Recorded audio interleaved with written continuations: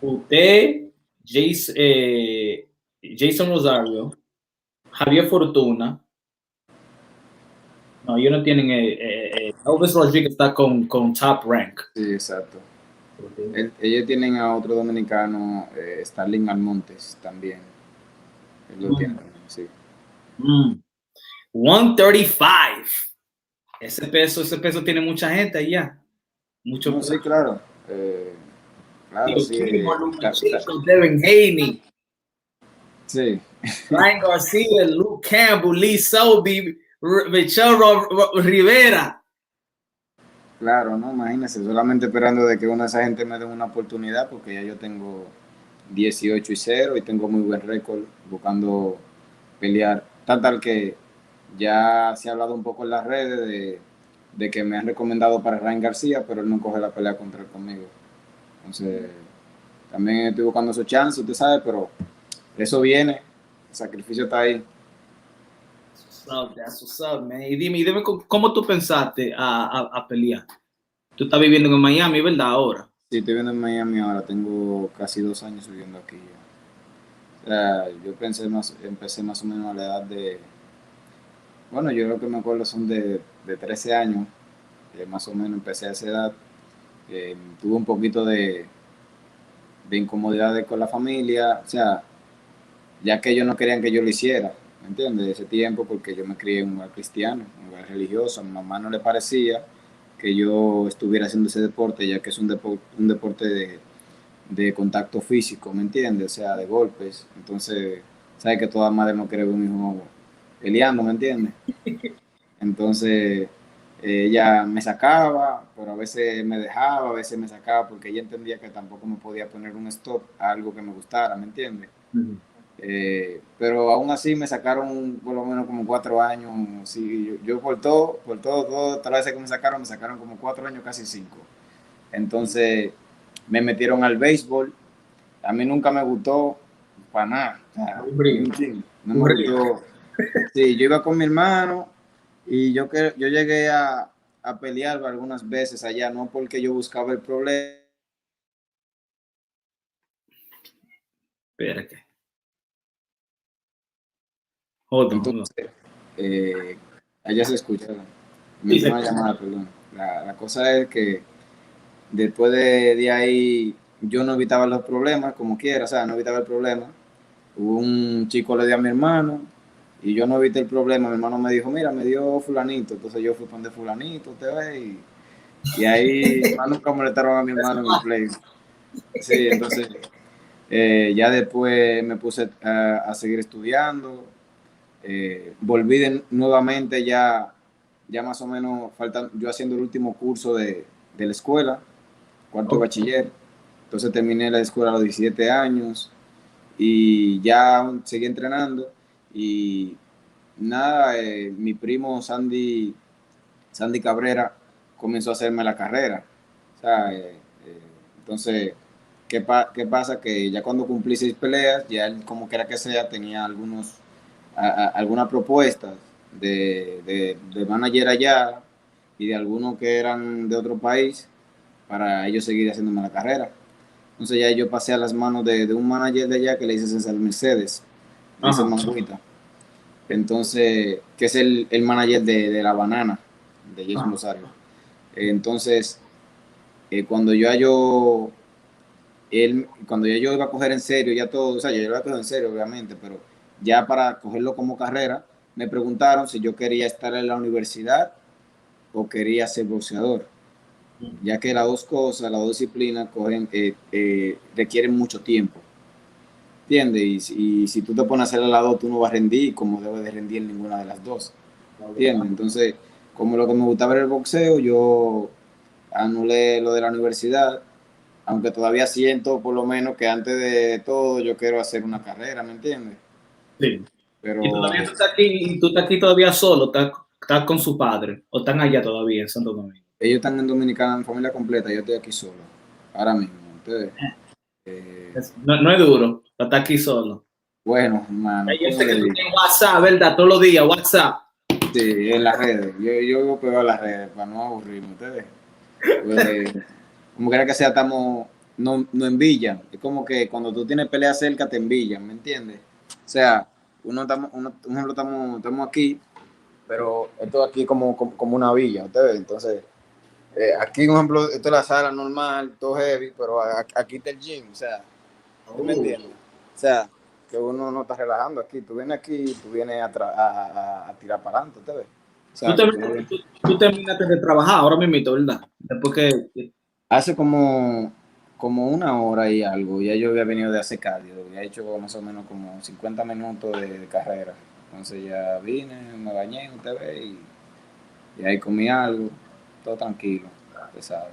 Jesse Rosario está ahí entrenando. No, él no está en este gym, él está como en un gym que queda como a 40 minutos en carro. Él está en otro gym, está aquí en Florida, pero no en este gym. Yo estoy en otro. ¿Y qué tú crees que del peso tuyo? ¿Qué tú crees en ese peso? Who you think? Who you feel? Oh, really so good, you know. I know that in my way, everybody have talent and everybody's doing the sacrifice, but I believe if I have all for get a title, I can fight with everybody in this way, you know. Just waiting the opportunity. Just I'm this. gonna say in the WBA or IBF. Bueno, yo estoy ahora WBC, WBA. Yo gané un título continental a Américas cuando la última pelea que hice, el campeón americano, y ya estaba para una eliminatoria con este mismo americano, con la Darius Miller, pero parece que él no calificó para la eliminatoria, eso fue lo que me informaron. Entonces, la pelea podrá ser eliminatoria o no sé si podrá, ¿me entiendes? Pero aún así es una pelea importante, ¿entiendes? Tú estás muy cerca ya. Exactamente. Y también Javier Fortuna está ahí también, pues yo sé Sí, está ahí. usted. Y No, si tú claro, tienes que claro. pelear a Javier Fortuna, ¿Cómo? si tú tienes que pelear a Javier, Si tengo que pelear con Jefe Fortuna. ajá. Bueno, ¿qué le digo? Mire, somos dominicanos. La verdad es que no me agradaría del todo pelear con otro dominicano, ya que somos una isla pequeña. Entonces, lo que pasa es que usted sabe que al ser pequeños somos poco peleadores. Yo quisiera que cada quien hiciera su historia por su lado para que así que el país cogiera un poco más lo pusiéramos más en alto. Pero si me tocara una oportunidad con Javier Fortuna por un título mundial, yo no dijera que no, porque yo estoy esperando mi oportunidad y es una oportunidad para él. Y yo sé que tampoco él dijera que no. ¿Entiendes? Entonces, somos profesionales. Yo me subo a un ring a pelear que yo subo, no es enemigo mío bajo del ring ni nada. Simplemente competencia. Y yo voy a dar todo por ganar en una competencia y así igual que él, yo estoy seguro. Así que yo no diría que no con cualquier dominicano que me toque una oportunidad de título mundial. La verdad, no peleen ahora, no. If y'all both are the last one, then y'all go, then y'all fight. If both of y'all the last one. So, ¿qué tú crees de Lomachenko y Teofimo López? Bueno, la verdad, diga. Esa pelea, Teofimo López y Vasily Lomachenko. Bueno, yo creo que son dos muy buenos prospectos, obviamente. Pero yo creo que en esta pelea Lomachenko le lleva demasiada experiencia, rapidez, yo creo que también talento, ¿me entiendes? Aunque Teofimo López pega más, pero eso no lo es todo en el boxeo, ¿me entiendes? Y bueno, en el boxeo pasa de todo, puede ser que yo me equivoque, puede ser que la pelea gane Teófimo, ¿me entiendes? Pero a mi punto de vista yo creo que Lomachenko ganaría la pelea.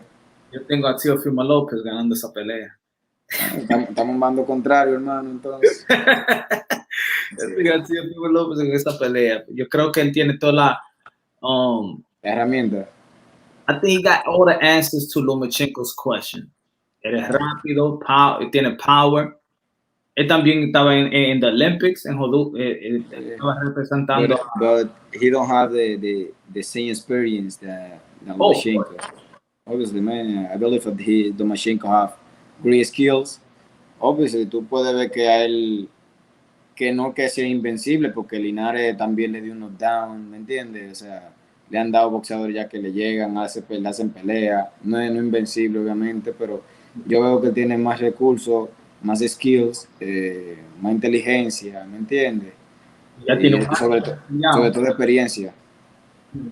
Sí, Eso. él tiene un año que no pelea también. Sí, Pues, pero ya él sabe que se siente eso. sin embargo, Teófimo López es un boxeador joven, que yo creo que todavía no sé si le tiene la edad que yo, tenemos 22 años, tiene 22 años igual que yo, ¿me entiendes? Entonces, ¿qué pasa? Que tampoco Teófimo López ha peleado yo creo, ha peleado 2 asaltos y ya. A Richard Comey, he peleado a Richard Comey. ¿Quién más? Nakatani. Tiene 15 que peleó 15 veces. Pero No, I think he's ready. I think he's ready, but of course, siempre va a tener, siempre el Lomachenko va a tener más experiencia. Siempre. sí, claro, claro.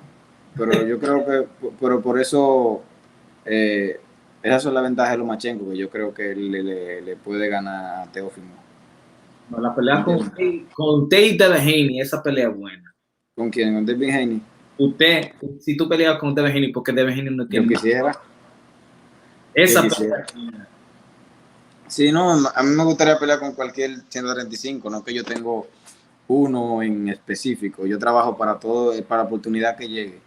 ¿Entiendes? Porque imagínate, ya yo tengo un récord que yo sé que ellos ya saben quién soy yo, ¿me entiendes? Pero no sé, no me han dado la oportunidad todavía. Yo tenía el interview con su papá. Y yo le dije, porque yo estaba aquí ya, que le dieron la correa así, el título. Y yo le Sí, dije, y él me llamó y dijo, yo, Mr. Moonshot, man, I don't know, man. You shouldn't say that. Pero yo estaba diciendo, pero mira cómo le ganó la correa. Nah, man. sí, o sea, no, porque imagínate, en todo deporte hay, yo creo que hay un poco de mafia, ¿me entiendes? Digo yo, o It is. sea, sin faltar el respeto, pero yo creo que hay muchos peleadores trabajando y dejando la sangre y el sudor en el gym para buscar una oportunidad, el título mundial, un sueño, ¿me entiendes? Y hay muchos que no tienen que hacer mucho para que se lo den, simplemente por ser americano, ya por eso, imagínate, le dan todo fácil. Who's your favorite fighter coming up? Mohamed Ali en Pacquiao. Wow. Mohamed Ali, ¿tú te parece como Y Cash? Floyd Mayweather también, Floyd, por la defensa, ¿me entiendes? Y la inteligencia peleando. Pero me gusta más el corazón de Pacquiao. Sí, sí. Eso no falla. Corazón ahí. Y todavía está peleando. Y le ganó a Keith Thurman también. Sí. Ese hombre no es que lo quite ahora mismo tampoco. Está duro. Pues, yo, ¿y cómo te gusta trabajando con Samson? Porque no hablan mucho de Samson, por eso no hablan mucho de Samson. Ellos hablan mucho de, tú sabes, de Bob Arum, Al Heyman, Sí, ¿quién más? Eddie Hearn. Pero sí. Samson, en matter of fact, era Samson that discovered Manny Pacquiao. Yeah, it's true this. Y, The no, y la gente first no lo sabe. promoter, the first promoter of Manny Pacquiao is Samson. But tú sabes que son televisiones diferentes, ¿me entiendes? Hay una televisora que transmite a Top Rank, ese tipo de eventos, Premier Boxing Promotion y Showtime, ya tienen que ver con otro promotor, ¿me entiendes? Luis de Cuba, que es otro promotor también, no sé si usted lo conoce. No. Entonces son promotores de la televisión de Showtime. Ya se puede hablar de Bob Arum ya por Top Rank, ese tipo de cosas, ¿me entiendes? Entonces ya eso tiene que ver con la televisora, supongo yo, o la empresa, ¿me entiendes? ¿Y qué tú crees el pandemic? Did it slow down for you? Bueno, la verdad eso me cayó feo porque yo tenía una eliminatoria segura con Marcos Villasana para, no me acuerdo si era abril, sí, era en abril que lo tenía, no me acuerdo, en la cartelera de Benavides, esa era la que pasó, la cartelera de Benavides, yo estaba ahí, eliminatoria con un mexicano y de ahí posiblemente era título del mundo.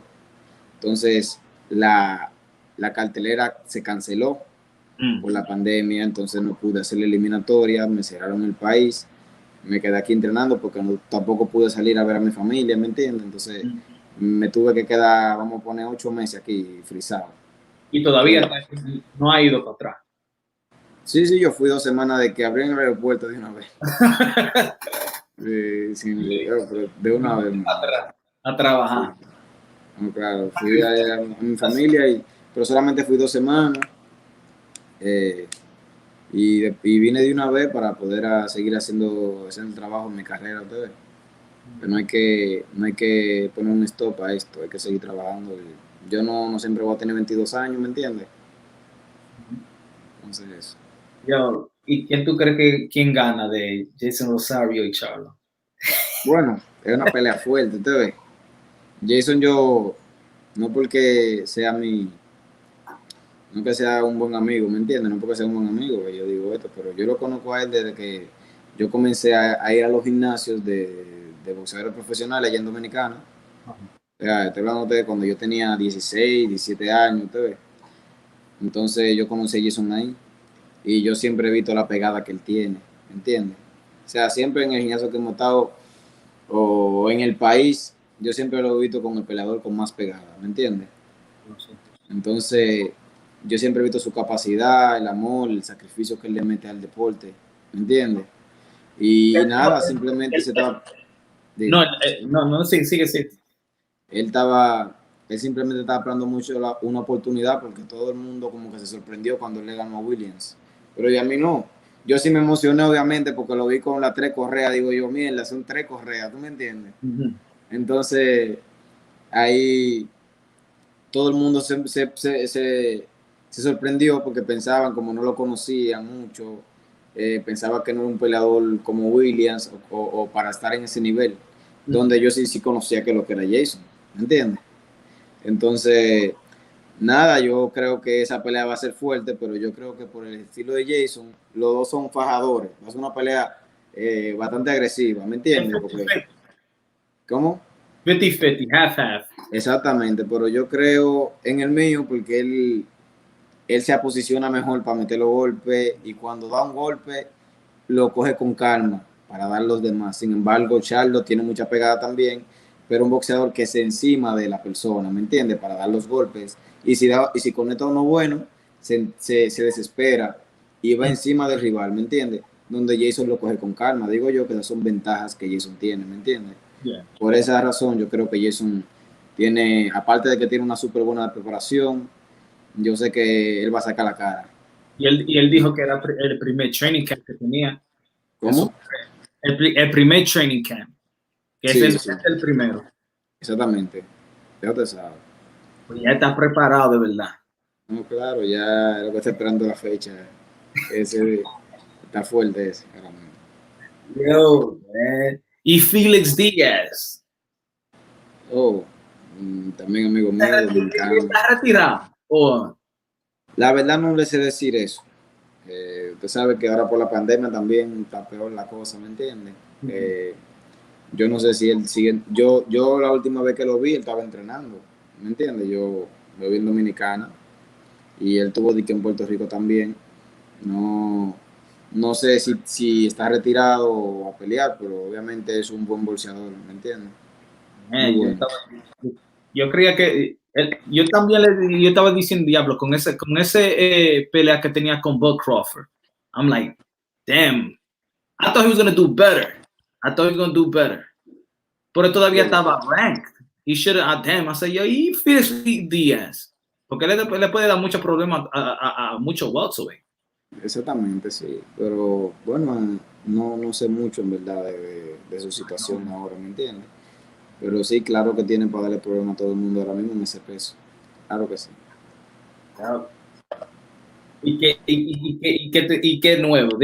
Dime, ¿qué más? What you want for your future? How many weight classes que tú crees Eh, que tú vas a bueno, yo creo estamos trabajando para eso, pero simplemente para aprovechar las oportunidades. Yo creo más o menos que en un año algo o menos de un año me aparezca una oportunidad que cambie mi carrera, ¿me entiendes?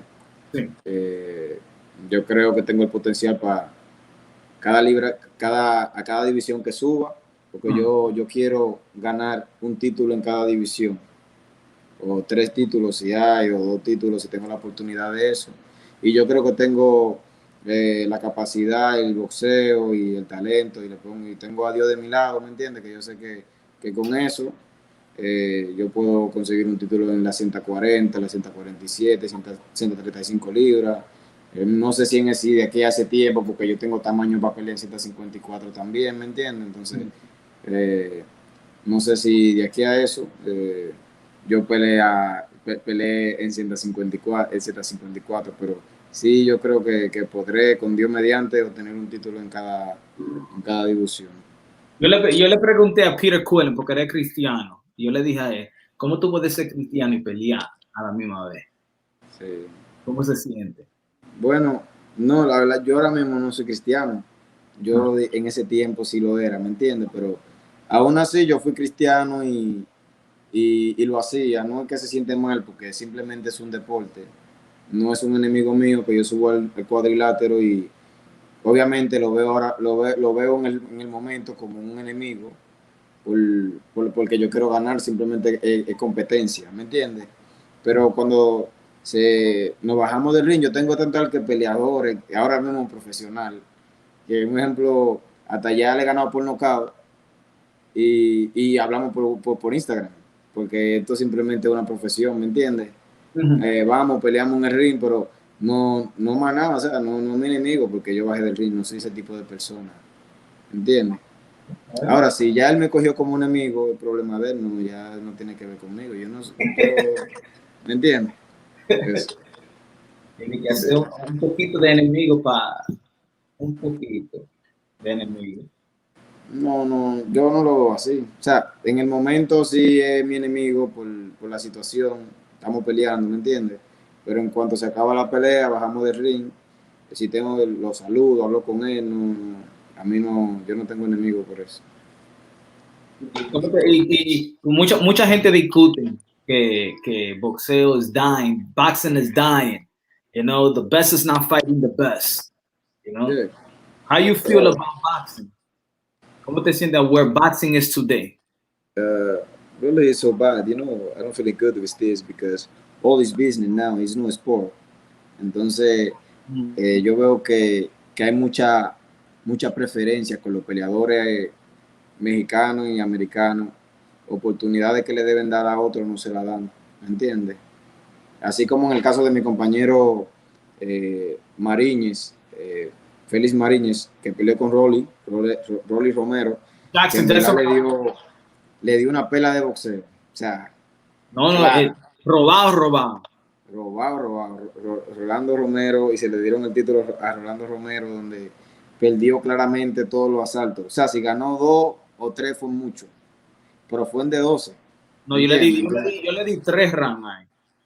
yo le di como 2 por ahí, ¿me entiendes? Porque había unos que estaban como parejos, pero se iban más al dominicano, a Ajá. Fénix.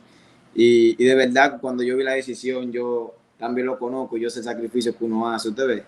Esas son cosas que matan el sueño de un deportista, el hambre. Usted ve, pero ahí ahí es que sale el corazón si tú sigues amando ese deporte, si tú vas a seguir luchando, ¿me entiendes? Porque hay muchos que se rinden y dejan y ya no están ausentes, ¿me entiendes? Después de eso, porque tú tienes toda la vida dedicándole a un deporte y ya cuando tú vienes a tu sueño, o sea, que tú consigues el sueño tuyo de pelear por un título mundial, Ajá. que tú vienes y te lo ganas, te lo arrebatan de la mano, o sea, porque eso fue arrebatado, hermano. ¿Me entiendes? Es tan tal que yo vi en uno de los asaltos, Rolly, en el último asalto preguntó que si estaba ganando. O sea, yo estoy ganando. O sea, le preguntó al entrenador y el entrenador le dijo, sí, tú estás ganando, como para que no se preocupara. Yeah, right. Yeah, Sí, right.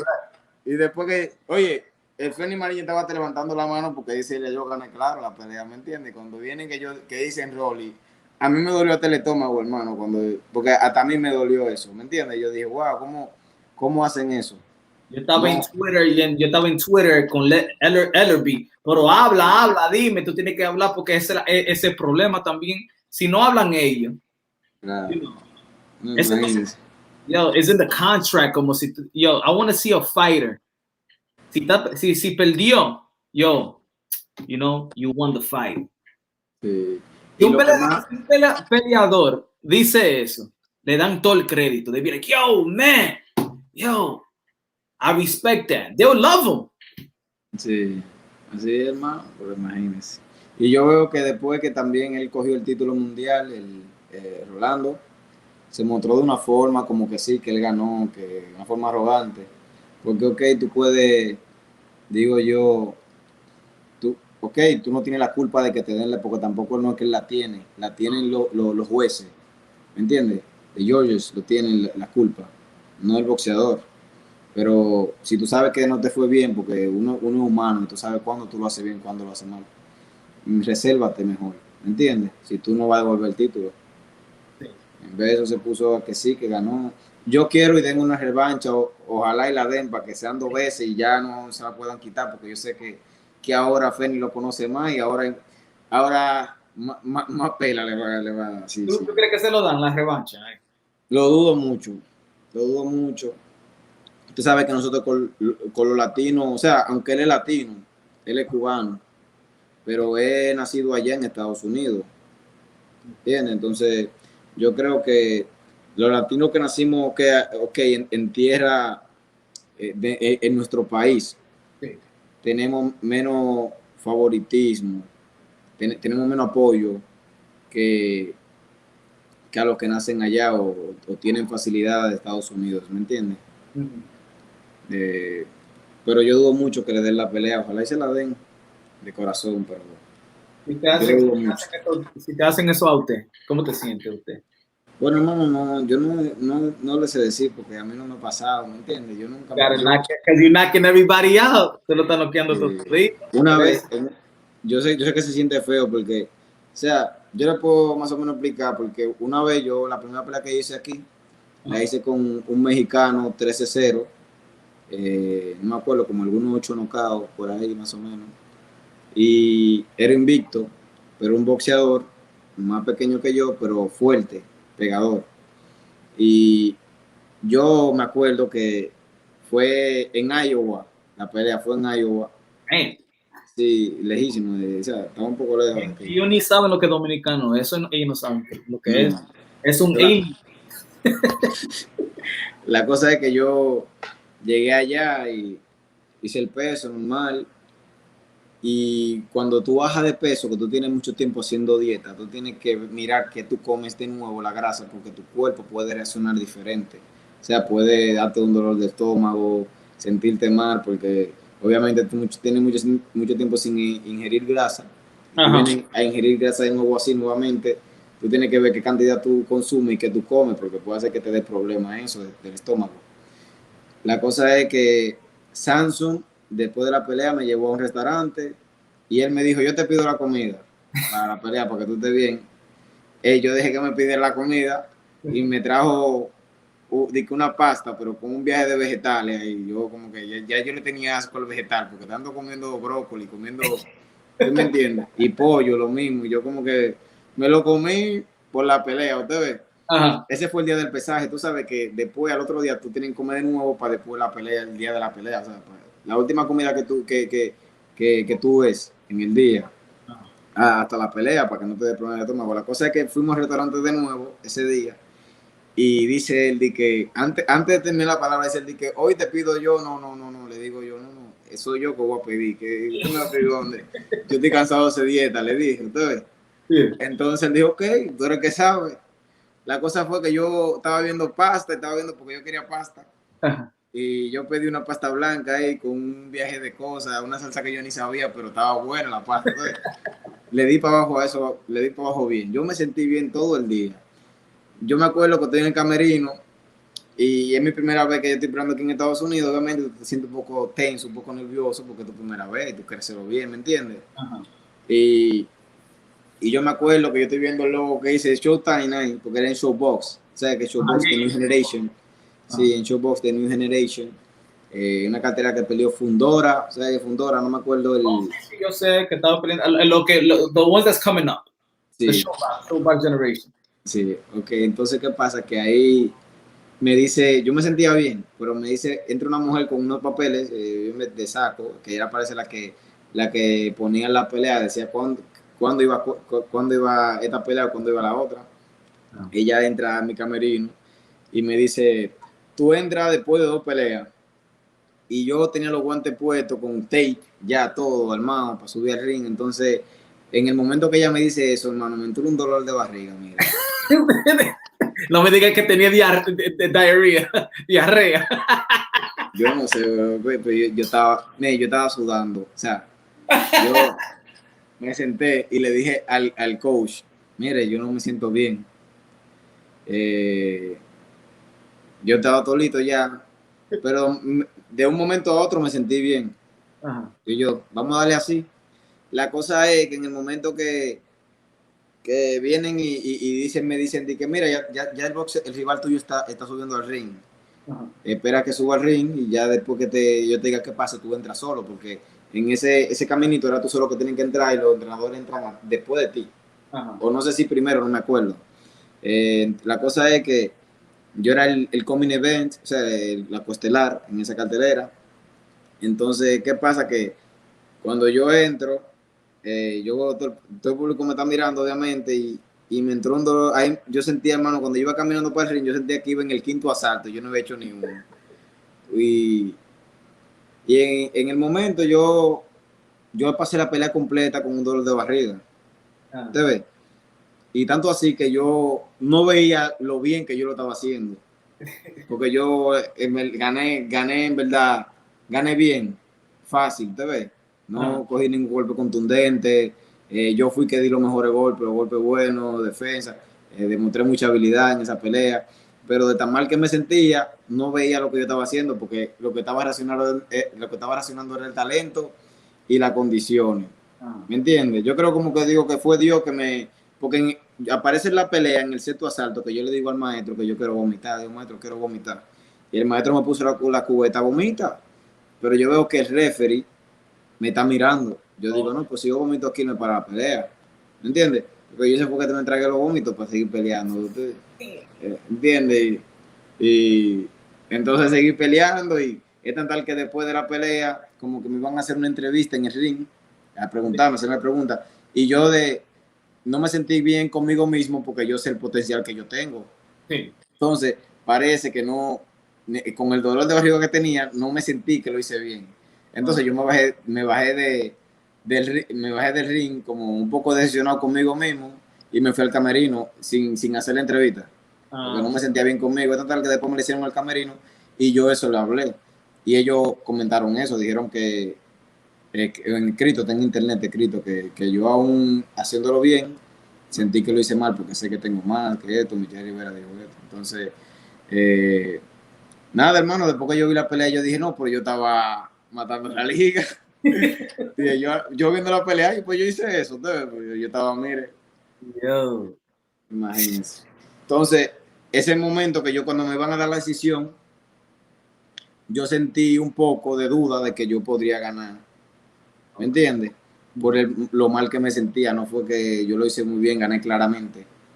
Pero por el dolor de barriga, que pasé toda la noche con ese dolor, no sentía que lo hice bien. ¿Me entiendes? No estaba viendo bien lo que estaba haciendo yo, así como súper bien. ¿Te ves? Entonces sentí eso, sentí un poquito de amargo en pensar que podía perder. Imagínese que le quiten un título mundial a alguien que lo gana. Ahí claramente, así, que él sabe que ganó. O sea, ya es algo frustrante.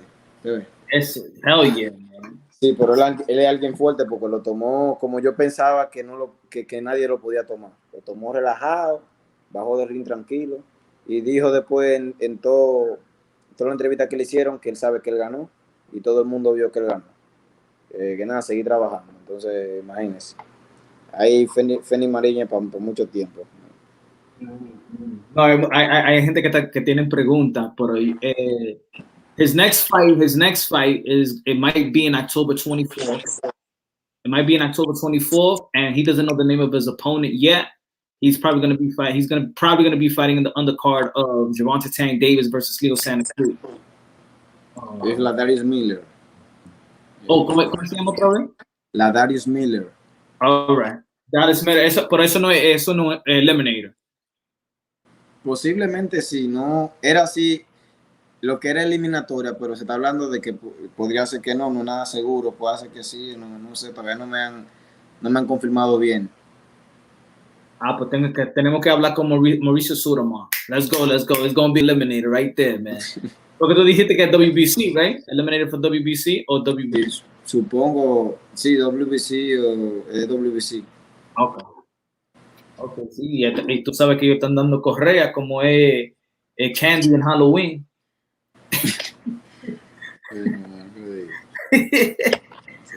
Yeah. So, then, pues, ¿cómo te sientes? Como tú estabas hablando de los latinos, porque yo estaba hablando de eso también con amigos míos, que the Latinos don't get their fair share, right? Pues, I don't know.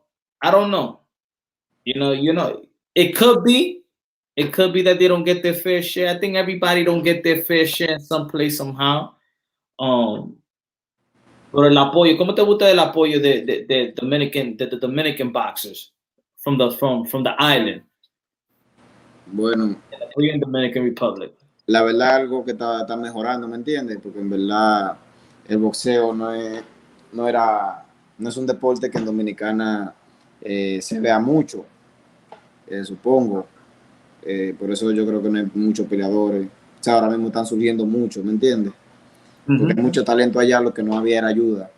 Pero yo creo que está mejorando, la gente le está poniendo interés, están haciendo mucha entrevista a los dominicanos. Allá yo creo que ya el apoyo se está sintiendo. Y ya hay mucha gente también que me escribe por las redes y me dice, mira, yo soy de un ejemplo de Filadelfia, somos dominicanos, hay apoyo aquí, usted ve, y se siente el apoyo, en verdad, se está sintiendo. Washington Heights, New York City. Yeah, too. Yo dije que you're going to be the next Tito Trinidad. How many times you get that? Bueno, todo el mundo me dice eso, tú ves. Te lo dice. De a cada rato. Todo el mundo dice eso. Es tan tal que en la pelea, si usted se pone a escuchar, los narradores dicen eso. Tito Trinidad. O a veces también dicen que Mohamed Ali. En alguna. Cassius Clay, cuando era Cassius Clay. Sí, exactamente. Exactamente. Entonces, a veces me comparan con esos dos grandes peleadores y se siente bien, imagínense. Bien, La historia del boxeo.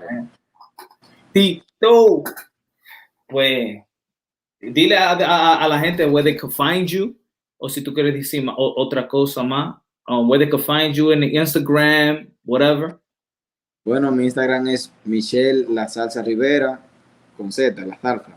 Yo lo voy a poner en la description, pero para que la gente que está muy bien ahora. Ok, y nada, que me apoyen, que yo estoy tirando para adelante, estamos trabajando aquí esperando una oportunidad para que el mundo vea de que los dominicanos estamos hechos, y yo también que creo que mucho talento, que le puede gustar mucho al público de boxeo, y nada, simplemente eso, que Dios le bendiga, y muchas gracias, hermano, por la entrevista. No, man. Te lo digo en inglés también. Yo, God bless each and every one of y'all, man. He wants to support. He likes to support. Tú lo puedes decir también. He knows how to speak English too, so don't think. Okay, hey everybody, support me, follow me, please, in Instagram, Michel La Zarza Rivera. Nothing, man. God bless everybody. Thank you for seeing the interview, and thank you, man, for inviting me. You know, God bless you, man. God bless you, my brother. All right, hablamos. Dale. Y'all already know, man, the phenom, son. Dude's gonna be a problem. 135 pounds is deeper than what we think, y'all. The 135 pounds. If y'all haven't seen this kid fight, yo, go check out his last fight. Go check out his fight. This dude is a problem. Michel Rivera is a problem. And I would say it like this. A lot of people talking about what's Devin Haney next opponent. I'm going to say it like this. Rivera versus Devin Haney right now, it will be a good fight. Now, of course, the name, you need to up his name and probably put himself in position. But I'm going to tell you like this. Dude is what? Like almost like 6 feet.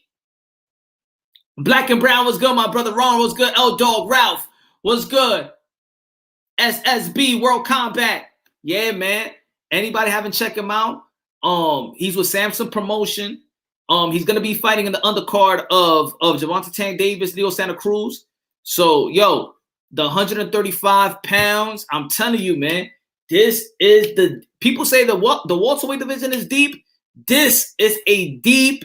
And the best thing about this, matter of fact, this is probably better, the most interesting, because these guys are young. So this is the future. And the welterweight division is deep, but it's deep with prime fighters.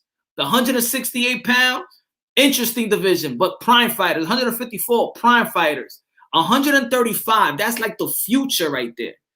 Like, ain't nobody old except from Lomachenko. Lomachenko is the grandpappy of 135. We got Tio, 22, 23 years old. Devin Haney, 21. Ryan Garcia, 21, 22. Rivera, 22. Yo, yeah, and you got Javier Fortuna in his prime right now. He's old, of course. Gervonta Tank Davis can move up 135. We got Gary Russell Jr. trying to move up to 135.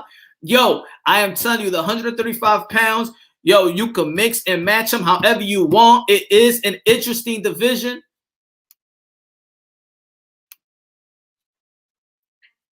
Oh, don't punch, got it. Yo, it's great weight class, 3 top young Dominican fighters. Yes, Rivera, Santiago, Martinez. Hey, we got yo, the Dominicans is coming up, y'all. The Dominicans are sneak attacking the 135 and sneak attacking boxing. You heard that. We heard about the Cuban fighters. We know the legendaries of the Cuban fighters, the legendaries of the Puerto Rican fighters, the Mexican fighters. We know that. The UK, you know what? But Dominicans are stamping themselves. Oh, yeah. Shout out Jason Rosario going to be fighting Jermell Charlo. Pay-per-view next week. And don't get it twisted, y'all. Don't get it twisted. This is not just a Charlo show. Because the guy that's holding the both belts right now is Banana Rosario. Put respect on the dude's name. And put it this way, y'all. Put it this way, if y'all ain't know. That Banana Rosario, Jason Rosario, this is his first time that he's having a camp. A real camp. So when he beat William, he's just training, but not a camp. There's a difference between when you're training and when you have a training camp. This is Rosario's first training camp of his career. To tell you how it is difficult in boxing and how you got to compensate everybody else. It's just like when I had the interview with Amanda Serrano and she said she never had a real training camp, that this is her first training camp. Because, of course, you got to get paid real well to compensate your sparring partner, your nutritionist, strength and conditioning coach if you have it. I like old school. I like the old school. I like that your trainer could be your nutrition and your strength and conditioning coach at the same time. I like those trainers, man. Where are those trainers?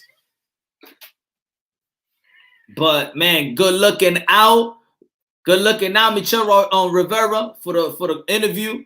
Great man, yo, humble dude, humble kid. This dude, man, he was talking about. If y'all didn't get what he was saying was, he was telling a story about that he was in one of his first fights. So he was trying to compare. I asked him a question because we was talking about Jackson Martinez and how he got robbed from the Rolly fight. So I said, how would you feel if you get robbed like that? And he said, I don't know how it feels. All I could tell you how it feels when, how he felt he almost did lose. How he felt him losing, because it was one time he was, cutting weight, getting prepared for a bout. And then, you still got to prepare. You still got to eat right even after you make weight. So he said Samson will buy him lunch and he was already getting tired of eating vegetables. You already know, dieting, trying to make weight. And then, he wanted his own meal. He wanted a big meal. ate some pasta, good seasoning, good sauce. And then during that, by the time he was about to get out and fight his bout, his stomach was hurting. Feel like he had wanted to take a diarrhea and wanted to vomit at the same time. So he had a fight with that type of, can you imagine you got diarrhea and somebody hit you in the gut and you got it and shit stains come out? Yo, we don't know the sacrifice of these fighters sometimes. We don't know what they go through. Can you imagine? It's almost like what Mike Tyson said, man. He was fighting with gonorrhea, that his balls was burning up. We don't know what these fighters have to go through, ladies and gentlemen. We don't know what these fighters really go through. You think is what they battling. They battling something else. I'll box Haney and Shakur maybe down the road. Boxing, yo, Sean, yo, I'm with you on that. I am with you on that. Yo, this kid got it all. Movement, height, place punches, humble too. You saw where he lived. He live in the damn gym. Live in the damn gym.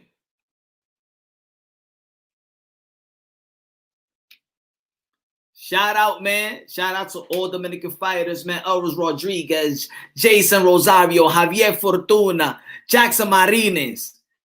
Who else? Who we got? We got Rivera. We got a Fab Five right now. We got a Fab Five. Can you imagine?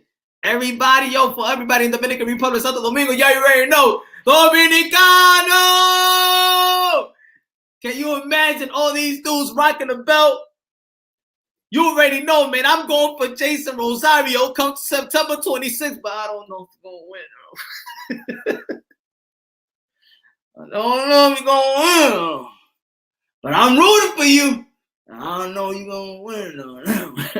It's all pick to make. You know your boy Punch Drunk keeps sound biasly, logically, and objectively. Sound good, but I don't know. Man. Yo, let's chop it up, man. Let's chop it up. Let's chop it up. Viva República Dominicana. Wepa, dime, Rosario. Going, yeah. Yo, he says, and he also says that he gets that a lot, that people call him, TITO Trinidad. He might be the next TITO Trinidad. I look like, yo, matter of fact, yo, TITO, what you was doing in DR, man? You had a son that you ain't tell us about? Huh? TITO, you better explain this. Take your ass to Maury. I'm gonna take your ass to Maury, TITO. You over there in Santo Domingo, huh? Me find out. Got a little boy that we don't know. Haven't seen him fight yet, though. Yo, after the live show, man, just check out his couple of last fights, man. It's check out the technique, the movement, and things of that nature, man. I'm telling you like this, man. Shout out to Samson Promotion. Shout out to Samson Promotion, because he's signing these kids, man. Shout out to Samson Promotion. If y'all don't know who Samson is, which I was giving him credit the other day, because I don't feel like Samson Promotion get enough credit. He goes out there in the Caribbeans. He look out for fighters, man. He gets these Dominicans. And they love him, man. Look at the guys he got. Samson Promotion, if y'all don't know, is the one that got David Benavidez. David Benavidez is signed to I got you, Guido. David Benavidez is signed to Samson Promotion. You got again Rivera, Fortuna.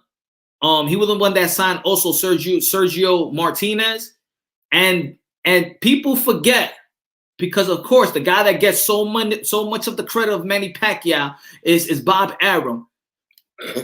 Samson is who discovered Manny Pacquiao. Samson Promotion. Samson is who discovered Manny Pacquiao.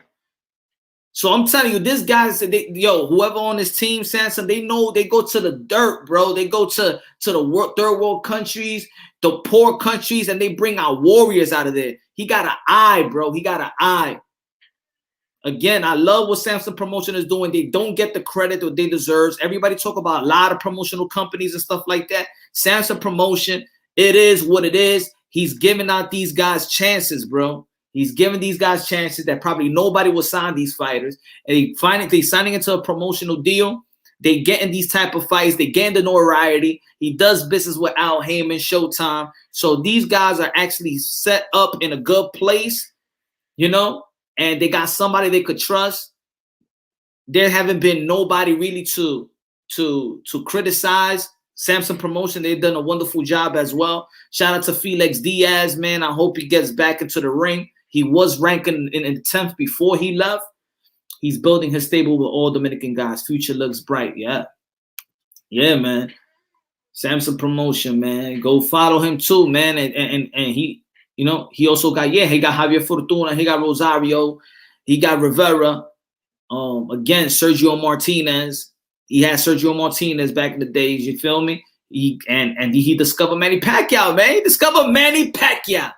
What more can you say about Samson Promotion? Thank you, Samson Promotion. Bob Arum want to take all the credit. Bob Arum, Bobby Arim, a.k.a. Dinosaur, a.k.a. Jurassic Park, a.k.a. got 5 more years to live. Newton Brito, what's good, my dude? What's good, man? Dímelo, jefe. He's blown in. Yeah, man. Let me send the link, man.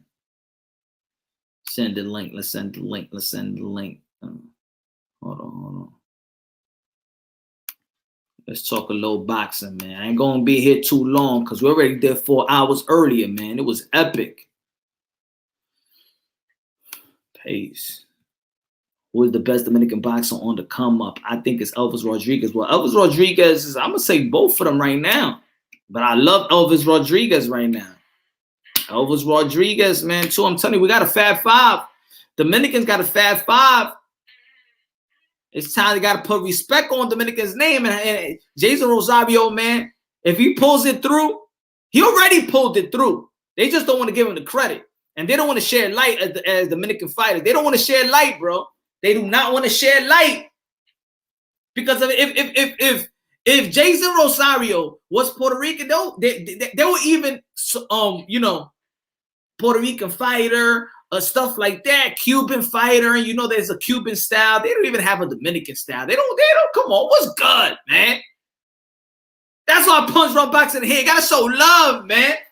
Gotta bring my people up.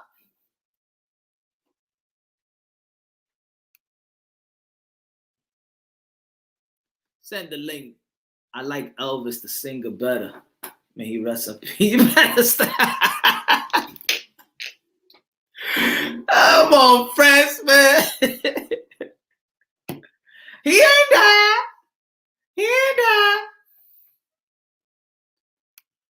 What is Boxing Head? A road top 10 fighters in there. Boom, boom. Guido. Dímelo, mi hermano, coño. Dímelo, señor, dímelo. Coño, hoy se bebe, coño, hoy se bebe. Deporte Edition. Coño. Un gran entrevista, mi hermano. That was a great interview. Gracias. Wow, man. Gracias. Vamos a hablar vacío, coño, tú sabes. Vamos a hablar, sí. Alegría, alegría. Yo, but yo, that shit was classic, right? Yeah, you got me down with that shit, you know? With the David and all that shit, that he didn't like the food, the broccoli and all that shit. I know, man. You gotta be hard, man. I don't blame him, bro. I don't blame him at all, you know? You gotta get used to different food. Well, it's good, Seth. You think Dominican fighters more sleep on Cuban punch? I think, hell yeah, I think Dominican fighters, they sleep on Dominican way more than Cuban. Like Cuban, they got a style. They say Cuban style. Like Dominicans, they don't even say nothing about Dominicans. They be like, yeah, them some dudes. Come on, man, look at the dude. Yo, right now we could be having dudes with straps, man. The dude just got robbed. Marina just got robbed and Lela Ellaby, man. I was pressing the issue, man. I was trying to text his ass all day. You better come out and say something about this damn robbery. If you don't say nothing, you part of the robbery too. It was you and Floyd Mayweather, damn it. If y'all don't say nothing about that shit. Excuse my language, damn it. No está puro, todo se va a cambiar. No está puro Punch. Toda esta mierda va a cambiar. Yo, Ahora what's good, no. boy? Oye, Johnny, dímelo. Hermano. Vamos a hablar español, Johnny. ¿Oíste? Johnny, Let's speak Spanish, bro. Juanito. dímelo, Johnny, boy. ¿Cómo está? ¿Cómo está? ¿Cómo está, hermano, Johnny? Yo, you know what we haven't even spoke about, Johnny? Remember when Bill Haney came? He came straight. I want to talk to the kid. I want to talk to the kid. I thought he was gonna bring that. I thought he was gonna bring that smoke, man. You know that's what he wanted. He said, "Y'all want smoke? I want the kid." Yo, can you hear me? No, man, but yeah, Who's this? Yo, Who's this? Bill Haney. The fuck? That's You talking Jefe? to me? No, Jefe. hey, Is Faye, that Can y'all hear me? I hear you. All right, man. Oh shit, I didn't think I was gonna get on. Hey, man. You know what I'm saying, bro? You say you're gonna debate JFL after the great interview. It was a great interview. Nobody I was wants listening to to hear it. you debate, Hold kid. on, bro, because I'm gonna jump off real quick. Yeah, I bet you are. It was a great interview, man. I actually became a fan of Michel Rivera when he fought what's the name, Rene Chiron, the one that knocked down Carlos Valderas. He beat him up, bro. Bobby On the Chacon? Showtime card, man. He's been a hell of a fighter, bro. But I actually think Elvis Rodriguez is a better fighter. I think we have a great class of lightweight Dominicans, man, and it's a great class to watch after too. But other than that, man, great show, bro. I still got a little smoke for Punch Drunk, but I'm gonna let him live today, bro.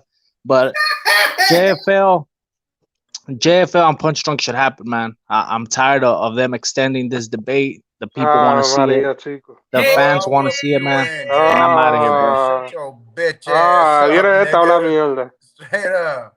Hey, let's stay. What y'all feel about? What y'all feel about? You know, Rivera, man. What y'all feel when y'all see him? I don't know if everybody else seen him yet, but Jose Rivera? The kid I just interviewed, Humble kid. He looks very down to earth. Michel Rivera. What do you feel if you haven't checked him out? My bad, Joe. I just hopped over. Oh yeah, because you was live. I feel you. Yeah, that's my bad. After the live, check him out. I got you, Don. Stop getting drunk, Johnny Bum. Stop getting drunk, bro. Pay attention. Hey. Viene a joder ahora, diablo. Hey, we talking about Come on, man. We're fucking up the moment, guys. Come on. Yeah, but yo, I want to say this, Punch. Samson, he got a lot of fucking great fighters. It's true that you say he doesn't get the credit he deserves. He also got a great fighter from Argentina. I think his name is Brian Castellano. He's another beast that he got a 154. Yeah. He's a good fighter, man. He's about to be a world champ. You got David Benavides. Who else he got? Jason Rosario. He got a lot of great fighters. No, Samson, I'm telling you, Samson got an eye, bro. Samson got an eye.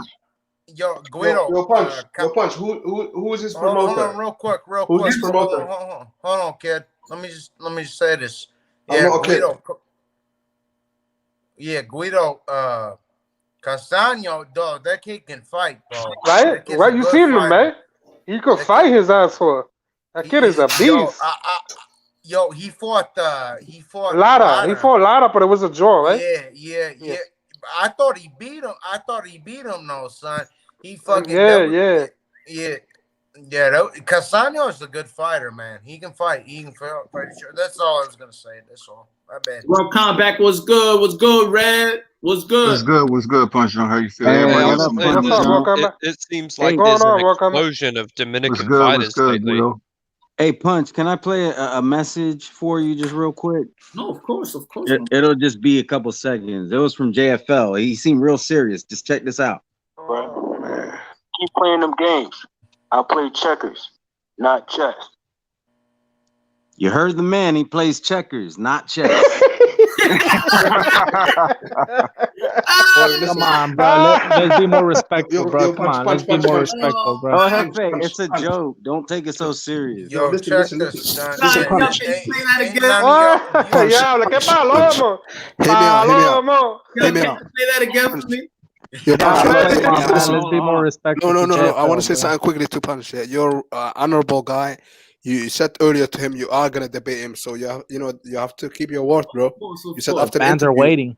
Give him 5 minutes. Is he in route here? JFL is one of the most feared debaters on YouTube. Facts. I'm gonna play it again. Ya, tú because ves esto, loco. Punch ¿Está escuchando? Estaba aquí. Punch asked for it. So hold on. Everybody be quiet. I'm gonna play it again. Hold on. You know what I mean? Playing these fucking games, bro. Keep playing them games. I play checkers, not chess. Hey, yo, let me say this. Let me say Oh, this. shit. Punch, Come on, man. That's what y'all votes for. Punch, let me say this, dog. Dog, listen. We're listening. Go on. You can. P, I ain't talking to you, you fucking little goofy ass fucking Dylan. Look at this guy. He's drunk. No, keep it boxing. Anyhow. Keep it boxing, man. Keep it boxing. JFL, You're drunk. bro. Listen. Look me dead in my eye, dog. You're drunk, man. Look at you. Hey, yeah, let's just talk boxing. Come on now. Man. It's boxing. It's boxing. I got a lot of questions. Hold on. Let's just talk about boxing. Come on. Let me finish talking. He's getting offended. Come on, keep talking, man. Shut your bitch ass up. Let me talk. No, le quiero dañar mi armamento, loco. Diablo, man. Come on, Johnny, man. Talking it. Keep it cool. Keep it cool, Johnny. Anyhow, listen. Spence is going to beat the shit out of Danny. So after that, JFL's not going to talk no more. So nah, because even if he does beat the shit out of him, he won't win the factual rounds. Yeah. He's still undefeated. You know what the fuck you talking about? What does the factual rounds mean? So, Punch, I want to ask you this. The 135 is looking real good right now. The future's very bright. I think it's not looking good. I think it's looking bright. Yo, that's what I'm saying. The future's looking very bright. Yo, where is he? Son? Where is he? It's looking real bright, man. What you think? Well, first, let's talk about after the post interview, man. What y'all think about his his style, the comparison. He says he get that a lot. The TITO TRINIDAD comparison. Anybody check him out? What y'all feel about him? And also what y'all feel about the 135 now? Like, we know that 135 was interesting, but this is deep. I'm gonna say this. He beat a guy, I forget his name, Rene Tellez, who beat Carlos Balderas. Carlos Balderas was an undefeated American prospect who went to the Olympics, and he actually got all the way up. He was one bout away from winning a medal, and he, I think, took Tiafimo's spot in the US team, but he was a real highly regarded prospect. Now, Rene Tellez beat him, but actually Rivera beat him. He beat the guy who beat Balderas, so he's a good fighter. I gotta say something though about him. He sounds like he's gonna be great. As I understood a little bit. I don't speak Spanish. I was trying to understand. He was translating as well. You know what? He better be knocking out these guys, because at 135, if he fights Loma or Devin, or Tank, he's not gonna get the decision. He will get robbed. So he better be knocking these guys out, because we live in an era of robberies. So that's gonna be unfortunate. What are you talking about, Rolly Martinez? That's what we was talking about. Yeah, the boy that we Rivera. Michel Rivera. Michel Rivera, yeah. Yeah, that's what we was talking about, the robbery and stuff like that. If he gets robbed and stuff, because it does seem like that. I mean, if he fights them right now, you got to knock him out. Exactly. That's my point. Fans have to we go in thinking about robbery. It's sad, isn't it? That's the problem. That's the problem. And that was my whole thing with Derevchenko and Charlo, the big Charlo. I got Derevchenko. I think he's gonna slice his ass up, but he what them cards are gonna say is the problem. You know what I'm saying? Yeah, that could happen. What you think, World Combat? What you think, Red? What you think? I mean, it's gonna be a good fight that's coming up. But to mention the fight with him heading to the 35 division, man, I'm looking forward to it. That division, I mean, that division right there has a lick mic to it. And I'm just looking forward to these young talents fighting, man. You know what I'm saying? After we clear this unification up, we'll see what happened then. You know, and to caveat of the Charlo situation, both of those fights should be pretty good, man. We really can't say definitive who's gonna win. I give Maul Charlo a definitive win before I would give Jason Rosario Mel Charlo. I think that's like a 50-50 fight, and it's Yeah. gonna be entertaining, man. Because Jason Rosario, he looks solid against J Rock. Joe, they is both good fights. They both good fights, then. They both good fights. Both of them. Both of them Charlo's fights is good fights.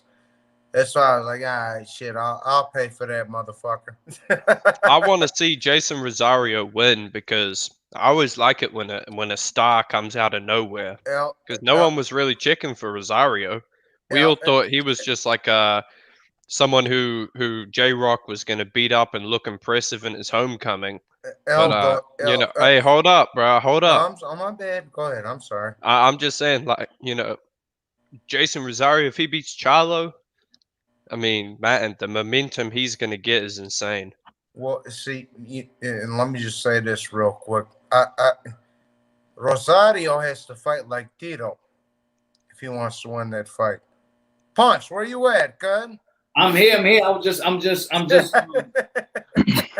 You know, Jason Rosario, if he beats Charlo, No, I say, Rosario has to fight like Tito if he beats Charlo. He has to fight like Tito. One thing I haven't questioned, Moonshine, and you might know a little more info on this. How is Rosario's training camp? Who is he sparring?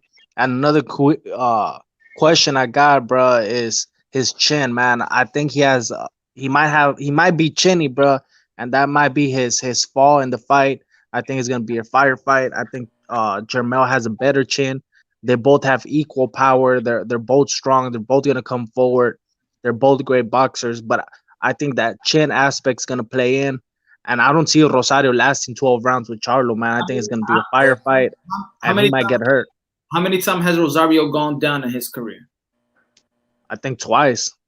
Once against Gallimore, I think, and the other one I didn't see it, but I heard he got dropped. I only seen him get dropped once. I'm not gonna say that's facts, but I only seen him get dropped once. Yeah. You know, he battled through. He got stopped on his feet. You know, I don't. To be honest, I really don't.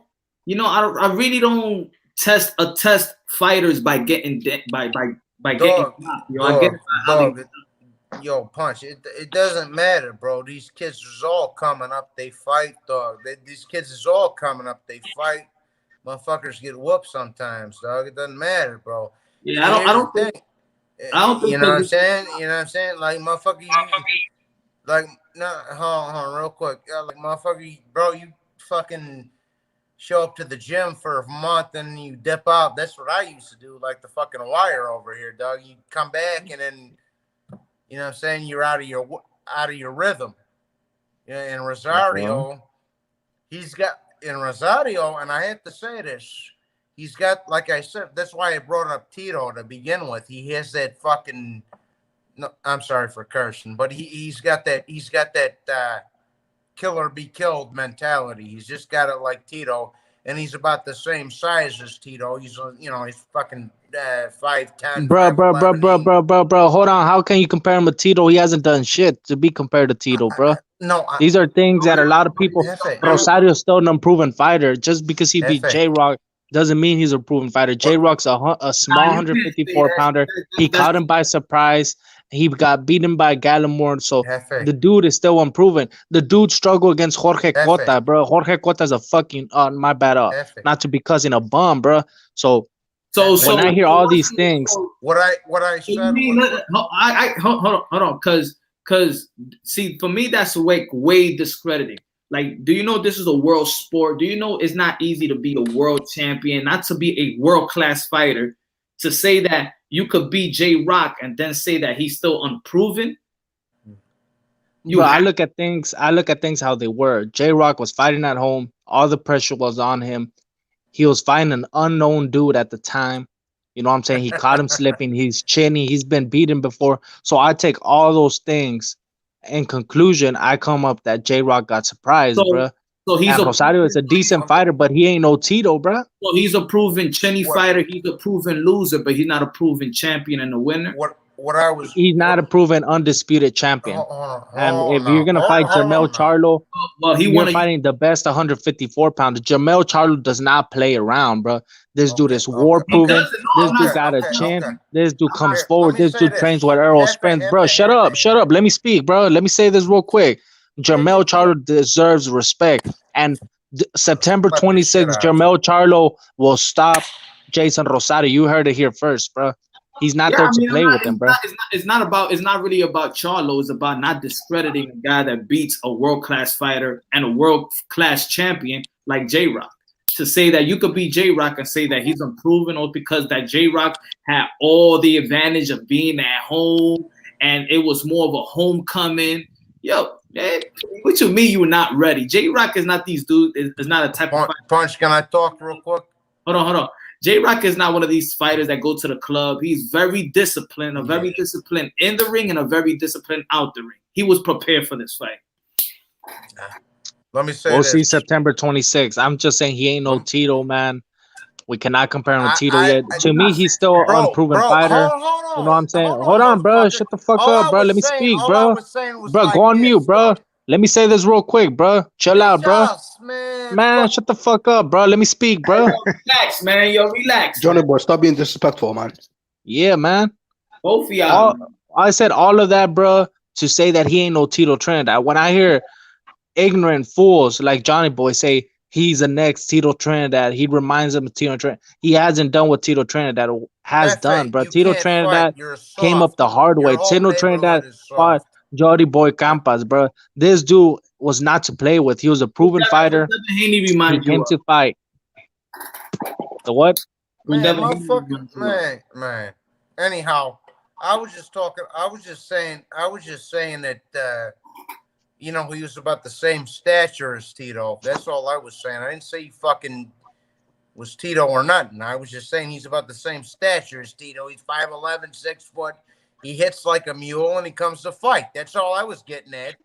The fuck? You know what? He reminds me more. He reminds me more of a Margarito. He's a thumper. He comes forward with the jab. You know what I'm saying? He breaks you down, but he's a bit chinny. He ain't no Tito. Hey, I wanted to say this about J-Rock. Ain't none of y'all niggas. Hold on. I know. Johnny boy, time out, Johnny boy, man. Stop saying the N-word, bro. Stop saying the N-word. Hold on, man. I wanted to speak on J-Rock. And J-Rock don't get any excuses because he stepped in there with Jay Hurd. J-Rock stepped in there with Jay Hurd and won the unified titles. He doesn't get a pass to go in there and look bad against Jason Rosario. He's legitimate, recovered from his knockout from Mal Charlo. He stepped in there, did what he had to do against Hurd, and then when it lost against Jason Rosario, he did everything he's supposed to do, man. So he was ready for that fight. He just got smashed. Yeah, man. I agree, man. People got. I'm gonna say, as fans of the sport, us fans, we're so always grumpy and unhappy because we never like giving credit to fighters. To say that he's not a proven fighter, that's like, man, false. Hey, my bad for cutting I agree with you, Punch. I agree with you, bro. But in the eyes of historians and men like El Jefe that have been watching the sport for many years, bro, I don't just give fighters their credit. You got to prove yourself, bro. There's very few fighters that El Jefe gives credit to, and you could be a belt holder, but hold on, brother. You could be a belt holder, but hold on, bro. You could be a belt holder, but you got to be a champion in my eyes, bro. That's all I'm saying. I have respect for all fighters. I'm gonna say this though, as fans, we gotta stop taking credit away from the opponents of fighters we like. A lot of fans, they say, "Oh, this guy's shit. This guy will destroy him," but then they want to give their guy credit when he beats this guy. But I thought he was trash. It's like when I Fury know exactly who you're talking about. like when Fury fans say Wilder is trash. Fury beats Wilder, and all of a sudden Fury's the greatest thing since sliced bread. But I thought you beat someone who was trash. Like, that's why I respect Punch, because Punch, he's a Teofimo fan. He's picking Tio to win, but he gives Loma the credit because he knows that if Teofimo wins this, you know, he can't just say, "Oh, Loma's a hype job. He's trash." Because then, what kind of credit is Tio Nah. gonna get if he wins? Exactly. You have to keep the same energy, for man. that Innit? fight. Teofimo Yeah, a lot of fans did that Hold the on, same with Mikey. I When asked a Spence was question. about to fight Hold on, Mikey, bro. Hold on. when Spence was about to fight Mikey, a lot of Spence fans were saying that, oh, Mikey, you know, he ain't good, he's a fraud, you know what I'm saying? And then after he beat Mikey, now they're bigging up Mikey. Nigga, So y'all as fans, Hey, we hold can't be up, doing hold up, that, bro, Johnny boy. because as fans, Mikey we was can't be never a doing that. bum These now. two You get that fucking straight. butt Mikey was No, never no, a I'm bum. saying, no, hold on, bro. All I'm saying, there was a lot of Y'all Spence fans that were fucking saying that. hand And job me, Yeah. jerking me ass. myself, as a Spence fan, You like, know what why I'm would saying? why would you, bro, chill out, bro. Why would you, bro? Johnny boy, Go come on, ahead, man. bro. What's Go good, ahead, bro. Mark? You're acting like a child. What's good, Mark? Yo, what's up? Chilling, my brother. What's good, man? Ah, Oh, man. It's been Hey, a good Mark. day, Mark, control your child, bro. what are you talking about? Control your child, Johnny boy, bro. I had the interview with Huh? Rivera, Michel Rivera, a prospect, 135 pounds, gonna be fighting probably an eliminator in 135 pound WBC.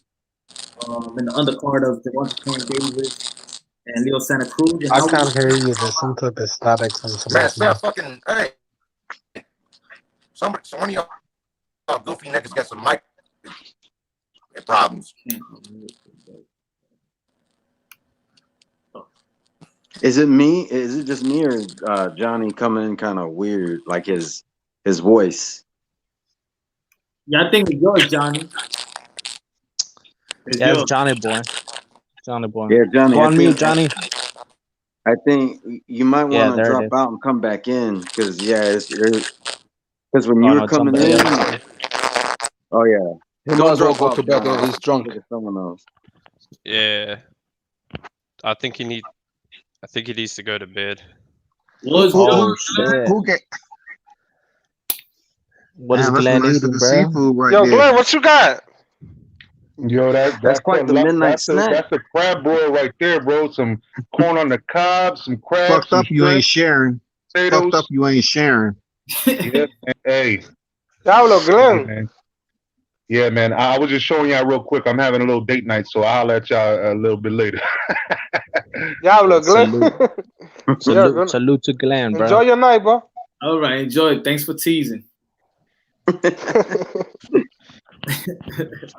But Hey, yeah, man, I think Dominican fighters they're having like a golden era, or they're about to. You know, it's about to be the first time in a while that I think we really will have like a couple Dominican champs. I think Jason Rosario, he's the first. I think Elvis Rodriguez and Michel Rivera are next. yeah. What you think about Jackson Mariñez if he gets his next fight? I think he has the potential. The Rolly fight, I don't even think they're gonna do the rematch. No, I'm just saying in the division period, man. He's a pretty good boxer. He lacks power though, but he's a pretty damn good boxer, man. Yeah. I mean, you could see that he's gonna have to develop some type of power. You know, I don't think he's gonna cruise and just win like that. To be honest, not a big fight or a big prospect a fighter. He's gonna have Just to think about it. He should be the interim champion right now, to be honest. Now he should. So if he was the interim champion, that means he would have been stepping up in the next fight. Yeah, man. That was a bad robbery, man. But we got Rolly and a robbery. Yo, that's the type of fight that they supposed to.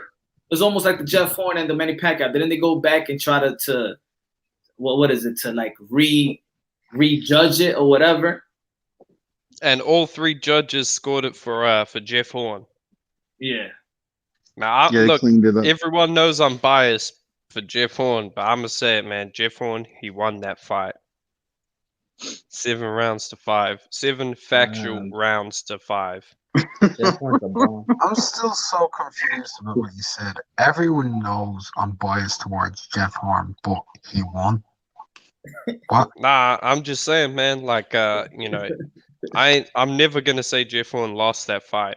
I'll recap. Yeah. Mira, Punch, una pregunta. Yeah. This is a great moment now the Dominicans are coming up, you know what I'm saying? And usually Mexican, Puerto Ricans, and Cubans take the spotlight when it comes to the greatest Spanish fighter. It's about time the Dominicans are coming up, you know what I'm saying? Yeah, I mean, It's a new era. It's a new era now. Dominicans will still have to be world champions, and it has to be more of a trend. It has to be. I mean, it's gonna be real hard to even reach what Puerto Rico. Yeah, I know, but Hey, Mr. Moonshine, I got a question for you, bro. As a Dominican, how does it boxing play a culture in the sports of the Dominican people? Is it a popular sport among people, or Shit is is it popping in my neighborhood right now. Nah, it's not popping, but I think God bless everybody in the comment box. I think that how to say it, man. Let me drop the link. I think that it always takes one to be a champion. Like you could say, is the Philippines known for boxing before really Manny Pacquiao? No, not really. You know, so for me, in my opinion, it actually just takes that one or maybe two to represent them. It'll probably just take one. I mean, I think it's a bit different with the Philippines, though. Like, they produced many world champions. They had the most world champions in Asia before Manny Pacquiao came along.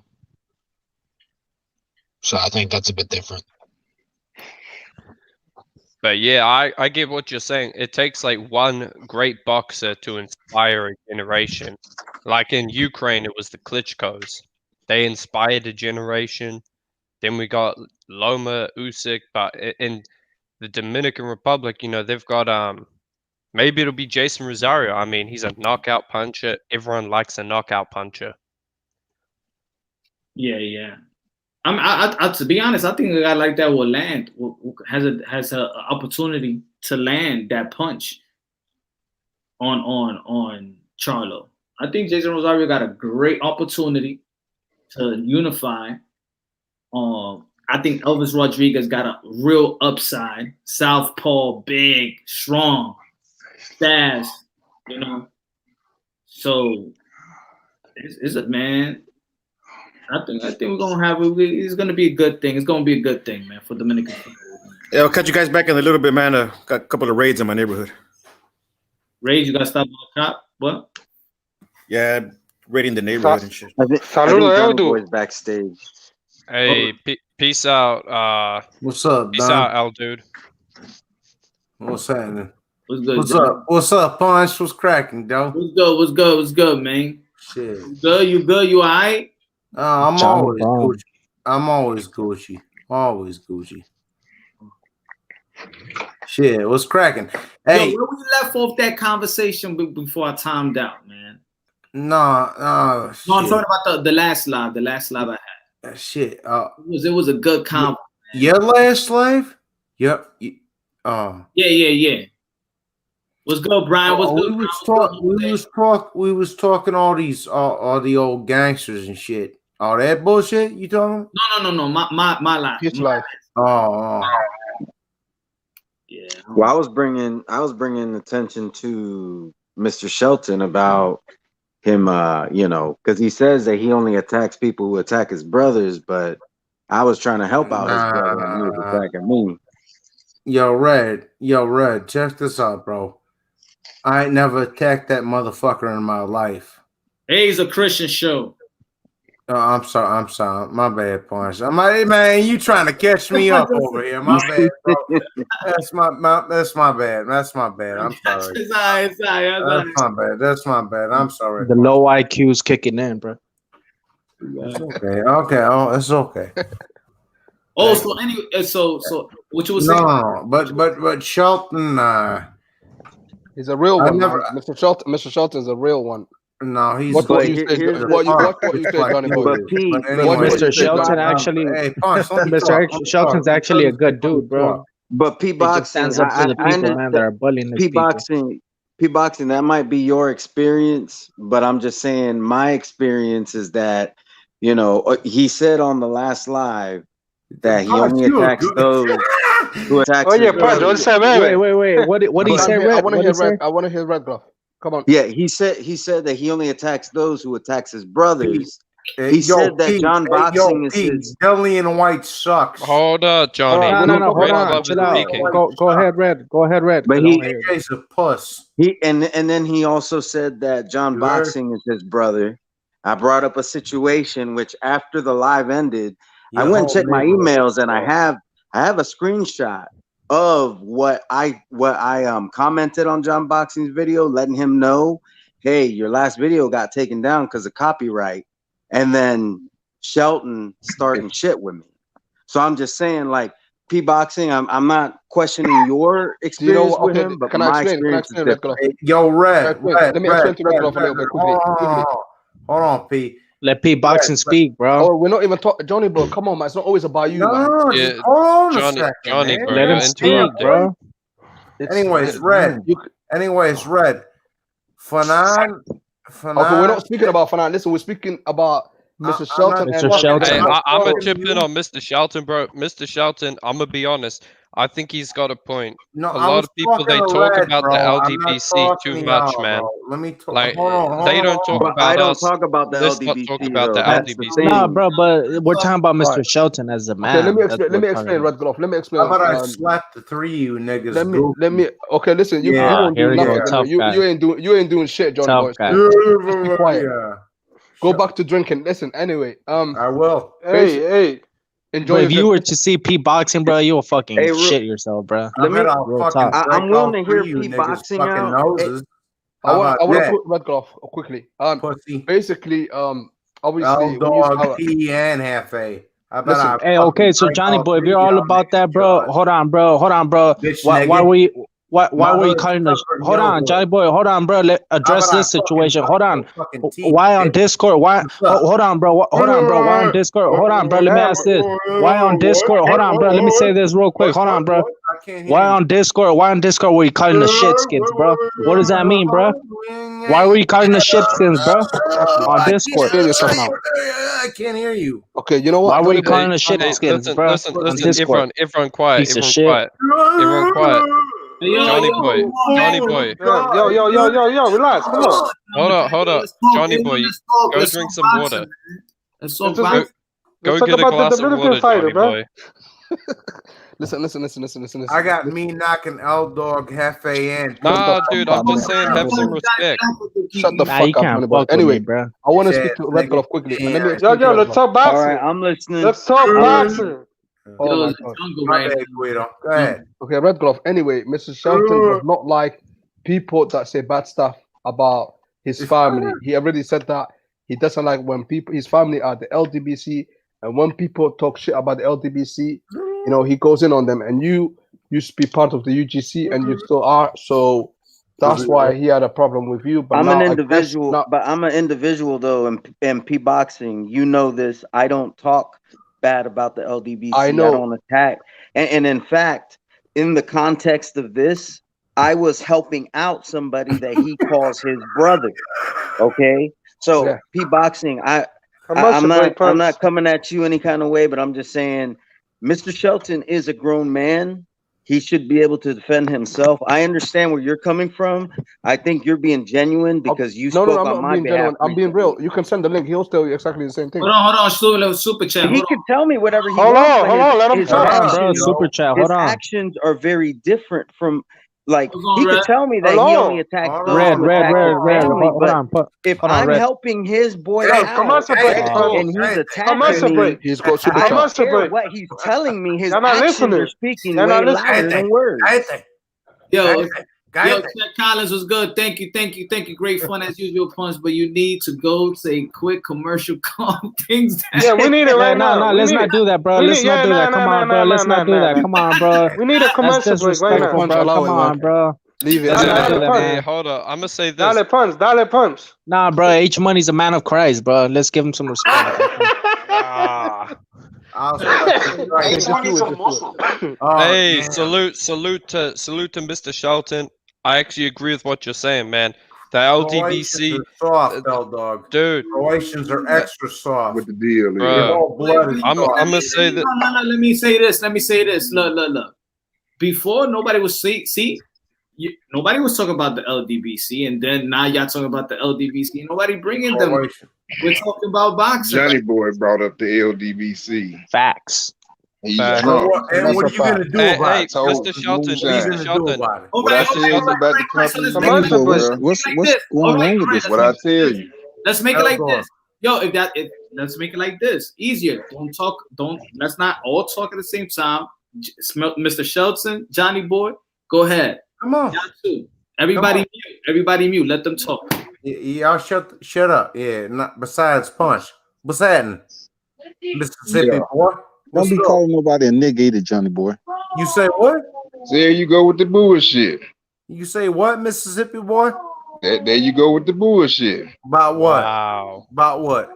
He's saying About Mississippi. what? He's being racist. You wouldn't Bro, say it to why my are you face, calling him a so I boy? ain't worried about it. Yo, I said both of them, man. I Stop. know what you're trying to do. You trying to incite me. You trying to get me What?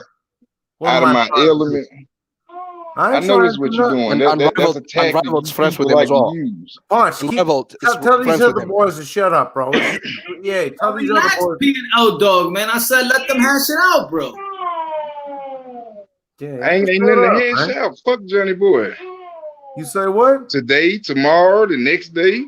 Nigga, fuck your fucking daddy, 78 Sports TV. What's good? Yeah. You jealous of that nigga, ain't you? You jealous. You don't like to see a real brother get What's that up? Yeah, motherfucking real guap, do brother. you?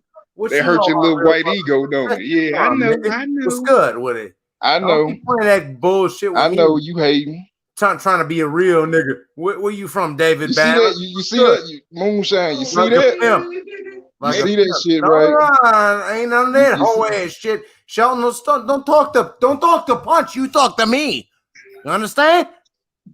You talk to me. Boy, if I ever see you, You talk a real nigga? What's up? What's up, Shelton? What's up, nigga? See what I What's mean? up? See what I mean? This What's guy up? is you wanna see, fight? you see that Mark and shit, Rival. don't That's you? your friend as well, yeah. Pussy ass motherfucker. Mark and Pussy Rival. ass You're from white Ireland, boy. and that's your Don't friend. fucking get me riled up, nigga. You're I run associated your with him, whole yeah. fucking county. B Boston, shut up. Bruh, Damn. And you as well. You Motherfucker. watch your argue for Johnny Boy, motherfucking mouth, and white with him. boy. What's good? Hold on. What's And he's good? You racist. Watch want your to down? motherfucking mouth. You don't Punch, want if to I was Like you, I I said, wouldn't touch with you, you Johnny won't Boy. say it to my Your channel is way bigger motherfucking than face. this. Mississippi boy. What's up? You He's won't drunk and say he's it showing to his my true colors. face. Hold on, Pussy ass meth addict. bitch nigga. Hold on, bitch nigga. What's up? Hold on. You When fucking he's drunk, so when people are drunk, they show their true colors, and that's what Johnny Boy's doing.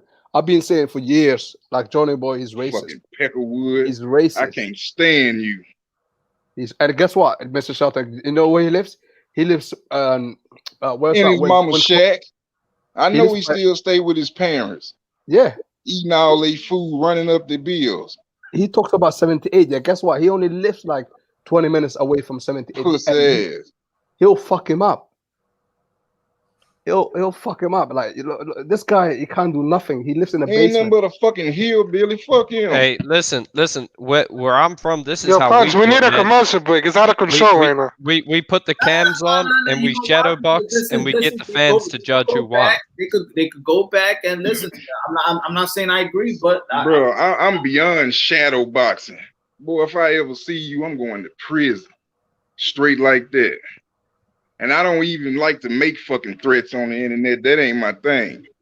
But you, motherfucker, I'll make that exception for. Hey, me? Real talk. No, he's talking to Johnny Boy. Real talk.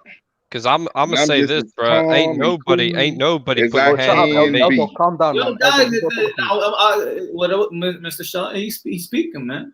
Let him talk. You on some real hoe shit, white boy. Punk ass pink boy. You on some real fuck shit.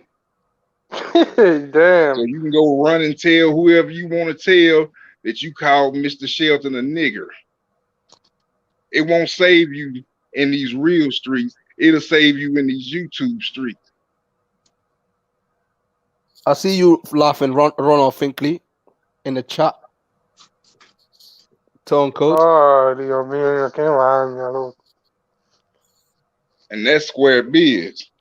I'm not finna hoop and holler with you, cause that ain't my thing. But I tell you this, I done seen your face, and it's on sight. Real rap. I just want It's to know on who gave sight, Johnny bruh. the pass You won't even to see it drop that coming. N-word like that, to say nigga every other sentence when he get pissed. Yeah, Who gave that pass? See the difference between me and you. You don't know who I know. You don't know who I fuck with outside of fucking YouTube in real life. You don't know shit about me, boy. Hey, You Johnny don't know Boy, he shit claimed he about me. got kicked out of the stream. He's in the chat. I think he's gone to his phone or something. It shows that he. He Oh can yeah, go to he's gone hell now. for all I care. Yeah. That's Real what I said, motherfucking bro. talk. Like Johnny See, need to chill Mr. with them N-words, Moonshine, bro. it's a Because lot people of don't play dudes that. just like him in your chat, bruh. Hey, Mr. Shelton. And the only reason I'm telling you this because you a black man. And I see a little bit of something in you that might be salvageable. For real. Here's There's a the lot thing, of though. motherfuckers in this chat right now that go to every LDBC platform trolling, starting shit, talking shit. But here's It's a the thing, whole though. lot of them. There's You those of don't us who need that, don't bruh. act that way, That's and bad business. but there's those of us who don't act that way, and you give us similar treatment, and that's what I'm trying to address. Like, And you as a black man shouldn't even be allowing this type of shit to go on. But at the end of the day, this your channel. You can do what you want. But it's a bad look, brother. It's a bad look. and you as a man shouldn't be talking about how you only attack people who attack your brothers. You know but what? yet, That's why I'm. It's not about me. I'm opening up the panel, and y'all hashing it out. And people Ain't nothing to hash. Look, it's I'm not ain't nothing to hash out. It ain't nothing to hash out with that dude, bro. Wrong wording. I didn't mean hash out. I mean just like on some. It ain't nothing to hash out with dude. Dude, he a fucking fake, bro. Hey, we gotta drop the link for Johnny Boy though, man. So you can come in here drunken, acting drunk, a innit? fucking fool. Hey, what's up, boys? Look at this punk. God damn, you ugly. Hey, P, let them go at it. L Dog, stop it, man. But Stop you in telling me you in the meth lab whipping up a batch. You say what? Nah, you in the I crack see them house scabs taking on your sister face. out, nigga. I know you on that meth, boy. Straight say out what? the trailer park, a crazy white boy named Johnny Boy. Nigga, pimp your sister out to me. It serve you some good, boy. What you talking about? What? Even the way he talks I is don't not know racist. black people that do meth. That's a white thing. Huh? I don't know any black people that do You meth. say what? That's for you people. All right, Mississippi boy, David Banner over here. The fuck you talking to? Who the fuck do you think I'm talking to you. Johnny Boy exposed. You fucking fake ass skinhead. Yeah. Exposed. Come That's scalp me racist, then. dude. Come Damn. scalp me then. Come scalp me Look then. You at ain't leaving your mom's Come house, man. scalp Look me at then, him. Look at Shelton. him. That motherfucker Come hide his scalp me mind. then. Punch, I'm Yeah, sorry, yeah. dog. I ain't trying to bring this bullshit to your Oh chat. yeah, But yeah, don't yeah. get Punch involved. I'll Look fight at got him. nothing to do with Punch. niggas up in Look here. at him. Don't cry to Punch. Shit. Don't cry Look to at Punch. him, Chad. Look I at ain't him. trying to Look bring at that him. Don't bullshit. cry to Look Punch. at This him. got nothing to do Scrap with Poster every Punch. boy single for one of y'all drug niggas. addicts. All Boy, y'all. you You high ain't on gonna do some shit to me, Johnny. Any day, high anytime. You quality ain't whipping my ass. pharmaceuticals, ain't you, boy? I can't even hear you. Speak English, bitch. You talk like Tank Davis Oh, and Floyd you want me to talk your Mayweather, nigga. Yo, language? Punch. Commercial break. Dale commercial, coño. That's your language. I gonna put the commercial. Look at why you looking like that? Well, you? This is nonsense. Come on. Yeah, God the fuck. damn, I'm boy, you trying to hear. retarded. Hey, Your I'm mama dropped you on your head several times. Launch out if y'all gonna get out your city. Damn, but y'all gonna fuck it up. Then after this, and then Bro, after don't none of y'all niggas want to throw hands with me. I'll tell you that. You're not leaving Shelton, your mom's L house, man. Dog, How we and gonna the throw rest hands? of Look at him. Look at him. you don't want to play Oh, games he with me. bad on the Besides internet, Punch y'all. and Mark, the rest Oh, of y'all this niggas will get motherfucker fucking King smacked. Kong on the Shut up, innit? internet, Shut y'all. up. Dude, Your only friend here is research, Mark, Johnny. innit? talk Oh, look Mark at is him. He your only bad friend. on the Johnny, do your internet. research. Thanks for having me on. You Take care. drunk Mark is motherfucker. your only friend here.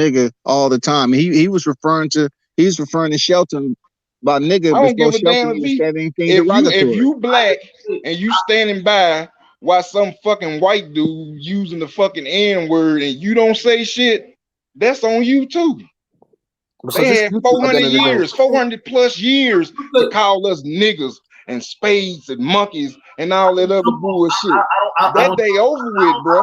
Jump off that. I don't tell That day over with, bro. Punch. I don't react emotionally. Punch, can I say something? Can I say something? That You know day what? over I with, agree, bro. but That not shit'll get everybody your on the head panel. bust out here in They these didn't streets. agree with it either, so it's all Real good. talk. You know, it was some Nobody people on the panel that said I spoke up. agree with it. I said I let it happen, and I said that even though just like P boxing earlier, what you call that dude a white dude, and he said because what he was calling you, don't contradict yourself too, P. Because yeah, but the thing is though, I don't. yeah, but listen, All I'm saying is don't We try. ain't been Don't, calling don't, them hold white yourself boy for accountable. 400 years. all I'm saying They is been calling us nigga for all I'm 400 saying, years. all I'm Fuck saying, fighting that. back. I'm fighting back. You know what? If the dude exposed himself, then he exposed himself. All I'm He saying, exposed himself. He might as well have just doesn't have to do goddamn it but ran around ass naked. He exposed himself. but I'm just saying, Pete, because you're about to say something. Don't say because you was in that same situation, and you said you was calling. You said you wanted all white people to die because he was going at you, right? I didn't say that in this stream though. Did I say Yeah, in this no, stream? I'm gonna say this. P boxing. I didn't say that in this We were stream. joking around, and I'm white, you know, and He I was don't there, view and white. L-Dog was there. L-Dog, yeah, Yeah, talking it. I don't view He was there. white boy as Come an on, insult, bro. Moonshine. You Hey, soft showing a little bit, Let bro. L-Dog talk. Let L-Dog talk, because L-Dog, he was there in it when I was saying Soft it. showing, dog. If I say it's wrong, Soft showing, dog. El Wait Jefe a and minute, L-Dog this was is there. Moonshine's show. Y'all should let him talk. I say it's Yo, wrong. but If I say L-Dog it's- explained because basically he was there. Sheldon, in it. if I He's say a it's witness. wrong, it's wrong, brother. Okay, It's can L-Dog listen? Can L-Dog It's explain wrong. because he was there? He It's was there. wrong. Can he explain? It's wrong how Johnny No. It's wrong how Johnny is wrong how you was going at too. And at least I'm man enough to say what's wrong. Because when I'm in your page, we didn't even say wrong to your dude. But you want to tell me how to talk. But you can't even check your dude in your own channel. But you want to check me. Yeah, but that's not racism. I don't give a That's nothing to do damn. with I don't give racism. a damn. This your channel though, dog. This your channel though. I don't give a damn. Don't tell me to check myself when you ain't vouch for me when a nigga's disrespecting me. This your channel though. I don't give a fuck, bro. I can say whatever I want to say. All I'm saying is when your man is calling me out, calling me all this bitch nigga shit, you ain't say shit. Oh, see, you still on that shit, bro. All That I'm ain't saying, got hold nothing on. to He's do supposed with to me. be. He's supposed to be a doormat for his show. What they got to do with me? Now you in your feelings because you soft showing. Listen to me. You telling me how to feel. You telling me what to say. I'm not telling you shit. I'm just showing you what it is, bro. My brother, you just said if I don't say it, then I'm just like that. That's what you said. I'm just showing you what it is. And No. I wasn't just talking to you. I was talking to everybody listening. No, I'm just saying it showed off on itself. I got that. I tell you, when people right there, if people want to expose themselves, I'm gonna stay shut. Look at. At the end of the day, people gonna rewind this, right? Well, he hurting your brand.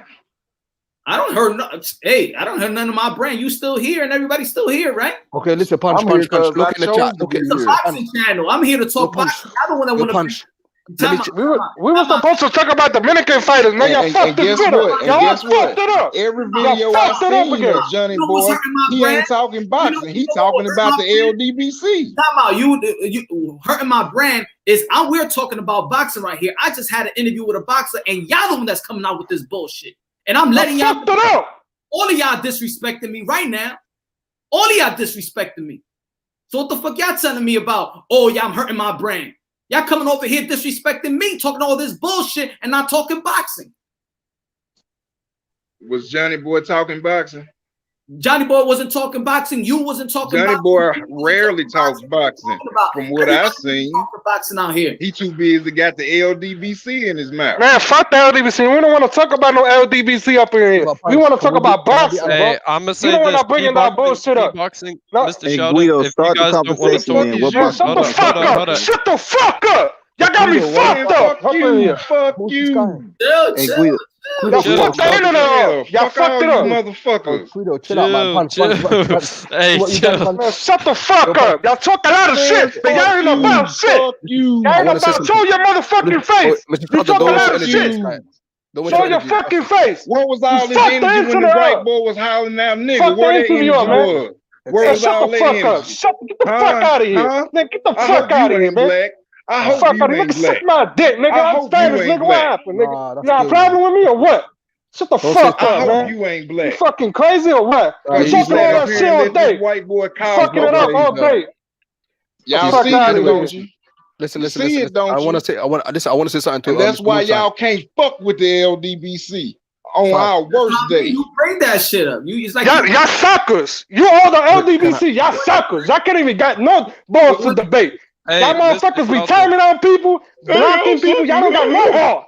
No Mr. shut balls, your Shelton, motherfuckers. crying Mr. ass Shelton, up. let me say You this. Let sound me like say my this real daughter, quick. nigga. yo, I don't want to hear nobody vouch for nothing because y'all know what the fuck y'all wanted to happen. Just Y'all, like y'all came over here. Oh, hold on. Just like y'all came over here and y'all like, yo, Punch, you want to debate this guy? Y'all like this drama shit. Now you see No. this the energy this motherfucker showed against me, but he wouldn't show that energy towards the white That's boy what I'm though. saying. You That's what I'm see saying, that shit, Guido. don't you? But Willie listen, Lynch all over again. Willie Mr. Lynch. Moonshine, let me tell you something. Attack Yeah, we your were talking about brothers, boxing, yeah. protect your master. Go That's ahead. how you motherfuckers do it. Go ahead. Mr. Moonshine. My master is God. I don't know what y'all worship. Okay, You Mr. Moonshine, Well, we I was don't talking about have the boxing, yeah. same God as the white man. You worship the LDPC. I worship God. Listen, Mr. Moonshine, we was talking about boxing, yeah, and Johnny Boy, he's the one that started all of this stuff. The LBBC, he started saying nigger and everything. That's what he was doing. And this guy Guido, he didn't have no energy when he was saying stuff. But now that Mr. Shelton's speaking, he's got energy for Mr. Shelton. what you talking about? I'm And the then one he's that saying first N-words one as that well. came up in here. I wanted to talk about the boxer, and y'all came in with this race shit. I was talking about Y'all was do this dumb shit. I already said the people. Where was this energy for Johnny Boy? Where was this energy for Johnny Boy? Said, yo, Pete, I already said what was wrong. And don't tell me that Mr. Sheldon just pop up in the panel because he wanted to talk about boxing. Because that's not what I came here to talk about Michel Rivera, the guy that we used to interview about boxing. What I'm saying, Pete, we was talking about boxing, but I know, Mr. Sheldon, you did not come to the panel to talk about boxing. No, because Johnny Boy started all of that stuff. Then he came on, obviously. I'm not talking to you, his Pete. name was mentioned. Michel, he's a grown ass man, bro. Yeah, Pete. I think it's Friday night. People had a bit to drink. Shit got out of hand. But I'm sober. I'm saying like if you guys don't want to talk boxing, then you guys probably should leave right now. Oh, L-Doc, innit? Who are you telling to leave? We were talking about boxing. You heard him, the one that don't want to talk about boxing. I just said if you guys don't want to talk boxing, oh my god, yo. Hey, my bad, Guido. What y'all think about the kid? Can we talk about boxing? Let's talk about the kid, the interview. What y'all think about it? Damn, man. Okay, can we have talk about boxing? Talk about fucking boxing. I don't want to hear this dumb shit. Let's have the commercial break. Fuck it. Fuck it. Matter of fact, commercial break, Punch. Hurry up. I'm about to lose my shit. Do the commercial break. I'm about to lose my shit. Your shit when Johnny Boy was in here hollering nigga. Shut the fuck up. You ain't no different. Shut the fuck up, man. Who the fuck you talking to, nigga? Shut the fuck up. Oh, Guido starting, see? Yeah, you sat over there on your hands. That's your bitch ass. I don't want to hear that shit. You started that bullshit all day. What about yesterday when you was running your mouth? That's what you did. You keep running your mouth all day. You run your mouth. That's all you do. Let Johnny Boy come back in here and let's see if you get crunk. Let's see if you get crunk then. Punch, commercial break, Punch. Scared of that white Punch, man. I'm going to say it again. Yeah, you scared of him. Break. But you'll go hardcore at your brothers. But you let that white boy talk that shit, though.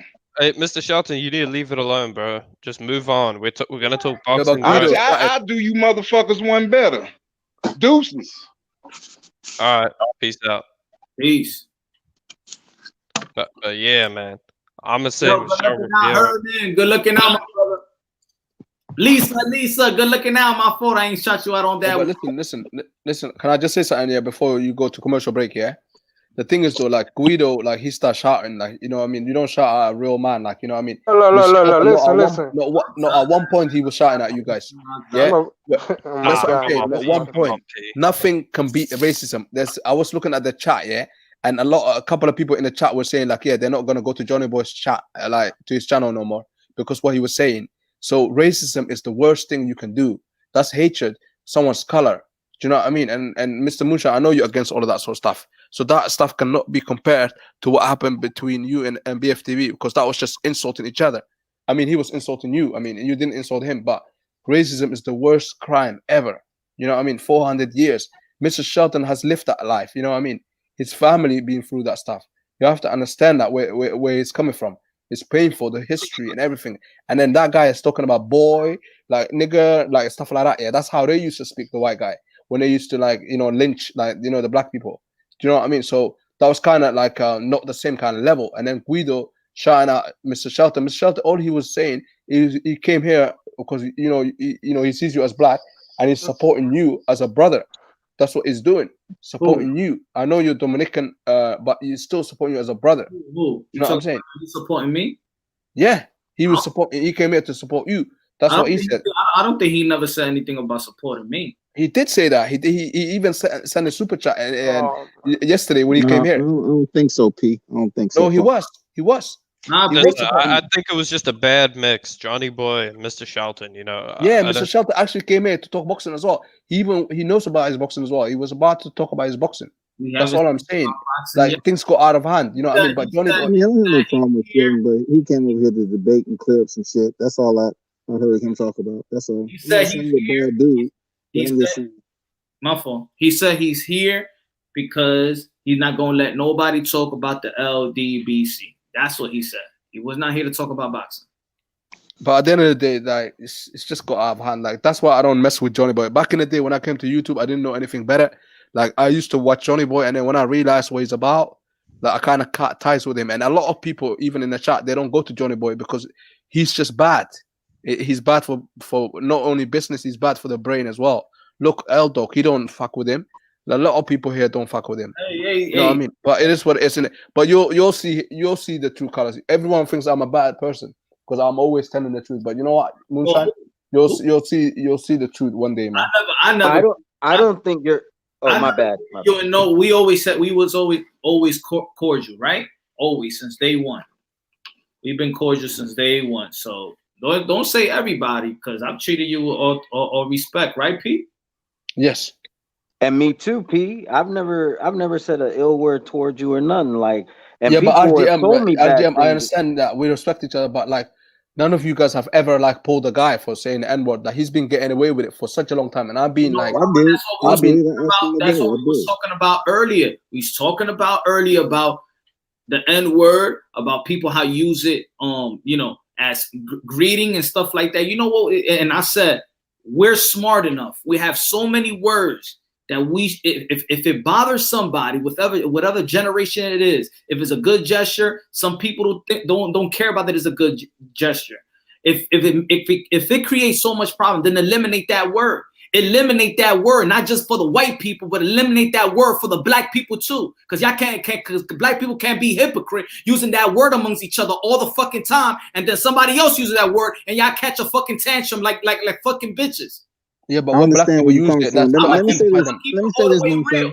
I'm gonna keep it all the way real. I see where you're coming from, right? I see where you're coming from, but when he uses it, first of all, yes, he is a white man, okay? But then he messes up the flow of what we're talking about. We can be talking about boxing, and then he get into it, and the first thing he want to mention is nigga. I mean, I understand where you're coming from. I've definitely heard that in my lifetime, and it's a term that we use. You know, we just chatting it up amongst each other. But I'm just saying, when it comes to him, it is a change. It is something he shouldn't be using. Period. And he shouldn't be using that word because it's a distractor. It changes the tone of the conversation every time he uses it, man. Look, I feel World Combat. I feel you, man. I'm not disagreeing with you. All I'm saying is there's some people that was raised a certain way. If it's a white dude that was raised with the Latinos and black, and he picks up on that dialect, Fat Joe, he talks that nigga shit all day, right? A lot of people that dialect. It is what it is.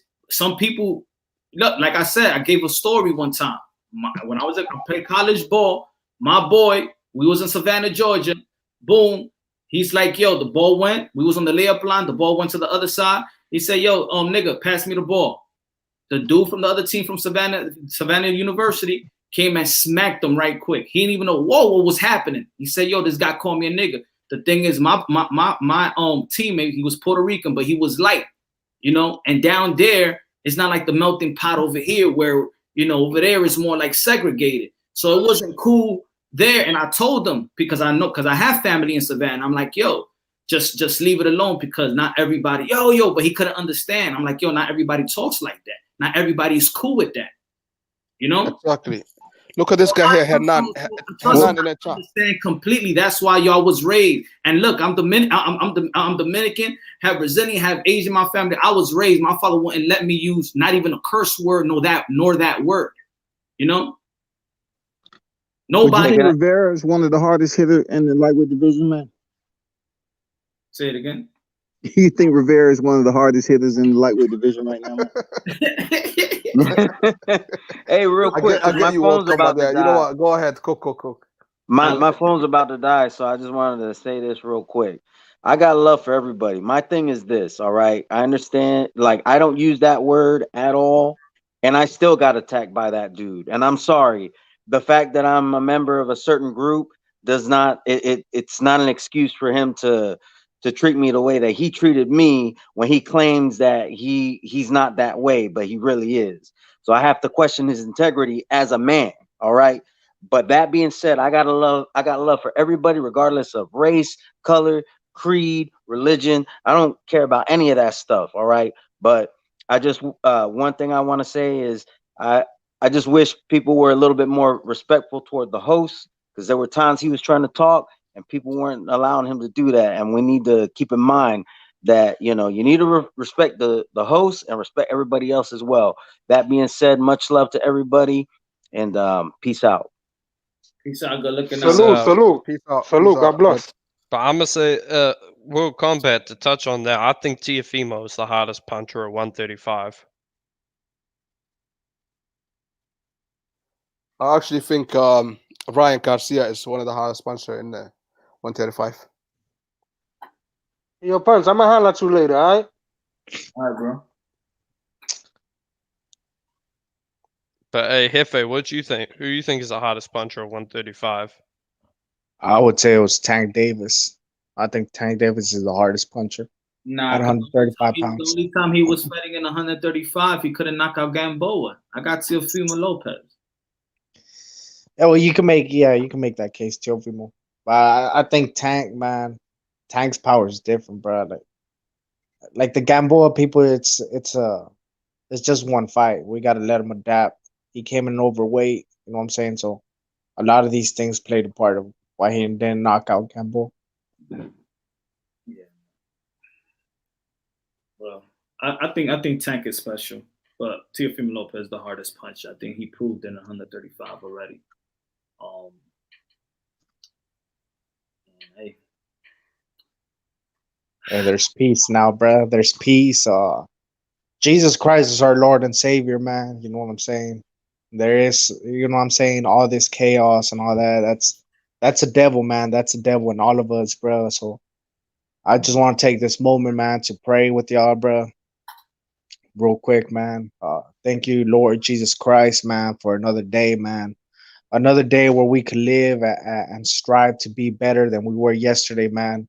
Another day where brothers of God can come together and talk this boxing, man. Another day where we get to live and see our families and loved one, man. Thank you very much, Jesus Christ, man. Bless us to live another day, bro. And thank you, amen, bro. Amen. Amen. Yeah, man. Do y'all think Rivera is one of the hardest hitters in the lightweight division? I think he's one of them. I think so too. I mean, he got 12 knockouts. He's like 7-3 in his last 10 fights, man, with knockouts. So he has to have some type of power. Yeah, man. Yeah, I mean, he fought. I'm trying to pull up that. I'm just trying to pull up a video. That's why right now. Yeah, I'm gonna say. Just send me a video. I think he wants me to share with you, but I'm just trying to get it to. I'm trying to get it to live stream from my phone. I mean, he's had seven knockouts with 3 decisions, man. He has to have some type of serious power. He's only 22 years old, man. That's what I'm saying. Like, he hasn't got his man strength yet. Wait till he gets that. But also, if you look at the opponents he's fought, he's actually fought guys who are durable. Like people. Taliz is a very durable fighter. He's never been knocked out. He's had over 100 amateur fights. You know, he's good. And Rivera, he outboxed him and even dropped him. So I mean, we know he's got power. He already has 3 undefeated records to his resume already. Yeah, man, that's impressive. Yep. My fault. I'm just trying to get this downloaded in right quick. I keep on talking. I'm just trying to download this video. And I'm He still looking got a right ways now to go, on. but man, he's promising, man. You know, he's promising for sure. Yeah, I wouldn't mind seeing him fight Santiago, the guy for Yeah, Fredo Haney. Santiago from well, he's a Dominican fighter, right? Yeah. Yeah, that's the one who fought Devin Haney, right? Yep.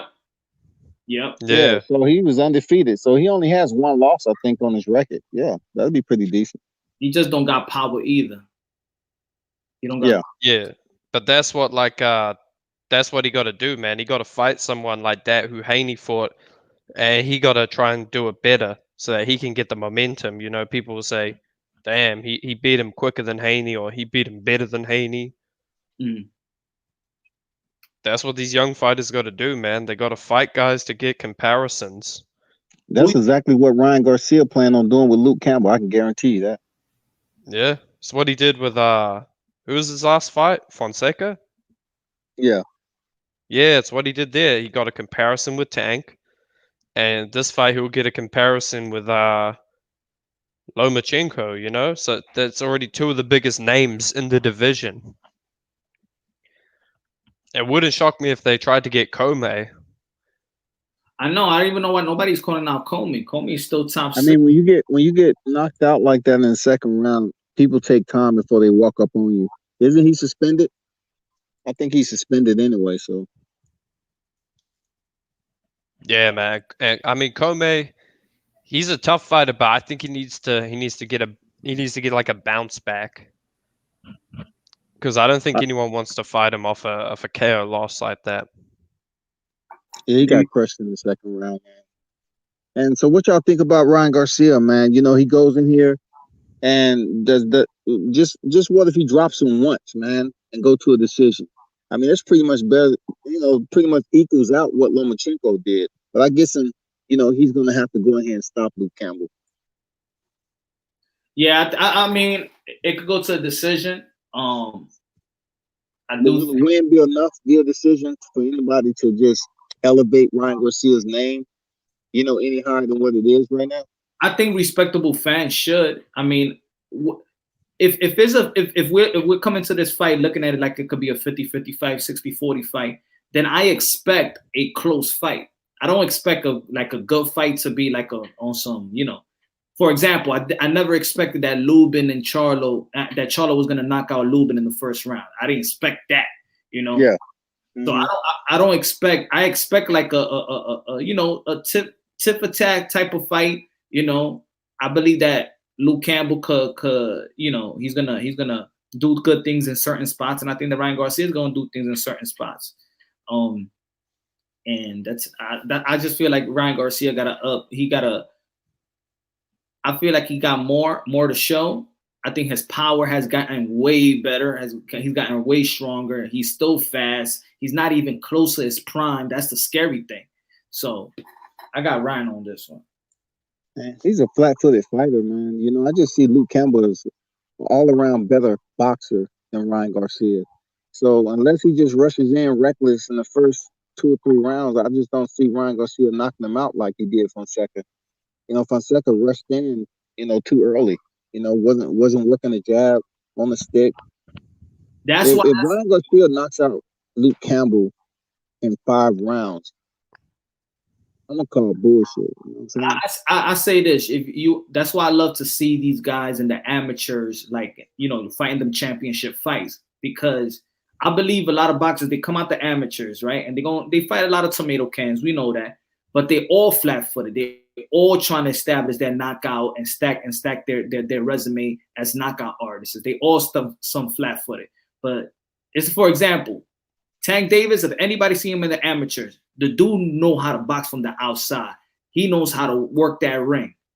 And people say that he just stay in the pocket. Nah, Tank Davis, go check out his amateur fights. Yo, he was beating dudes that was like 5, half of his size, And the dude was working out from the outside, using every corner in the ring. And I always say, yo, people don't know this guy got man wrinkles. When you see this this Leo Santa Cruz fight, you're probably gonna see what I'm talking about. And Ryan Garcia, these guys got that. You know, they got a well-rounded game. I think when they first start, they just trying to plant their feet and they trying to knock everybody out. That's it. Look, it's the same thing. For example, the same thing what they said about Earl Spence, right? And what he showed, what he showed against Mikey Garcia. It's the same thing they said about Keith and Tom Thurman. What he showed versus Bundu. A lot of fight. I'm telling you, these fighters got more wrinkles. That's why it's good to see them amateur when they go in against each other, amateur when they in the Pan American Games and the Olympics, and see that they got more skills. No, I agree. That's why I think sometimes a long amateur career is better than a turning pro early, because when you turn pro early, you're not even going to fight the same opposition you were fighting in the amateurs. If you're like a world ranked amateur, you're going to be fighting the best of the best amateurs. Whereas if you turn pro early, you're going to be fighting guys who, you know, picked up boxing last week. They're just there to get a paycheck. Yeah. I mean, you don't really learn anything from that. I do think Gary Russell was right in the way he did analyze Lomachenko. I think Lomachenko still fights the amateur. He knows the point system. Nah, I disagree. He goes to the body too much to be like. I think he's adjusted a lot, especially in that Campbell fight. Like, I see what he means, but I think it's just that Loma is a special fighter. He can do everything that most fighters can only do for 3 rounds for 12. No, his punching output, you know, if you catch him in 1, he's gonna catch you with 3, 4. He knows the punch count. That's what I'm saying. Like there's fighters that they're smart enough and they know you catch him with 1, they need to catch you with 3 more with a punching count. Like that's controlling a 3-minute interval. That's controlling the pace and yo, there's for example like Floyd Mayweather. Floyd Mayweather know the punch count. He know if you landed 1, he got to land 2, 3. You know the punch count. I feel like Lomachenko, after his next fight, if he does win, and Russell don't get the Haney fight, I think he should fight Russell again for the second fight, because I feel like he didn't give him the chance to avenge, because Russell, he wants that rematch, and if Lomachenko is about that life, why not give him the rematch and then beat him, and then you know what, you can prove that you won in the first place. You know what I mean? So I know he won the first time, but you know what I mean? Like, it feels like Russell deserves a second fight because he only lost once against him. So in a way, it just feels like. So let me ask you this, Pete. Does Johan Duhaupas deserve a rematch with Wilder? He only lost once. He was not knocked out. The fight was stopped on his feet. I think he's got, No, but he got KO, TKO. But check this out. Did Johan have the belt? Did Johan have a belt that Wilder was fighting for? Nah, but I'm saying, like, why do we need to see a rematch in a fight that was a clear? About Johan Duhaupas, bro. You know, he hadn't even been stopped, and Wilder was the first one to I'm just saying. But listen, Lomachenko got track record. He's got track record because the guy that beat him, Salido, like people asked him like, oh, why don't you like fight him like to get your revenge? And he's like, oh, if the people only won it, he kind of ducked him like. But he got a pass. He got a pass for that as well. I'm saying this, bro. Like, there's no need for a rematch because the first fight was so clear cut. It was a split decision lost. L-Dog, what are you saying? Yeah, but here's what. All right, World Combat. Let me put it to you this way. Oh my God. Does Abel Ramos deserve a rematch with Ugas? No, the one thing about me, I like staying on topic, and I'm just saying both of these guys are champions. Lomachenko 3 division, and Garrett Russell in the single division. Lomachenko whooped him. He lost a split decision, man. No, he didn't. He also dropped Lomachenko, L-Dog. No, he didn't. Him. He never dropped him. It's clear cut. World Combat. Go on Google right now. Check this out. Be mature about it, L-Dog. That's what I'm saying. It would be good if you knew about the fight. Hold on. It was a majority decision. To see Gary Russell Jr. and Vasily Lomachenko fight again if he loses to who? Teofimo Lopez. Why not? Nah, I want Why to see not? Loma fight better fighters. Oh But my but god. if he fought Gary Russell for a vacant title and Gary hasn't lost since then, how can you degrade Gary Russell as being a less of a fighter? Bro, I'm just saying he beat him clearly, man. There's no need Okay, for a just say rematch. in your narrative he beat him clearly. Has Lomachenko lost since Alito? No, right? So how's Gary Russell devalued? How? How's he Because devalued? Loma beat him clearly. They both got 2 L's. Well, Wait, let me basically, say this real both of quick, them bro. have an L on their record, and you don't want to give Gary Russell the opportunity to step back in there Gary with got who to you earn it. consider top pound for pound, right? Let Gary me got say to this earn real it. quick, bro. Aren't they in 2 different weight divisions, bro? No, he's gonna be in 35. Lomachenko gonna float Okay, from well, 35 first to he got to 30. step up. Hold on, bro. First, he got to step up to 135. He got to prove himself to 135. You don't just jump on and to fight a pound for pound fighter just because you had a close fight with him and people think Well, you deserve the fight. well, That's how I not. disagree Hold with on, that. bro. You Hold seen on, bro. Mikey Hold on, Garcia bro. do it. Hold on, You bro. seen Hold on, Mikey bro. Garcia do Hold it. on, bro. Hold on. Let me speak, bro. When the OG is speaking, go on mute. Come on, man. Come on. Go Let me ahead. say Who's this the real OG quick, now? bro. Who's the OG Hold again so on, I can bro. know who Hold the on, OGs bro. are in here? Hold on, bro. Chill out, bro. All you have to do is ask nicely, man. You don't have to do all that rah-rah stuff, man. You're not Nah, scaring ain't nobody, nobody bro. getting Just rah rah, chill. bro. I've been mute for almost half an hour, All bro, and right, I just cool, want to man. say Go this ahead and say point, what you're bro. gonna say, bro. Go ahead.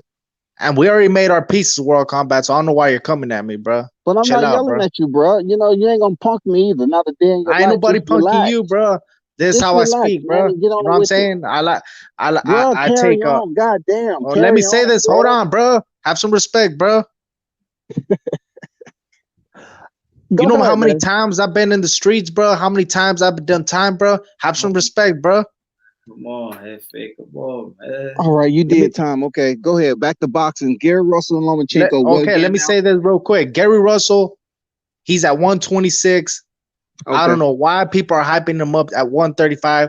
The dude should move up to 130 if he wants to step up, bro, or fight a unification at 126.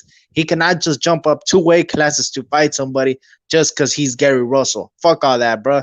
He needs to earn his way, man. He only fights once a year. The biggest promotion he has is a dude named Batman that jumped from stream to stream. That's his biggest fucking promoter. Other than that, the dude's unknown, bro. You know what I'm Okay. saying?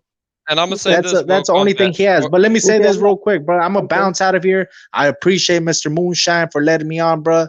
I thought he wasn't gonna let me on, but it's free smoke as always, man. Why Shout you out to think I World wasn't gonna Combat let you Sports. on? The what? Why you think I wouldn't let you on? Oh man, because you didn't let me on like the last 2 streams, but it's all good, bro. You know what I'm saying? Okay, God is we good with the forgiving. You know what conversation, I'm man. saying? We Like good. God forgives, bro. El Jefe forgives. It's all good. It's all love. Shout out to World Combat Sport. I got no beef for them. It's all We respect. good, man. You know what I'm We saying? good. But sometimes the lean gets me twisted, man. So shout out to y'all, man. It's all good, bro. In the hood, and peace out to You everybody, might bro. want We to out of switch here. the moonshine then, Hefe. Switch the Salute. moonshine, Peace out, goddammit. Hefe. But this is the analogy I'm gonna give. Like right after the Canelo Mayweather fight, should Hey, Mayweather have hey, given? L Hey, Dog. let me L finish, Dog, it bro. wasn't Let your me turn. It finish, was my bro. turn. Let It me was my finish, turn, L bro. Dog. Bro, let It me was my finish. turn. I had to respond Bro, to let me FFA. finish, bro. This isn't primary school, dude. We ain't I taking know it's turns like not, but that. I'm gonna the say topic this: we was on was Gary Russell and when Lomachenko. Mayweather fought All your Canelo, analogy. was anyone interested in a rematch right after the fight? Because, you know, technically on the scorecards, it was a majority decision, and Canelo was a world champion. See, this is what it's like with Loma and Gary. Yeah, it was a majority decision, but we knew that was some BS. That fight Split was not decision. close. Split. You look at the unofficial scorecards, most people ringside had the fight 9 rounds to 3, 10 rounds to 2 for Loma. Clear. The Split. CompuBox stats were wide. It was like 183 punches for Loma, and it was like 80 punches for Gary Russell. So, I mean, the fight was very clear.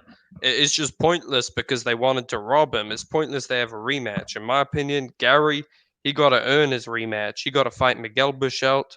He got to fight Devin Haney. And after that, you know, I'll say he deserves it. But until then, hell nah. He got his ass whooped the first time. He'll get stopped the second time. Okay, but listen, all I want You to know is, finished? you know, You finished? Lomachenko, is he gonna go up or is he gonna go down after this fight? Because He I don't says think he's he's gonna go to interested in 140. Jose Ramirez. Oh, so he wants to go to He's 140. trying to go up or down. He ain't going up to no 40. He ain't No going up to way. 40.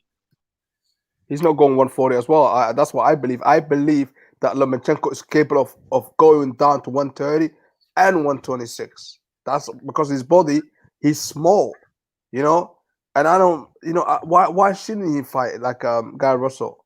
Because at the end of the day, he avoided the rematch with Salido. Salido beat the shit out of him. Yeah. So Bro, he offered him a career high payday, and Salido no, he said no. didn't. He didn't. He said Yes, the he fighters did. don't want it. He made an excuse. No, There's a go clip. look. There's a receipts out there. Have a look. Bro, he offered him a career high payday, and Salido said no. He wanted No, Salido wanted a little bit more. Come on. Let me put this He didn't clip. say no. Let me put this I clip. just wanted to ask, you know, back to what I was saying. What is the criteria for a fighter deserving to step up and fight someone that's available that they fought in the past, especially if Lomachenko doesn't have a belt? Bro, What's Loma the does have criteria for belt. Gary Russell stepping up and fighting him if he don't have a belt anymore? Gary got to earn it, bro. He got to fight Miguel Buchout. He got to Yeah. earn it, bro. He I can't agree. jump. So he where can't skip who these says fighters. that you have to move up one division at a time in increments? Who says that? I'm Because saying if you want a Mikey title Garcia shot, stepped up that's the and way you faced earn Errol it. Spence, and he had no problem getting that fight. No problem at all.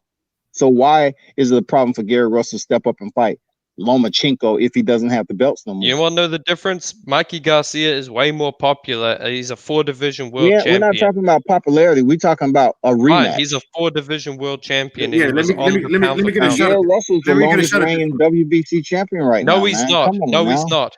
No, Let he's me ask not. you. Let me answer that question in Roll Combat. You know, with You know who Mike, the longest Mike, reigning champion in Man, boxing we is? already The know it's longest a guy reigning. in Thailand, man. You know, come Yeah, on. You ain't Wan talking to Hing a scrub, Miniosen. bruh. Mention his name. hey, Wan Hing let me Miniosen. throw mine in there. Let me Hey, throw can I mine in there real can I quick. talk to the other guy, L Dog? Let me talk to the other guy. You like arguing too much. I don't know if you like my answer, Roll Combat, because I was going to agree a little bit with Old Dog. Hey, And, you don't need to agree with me. I'm just saying, no, go ahead and say yeah. what you're gonna say, bro.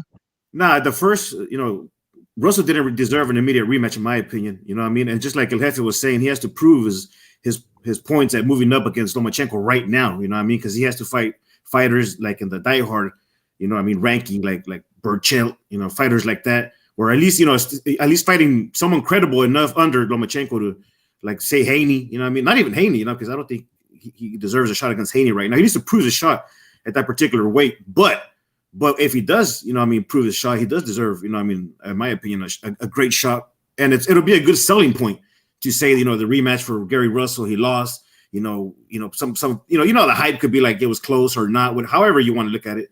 I think Gary, But business wise, when it comes to the sport, business wise, the line is too long for Burchell. Everybody wants Burchell. Shakur Stevenson, Oscar Valdez, the line is too long. Gary wants to fight right now this year, and he's not going to get Burchell, man. Just to finish, hold on, dog. Just to finish my point, it was just like one last sentence, and just to finish about the Mike Garcia's, because Mikey hadn't lost, and like El Dog has said, he was a 410 division champion, moving up in weight. Right. And technically speaking, he was only moving up one weight class.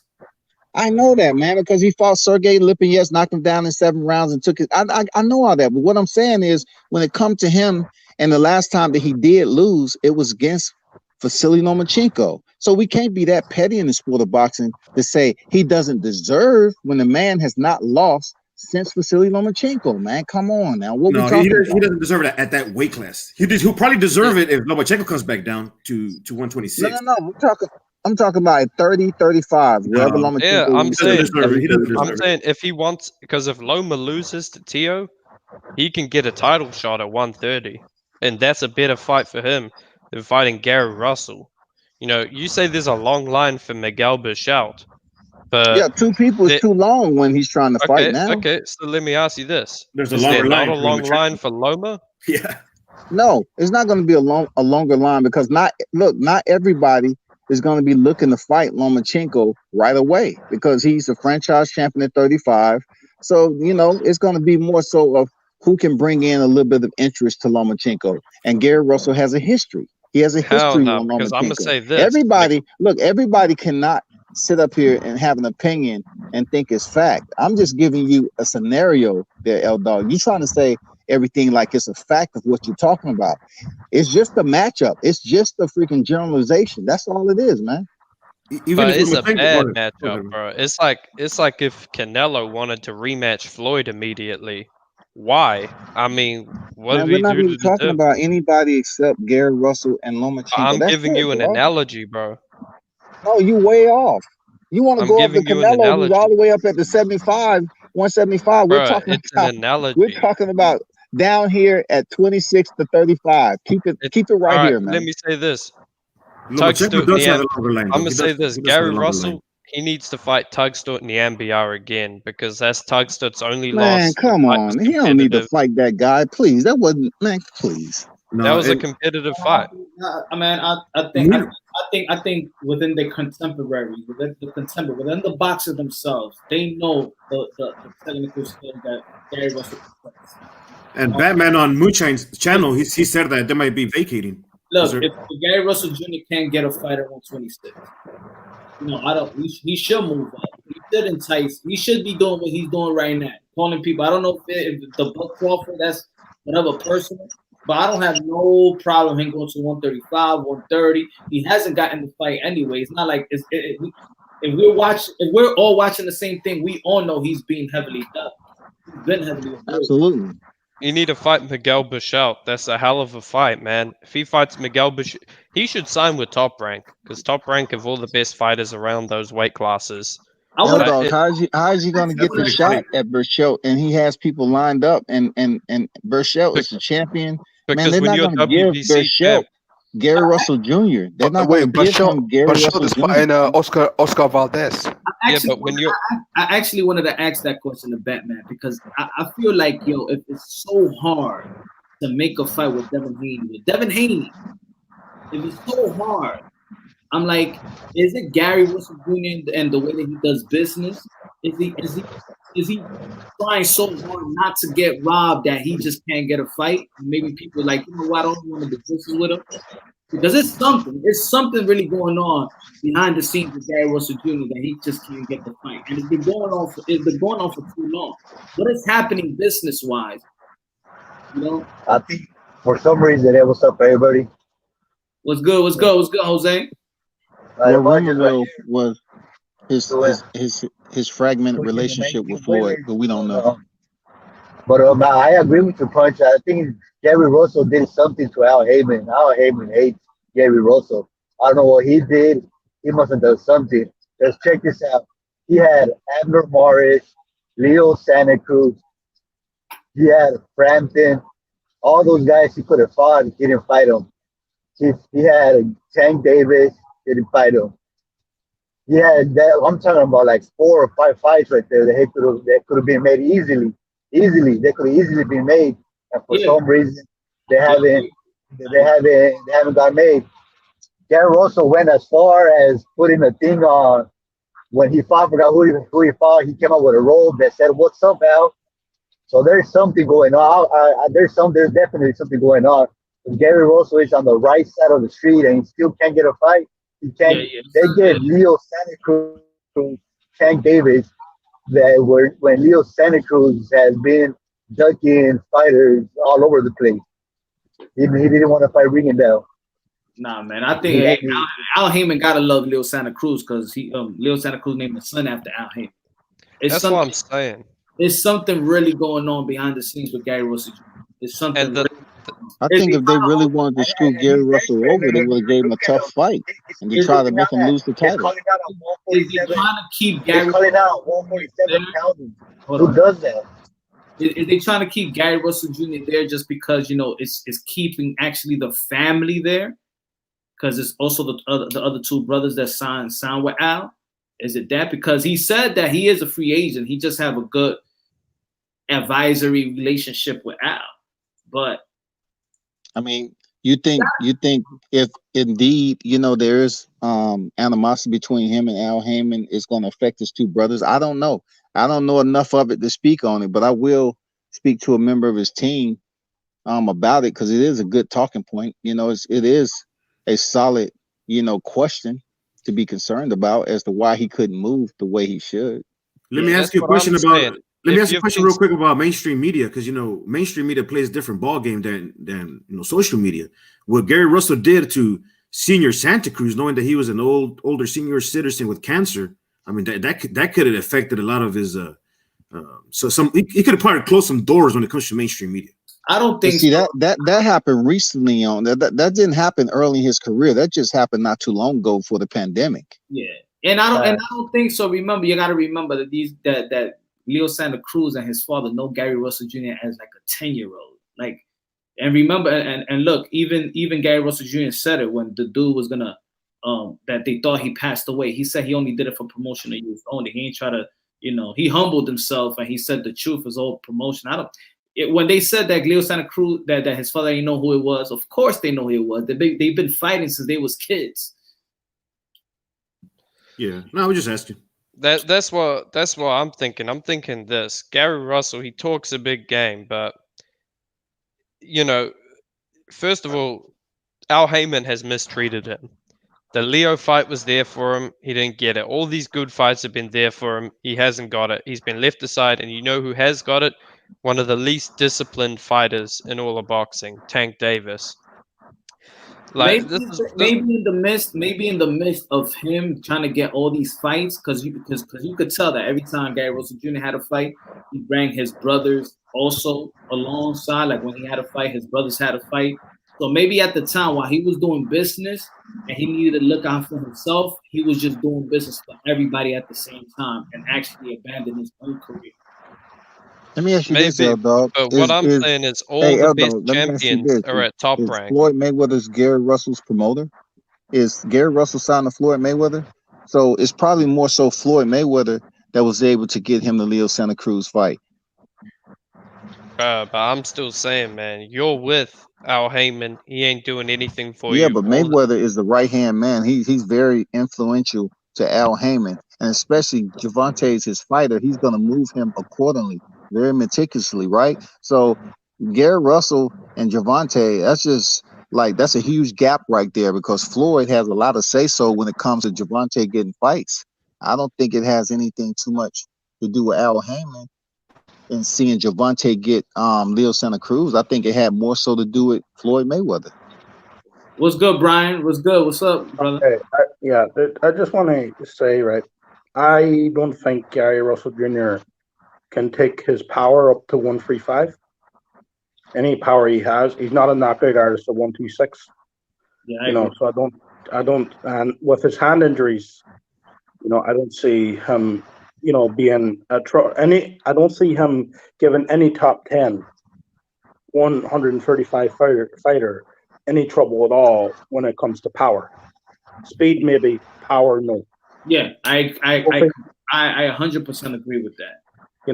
I don't think he can discourage them from coming forward. Yeah. I think he might be able to outbox one or two, but bar that, eventually he will get caught. And we saw that in the championship round with Jojo Diaz when Jojo Diaz realized, like, yo, this guy can't hurt me. Let me just go toe to toe. Let me go at him. And you saw the fatigue when Jojo Diaz put that pressure up in the last 3 rounds. You saw the fatigue of Russell. Yeah. And Jojo was trained too. So that's all I have to really say about it. I think Gary Russell should make some effort in getting fights at 126 or at least 130, because I think he maxes out at 130. I don't see him going up to 135 and causing any problems for any of the top guys. Yeah, I really don't. And not just me being honest. And he's 5'4" too. 5'4", and he got short reach. Yeah, be there with guys like even Haney is tall, man. Yeah, Devin Haney's what 5'8", 5'9". Yeah, like 5'9". At least 5'9.5". Yeah. And Devin Haney will move up to 140, 147 in the future. Devin Haney, maxing out at 135. Devin Haney is taller than Book. Yeah. That's what I'm saying. He'll be moving up in the future. You see, if he was fighting, Loma maxes out at 135. No, yeah. I think Loma maxes out at 135. I think that's his highest weight. If he goes up to 140, I don't see him causing any of the top fighters at 140 trouble. I know you don't. No. How you doing, gentlemen? But that's just an honest opinion. So yeah. That's why kind of Batman tripped me out yesterday in your channel Punch when he said that they're not interested in fighting Jojo Diaz, even though they beat him already. But Jojo Diaz is the 130 champion at the IBF division. So it should be an easy win to climb up the ranks, be a champion, but like you said, Jojo Diaz was put into pressure, and maybe they see something that they don't feel comfortable fighting him again or something. I don't know. No. Yeah. What's up, Brian? Hey, what's up, Johnny boy? What's up, buddy? Just having a few. Yeah. 6 to 7 in the morning. I'm still drinking whiskey. All right. You drinking whiskey? Whiskey? What you drinking? What's your drink? What you drinking right now? Jack Daniel. JD. Launching. I drank so many. So I drank Jack Daniels so much that it wasn't getting me. Yeah, I'm in California, Holmes. I got that green over here. Punch. If you don't mind my business, Waiter from LA. Go ahead. Punch. If you don't mind my business, I thought you guys was talking about my mother. So here, what? My mother's right here, so she can come. No, I can't. No, don't start that shit, bro. Nobody's talking about your mom, bro. No. Come here. What Johnny the fuck? boy, man. Hey, Michel, I'm out, bro. I don't know what the fuck this guy's doing, bro. I'll catch you later, bro. Peace. Johnny boy, I'm telling you, man, you need to get some help. This isn't good for you, man. No, punch. Get him out of here. Johnny boy, I used to support you. I thought you wanted to. You want to talk to my mother? She's right here. You talk about my mother. I thought you guys. Yeah, bring her on, bro. I'm gonna tell her you need to help your son. Nah, don't do that. Don't do that, bro. No, Mama, come here. He wants to talk to you. Jesus Christ. Nope. No, I thought you guys wanted to play tough. You want to talk about people's families. And this? Yeah, come here. Nope. You want to talk about people's families? Yeah, Mama. Come here. You want to talk about people's families? You tough. You gangster. You ain't shit. Come on. Pussy ass motherfucker. Jadi. Not funny. Better bow down and fucking respect my fucking crown, nigga. Straight up. Johnny boy, man. Johnny, bow down, boy. What crown is that? A tiara? Johnny, tiara? Johnny, let's go. You wearing a tiara? Mark, you need to tell him, man. Johnny, let's go to the night, Johnny. Johnny, bro. Bad damn, man. No, Johnny. My family. Johnny, you need to get off the net, bro. You need to get off the net. No one was talking about your family. No one. I'll smash all you dudes, bro. Johnny, you need to listen to me. Everybody shut up for a second. Johnny, you need to get off of the internet for the night, man. What's up? Johnny, you need to get off the net for the internet. You want to talk about my father? Johnny, your mom's trying to help you, bro. Listen to her. L-Dog, be quiet. Johnny. Yo, Johnny, get off the net, man. Please. Nigga, I'll smash out every single one of you bitch ass niggas. You won't do anything. You go off. Punch, you need to not let him on here, man.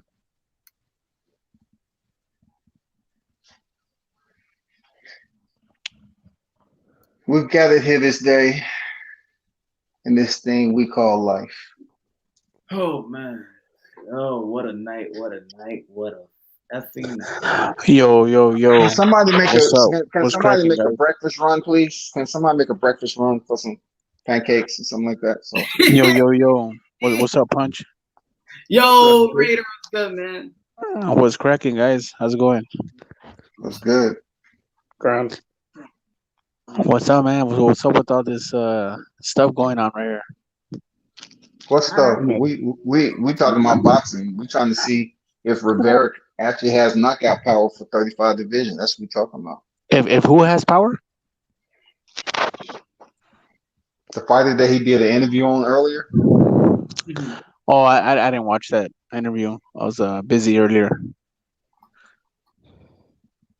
But yeah, I heard you guys talking about Gary Russell and shit. That's why I jumped on. Oh yeah, we was talking about Gary Russell potentially getting a rematch with Lomachenko. You can see it. Give us your thoughts on that, man. Do you think if put it this way, if Vasily Lomachenko loses to Teofimo Lopez, do you think Gary Russell and Lomachenko would be a good fight? Yeah, absolutely.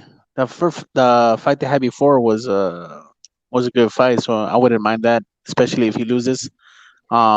I think it'll be a better match at 130 than Russell coming up to 135. You know what I mean? Well, you know, that can possibly happen in 130 since Vasily is saying he's gonna, you know, float from 35 to 30 in between there or whatever. I know he said he thought it was too small to go up to 40, but he might wait till some people, you know, leave the area for a little bit and then, you know, jump up there around 3 years from now, something like that. But yeah. Yeah, I just don't see Russell having any power at 135. I mean, I don't see him having that much power at 126 as it is, let alone 135. You know what I mean? I mean, it's boxing at the end of the day. And does Lomachenko have extremely amount of power at 35? Yes, he's dropped everyone he's ever Yeah, fought. I mean, he's it's a got pop. difference. I mean, he It's a doesn't have Yeah, he devastating has power, pop. but he does It have has pop. I he mean, has I don't think. pop. Yeah, I don't think Russell has any pop at 130, That's what let I'm alone saying. 135. Yeah, he Yeah. has pop, but pop is different than power. And you know, he sat up there and dropped fighters who got back up and finished the final bell. So that was pop, but it wasn't power. Yeah, Bro, go yeah. tell I that to mean, Promo. I like Gary Russell. I like Gary Russell. Don't get me wrong. It's just Not that, you know, I mean, that's two weight classes above. You know what I mean? Hey, I just what's don't. risk? Yeah, It's time to I just take don't risks, see him being baby. It's at the end competitive. of his career. It's time to take some risk. But this is what yeah, I don't get. we gotta, Batman. I hope you listening, man. We got some business questions to ask. Just Oh strictly man, business. Batman is always listening. Just strictly business, man. Because I think maybe we're not asking all the right questions, man, to get the right answer. We were talking about it with Devin Haney, but it has to be Devin Haney. Devin Haney. This is just an opponent, but come on, this has been 5. I mean, just asking one question, Moonshine. Just asking that one question. Do you and Al Heyman have problems? Yep. You can't answer that, bro. Yeah, for real. He's not going to answer it. You know what I'm saying? But I'm gonna say, you know, I got a jump off punch. It was a crazy stream, man. You know, I'm gonna say, you know, maybe we need to use like a breathalyzer when people come on. I mean, that might be the best way, you know. Hey, Nah. But and a World I would Combat, never get on hey, unless shout out to you, man. I'm sub to unless you your had to get channel. drunk to get on We there. debate, but I respect you, man. You got a Oh man, hell it's of a all channel. good, L Dog. You know what it is. It's all good, man. You're always welcome, bro. Salute to you. Yeah, man. We go back and forth, but you know, it's all fun and games, Yo, man. L Dog, you go live? Nah. World Combat does. No, I I've know been. what World Combat does, but Nah, I'm gonna make my channel eventually, but I'm just still trying to figure things out. so who goes live with the MX? You see the Coco Tyler, the youngest CEO in the game. Yeah, but peace out. Peace out. All right, peace out, L Dog. Oh man. Woo! What a night. Hey, Punch. Yeah, Are you gonna still call me Leonardo or no? Leonardo. Yeah, the sinking Titanic.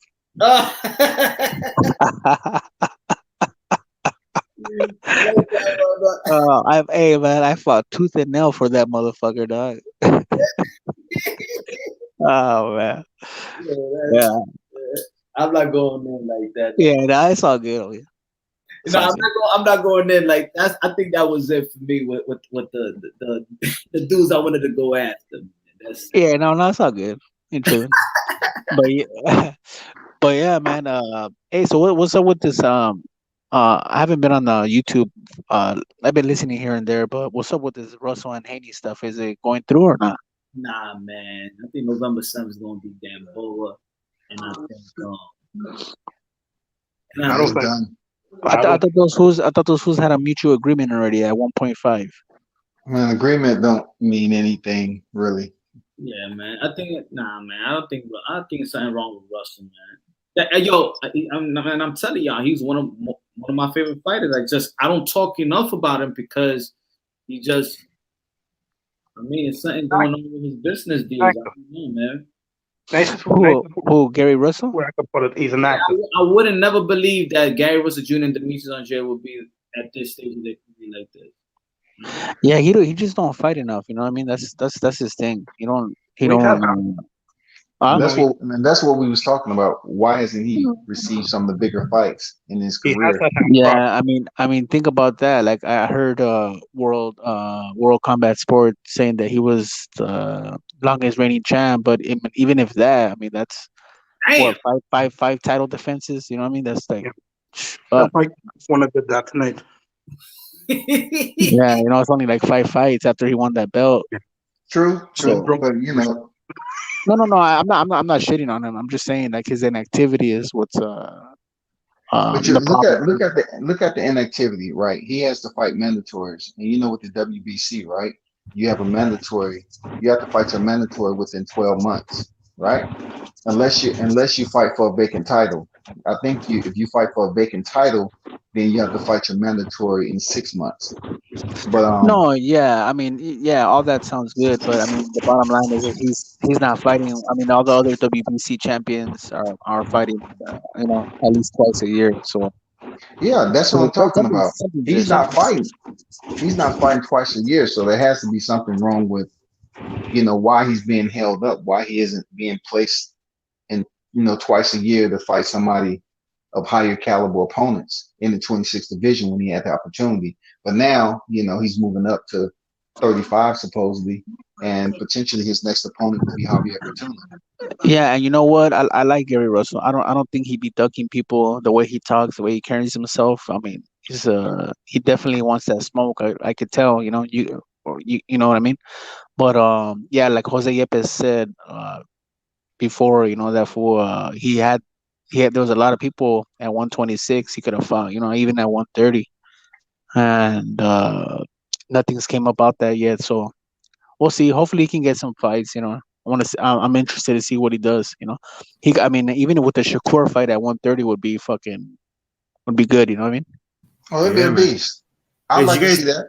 How about what you think is going to happen? Let's talk about the 154, because let's say it's Charlo wins. Then what's next in 154? We're gonna have 3 straps. Are we going to see Hurd and Charlo? I would hope that Teixeira stick to his word, man. Teixeira say he wants all the belts. Yeah, man, you gotta go for undefeated. That's a good question, Moonshine. I think Hurd and Charlo would be a fucking awesome fight, dude. That'll be a badass fight, dude. And I probably would have Hurd on that, or Edge Hurd on that fight. Yeah. I mean, I don't know. After the way he looked against Julian Williams, I'm not sure, man. When I saw him at the MGM, man, he just didn't look like the same guy. I'm not saying he ain't the same fighter, but he may not be ready for that Charlo work. I don't know what's going on with her. Hey, but did Hurd get knocked out or not? He got dropped. Yeah, he got dropped a couple times. I think he's just not technically sound. His defense. No, I know, but did he lose by knockout, or was it like? No, he went to the decision. He went to the decision, but he got dropped a couple times. Yeah. So I mean, yeah, I can see. Oh, I don't know. I got hurt on that fight though. If I was Charlo, man, I'd definitely put in for that undisputed. If I was Charlo, if I was Charlo or Jason Rosario, put in for that Teixeira fight, man. I definitely like little Charlo more than big Charlo. That's for sure. Nah, to be honest, I'm not the other way around. I think I have a pound for pound honorable mention. I have him on my 11th. Jamel. Who? 154 Jamel Charlo. Oh, yeah. If he wins, he can find a spot on the pound for pound list. Look at his last at the 9th spot, maybe 10. Look at his last 4 opponents. Yeah, boxing time in the chat. I don't want to fight. Yeah, the only thing that bothers me I is don't want to fight in the chat. He lost against Harrison, and then the rematch. I had Harrison comfortably winning until he was not disciplined, and he was showboating, and he got caught. You know what I mean? He got caught. I just think Harrison gassed it. Nah, I think remember when he took his eye off a couple times when he was looking at the crowd. Yeah, he was showboating for sure. Yeah, he was showboating. He got comfortable. Also gassed out. Yeah, he got comfortable. He got comfortable. He was showboating at the end, and he just got caught. And I mean, that was his demise. You know, he fucking I lost. He like lost Tony it. Harrison, man. I love the way he promotes, man. I like the way he talks, man. Can you imagine if all fucking fights were like that, like promoted like that? Fuck. Yo, that was Dope. man.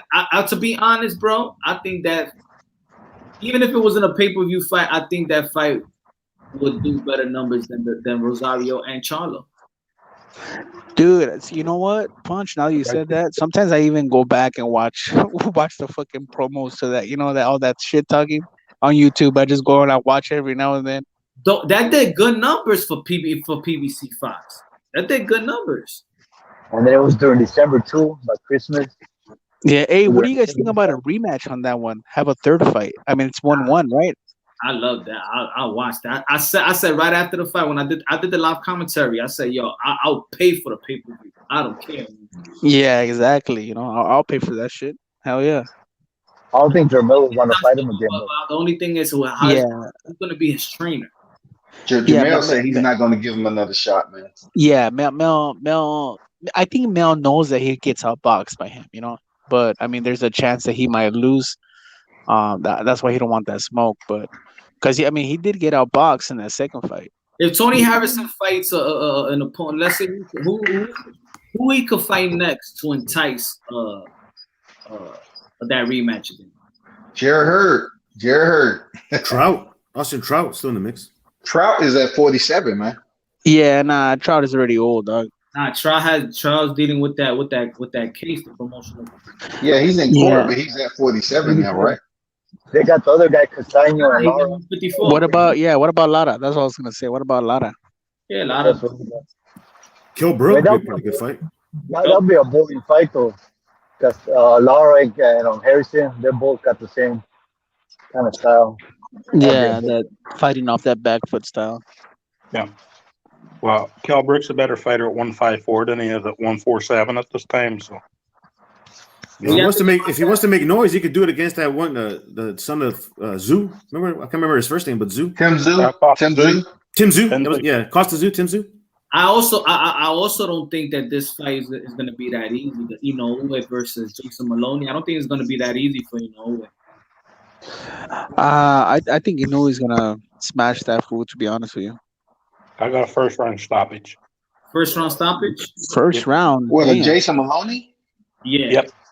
I don't think it's gonna be first round. Bill can box, man. Bill can box. I got like round four or five. That's controversial. I'm going to go for Brian just for the crack. Yeah, I think that's like a four round or 5 round for Inoue.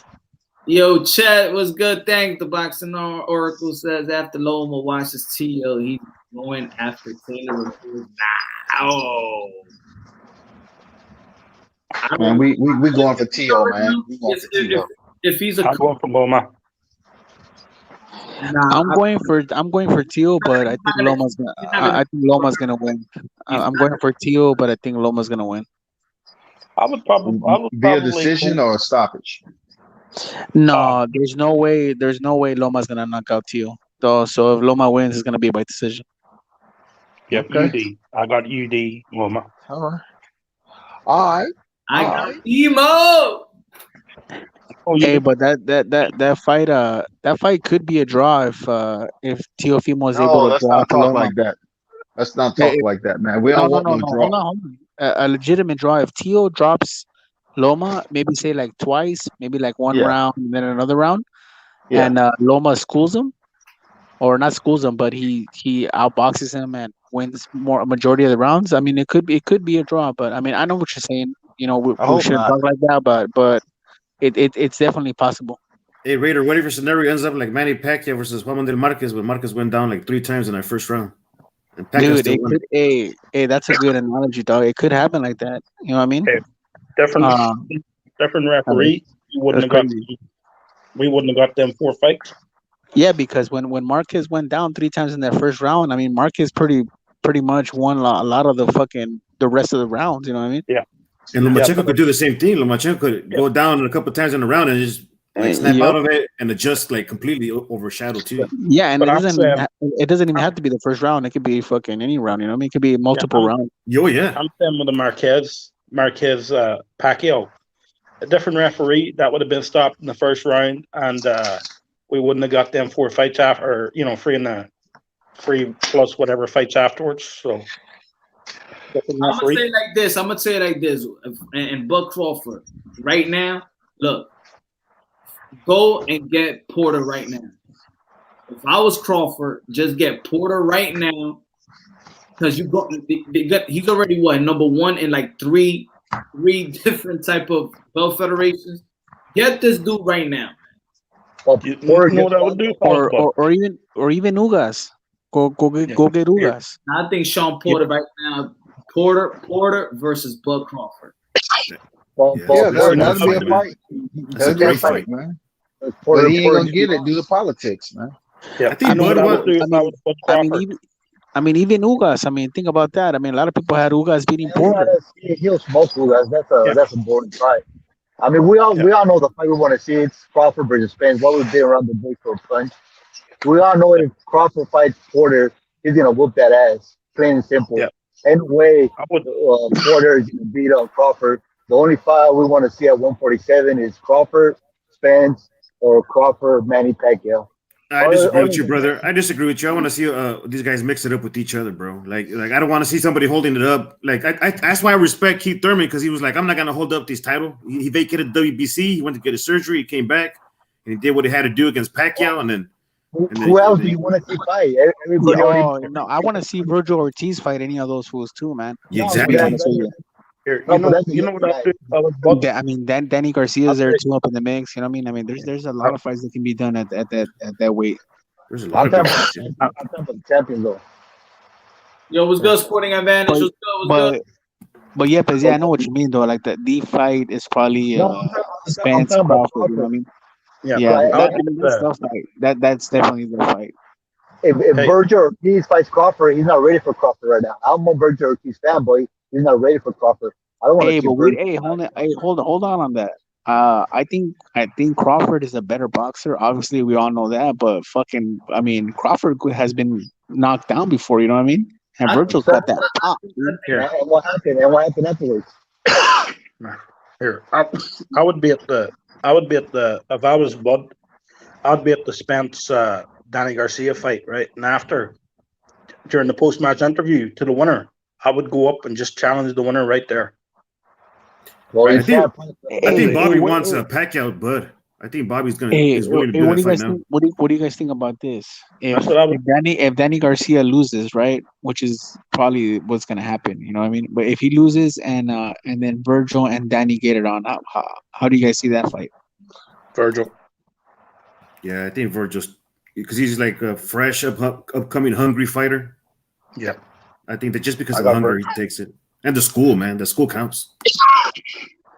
Yeah, I got Virgil. That RGBA's got good fucking game plans. Yeah, my one problem with Virgil is every shot he throws is a power punch. He doesn't know how to change his levels. Mm-hmm. So he throws a jab, he throws a power punch, aiming to hurt. He can't change his levels. He can't change his speed and his timing. I think against the top fighters, he just falls short. Yeah, see, the only problem with that is that he does throw a lot of power punches. How you say, he keeps it on all his punches, but that's how he breaks down opponents.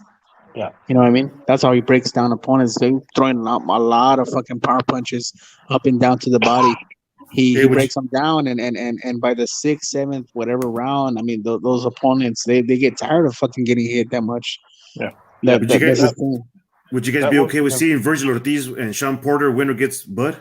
Dude, I've been saying that for a long time, dog. Fucking Porter and Virgil Ortiz both coming forward. That's a war, homie. That's like a boxer's dream. You know what I mean? Both coming forward. Yeah, I know. Fuck, dude. Take my fucking money. That's what that is.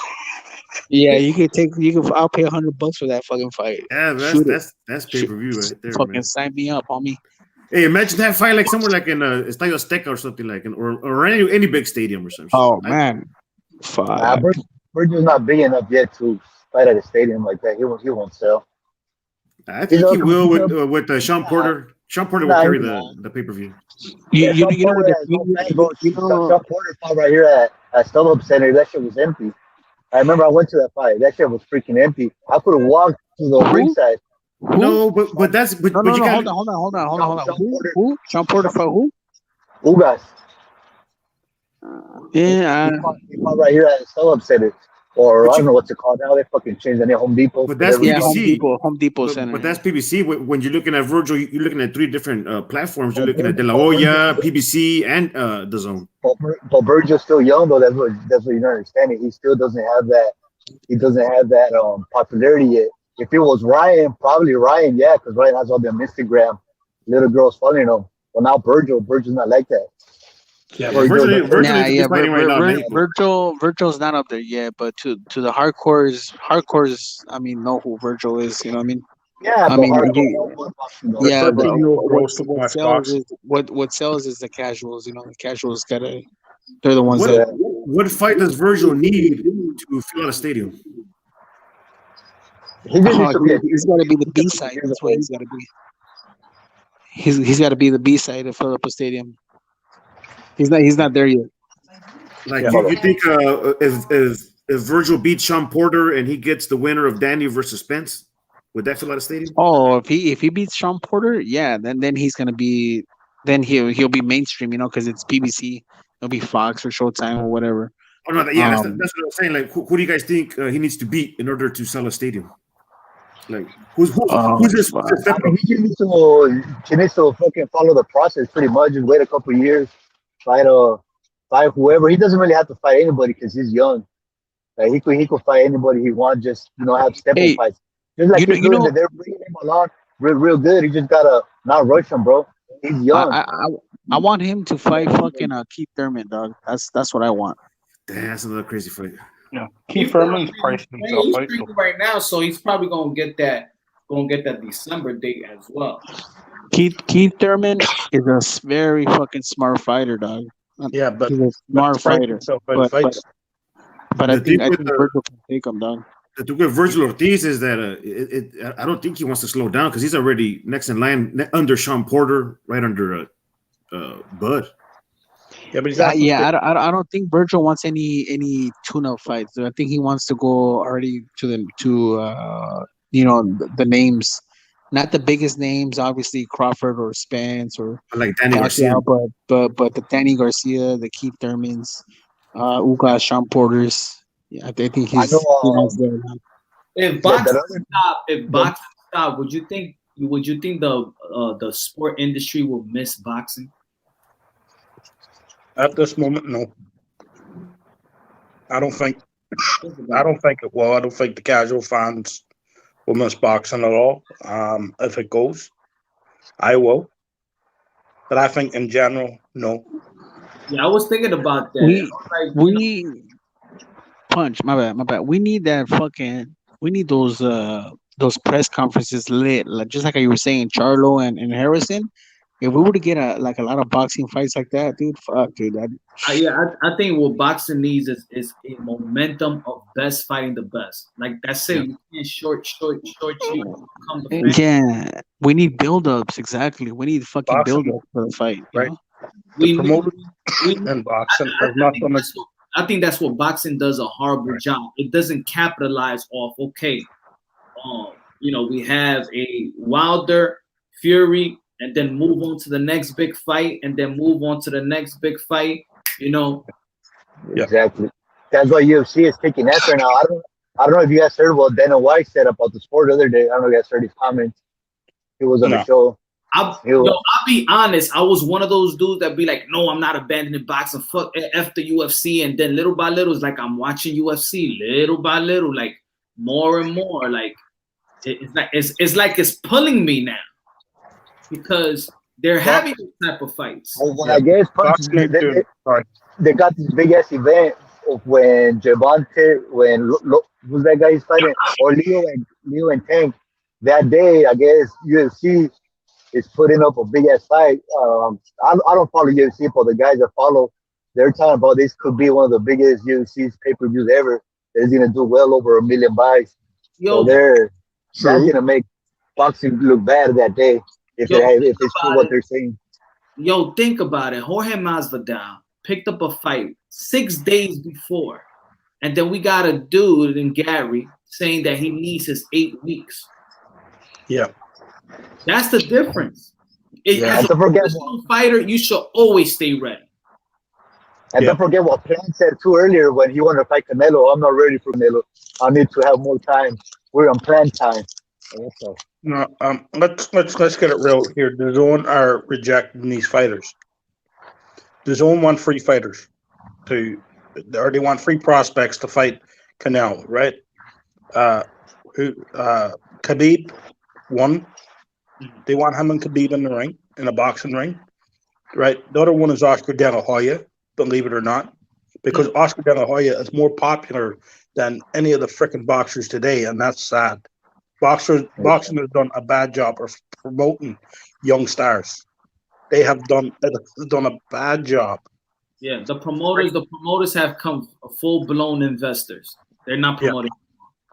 And you know, sometimes when it comes to a legal issue, both parties could decide on who the judge is going to be, and if your legal defense that doesn't know about that you have a say so on who the judge is going to be, and the other team does, what they'll do is say, for example, in this case with Canelo, I'm pretty sure De La Hoya and the Zone, they probably hired or they accepted a judge who opposes combat sports. You see what I'm saying? The promoters now is hustling the networks and the streams. That's what they doing because the Zone. People be like they hate the Zone. I love the Zone. I know the Zone splurged a lot of money. I know they gave the good amount of money for Eddie Hearn, and Golden Boy to deliver. I know Triple G all that money to fight Steve Rose, Sergey Derevchenko, and then another mandatory. I'm sure no.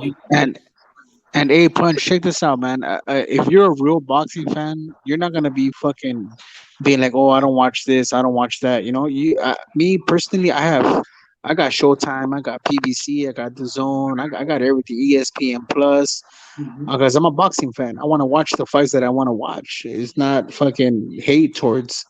You can't call yourself a boxing fan if you're over there fanboying for fucking networks. You know what I mean? That's not. Not yet. Hey, Raider, I was just thinking about that. Go ahead, Punch.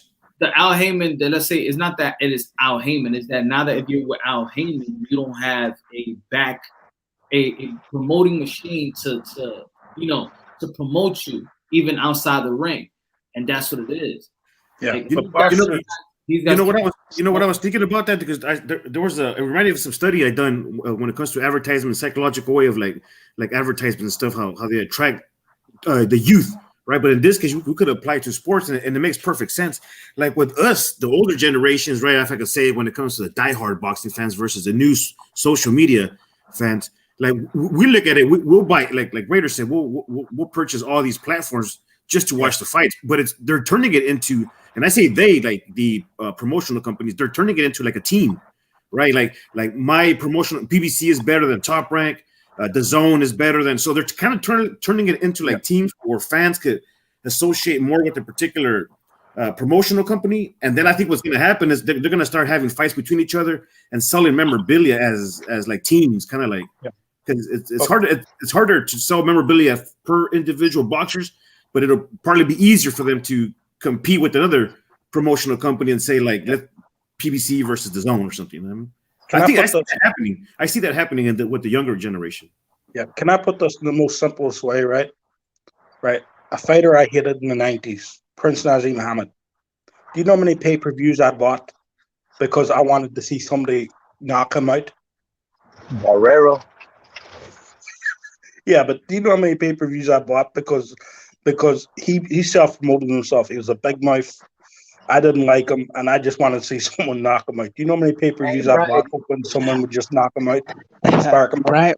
Brian, you can say the same thing about Floyd. You know how many people bought pay-per-views because they wanted to see Floyd lose? Yeah, same thing. You know what I mean? Canelo's turned into that way too. Crazy was something else though. He had the best ring entrances. I remember that dude. He had the craziest ring entrances with all kinds of stuff, and he would pray to Allah. That dude was crazy. Everybody hated him. But tripping on this though, I remember when they announced the fight, I'm like, all right, cool, Berta's gonna fucking he's gonna demolish this dude. Because Styles make fights, and Barrera's more of a like technical boxer, and this other dude is more like a clown boxer. You know what I mean? They all But, I gonna. mean, he was I'm good. He gonna was say good like though. this. He was good though. He was a good fighter, but still. Yo, they all gonna capitalize. They all gonna So we're capitalize. almost not Talking about disqualified. the legends. Julio Cesar Chavez Sr., he's gonna come out and fight. You probably go and entice Sugar Ray Leonard to come out back and do some exhibitions. Yo, once if Mike Tyson and Roy Jones Jr. If those numbers are gonna be better than Wilder and Fury, all the legends are gonna come out and capitalize. They're gonna get that money. Yeah. Yo, Punch, I think Tyson and was inspired by Chavez and Arce because they're already having their third fight and they're selling out stadiums in Mexico, and they're having I seen them too. They're pretty good fights. But they're more exhibition. You know what I mean? Chavez Senior. Yeah. And they're exhibition. They're not 12-round fights, but yeah, they're But Tyson is taking it to a whole different level. He's talking about coming back full speed on the veteran league. Morales and Marquez will duke it out, and they'll make man money. And you know who I want to see come back? Honestly, just because I want to see a man come back from his troubles is Mayorga. I want to see him come back and fight like Fernando Vargas in an exhibition, bro. He's in rehab right now. That's fine. Because Chavez Senior is in rehab right now. What about Chino? What about Chino? De La Hoya and fucking Cotto, Miguel Cotto. Yeah, bro, but just real quick, bro. Imagine right now Mayorga is in rehab with Chavez Senior, but to put him in an exhibition training camp, I know that'll probably kick his habit for.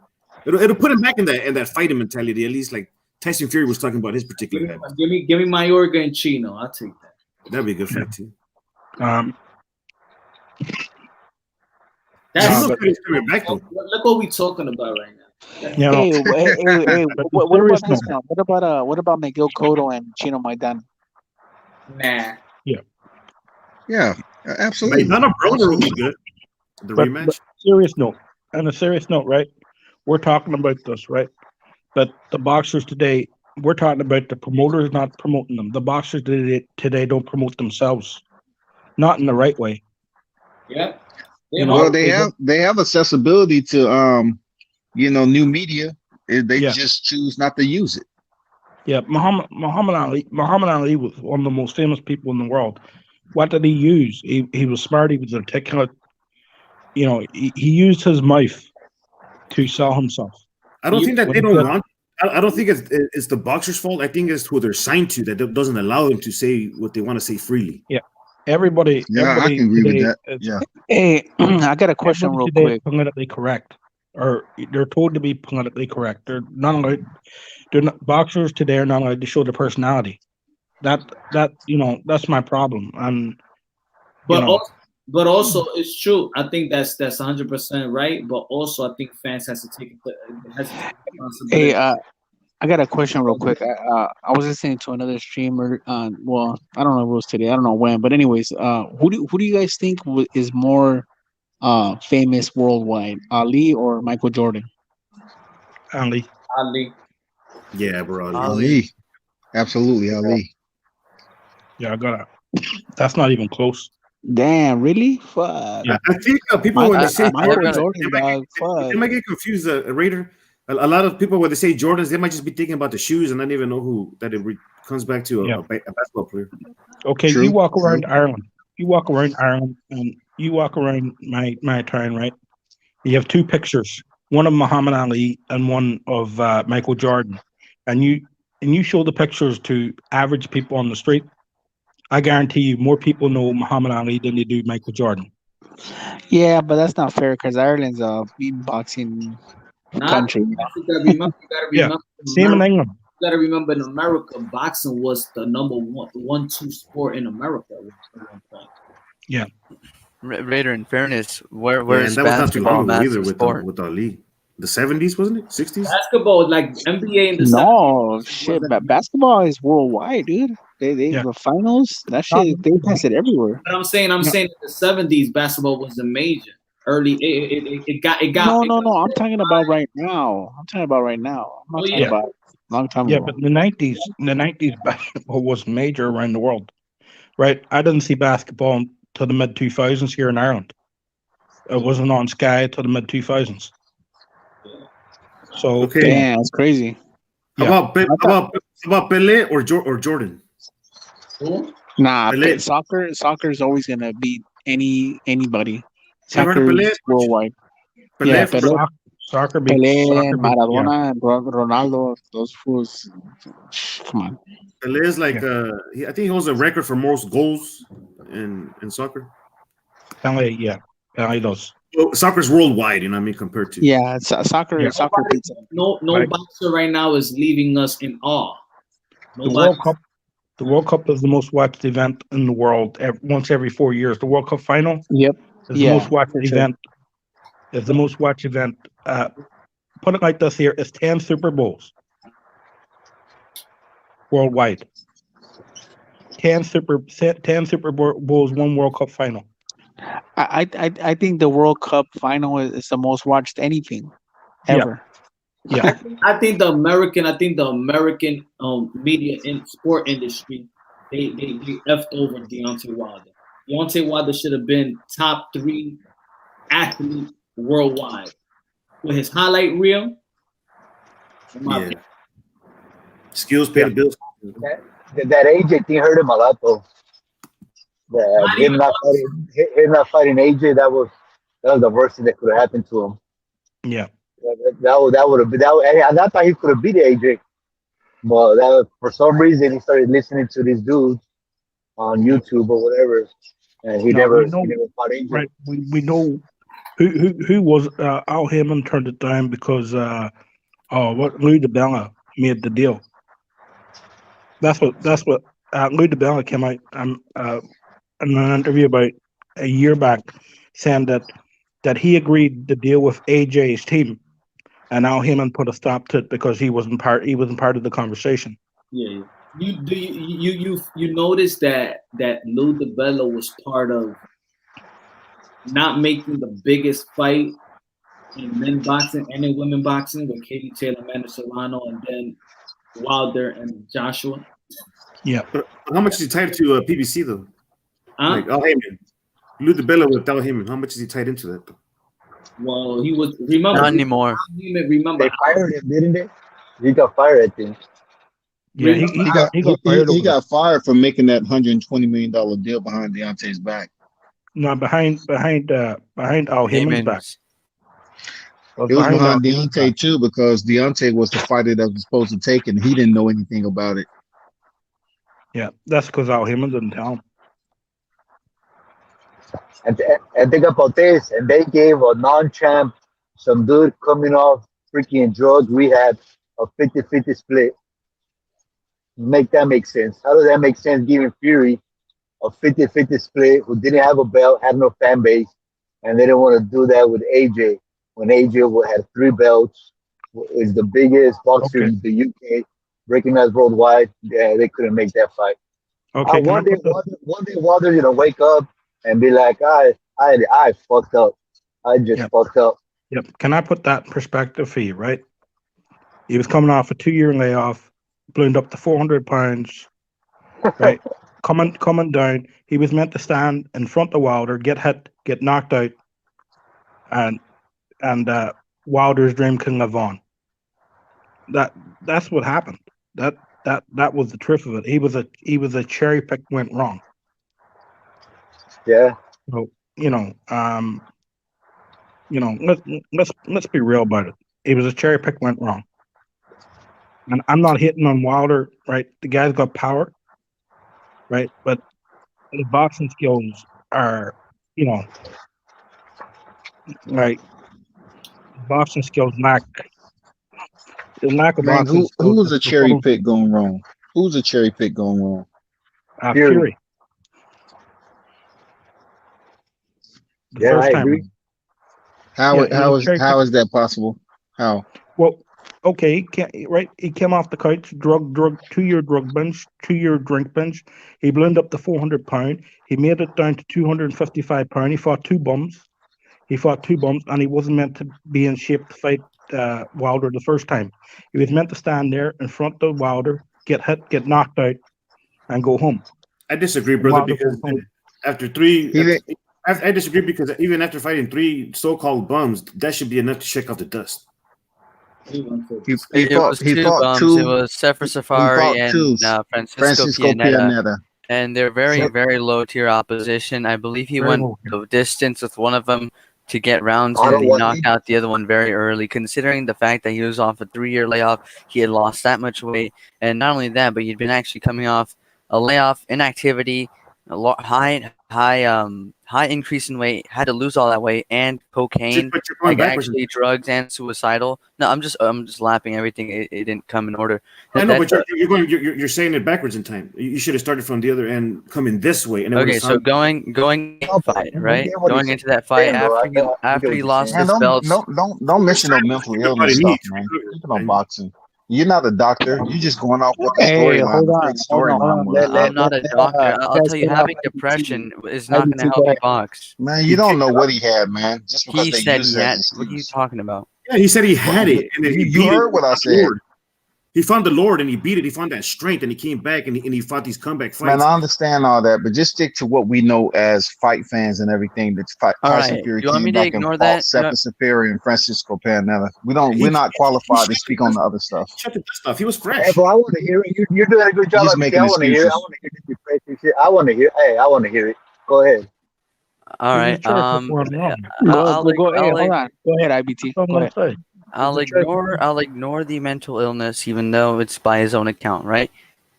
He All right, cool. fights Do that. Vladimir Klitschko in Germany, defeats him. It's the best win of his entire career. He has an insane natural high, and then he says, shortly after, right, his kind of life falls apart after the win. Let's look at the facts. He balloons up in weight. He's coming off of basically 3 years of inactivity. He has to now lose that weight. He has to get back in fighting shape. He has to get off the coke binge. You skipped him finding a religion. Dude, let him talk, homie. Yeah, okay.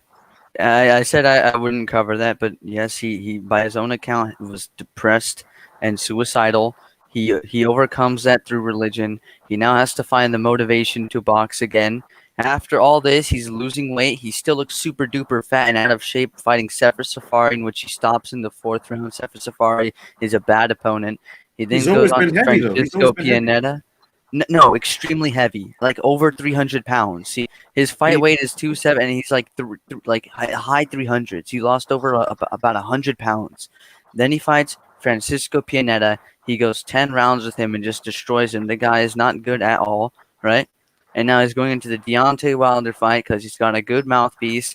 And really, he'd been coming off of an extremely long layoff, had to lose a bunch of weight, and had to lose a cocaine addiction problem.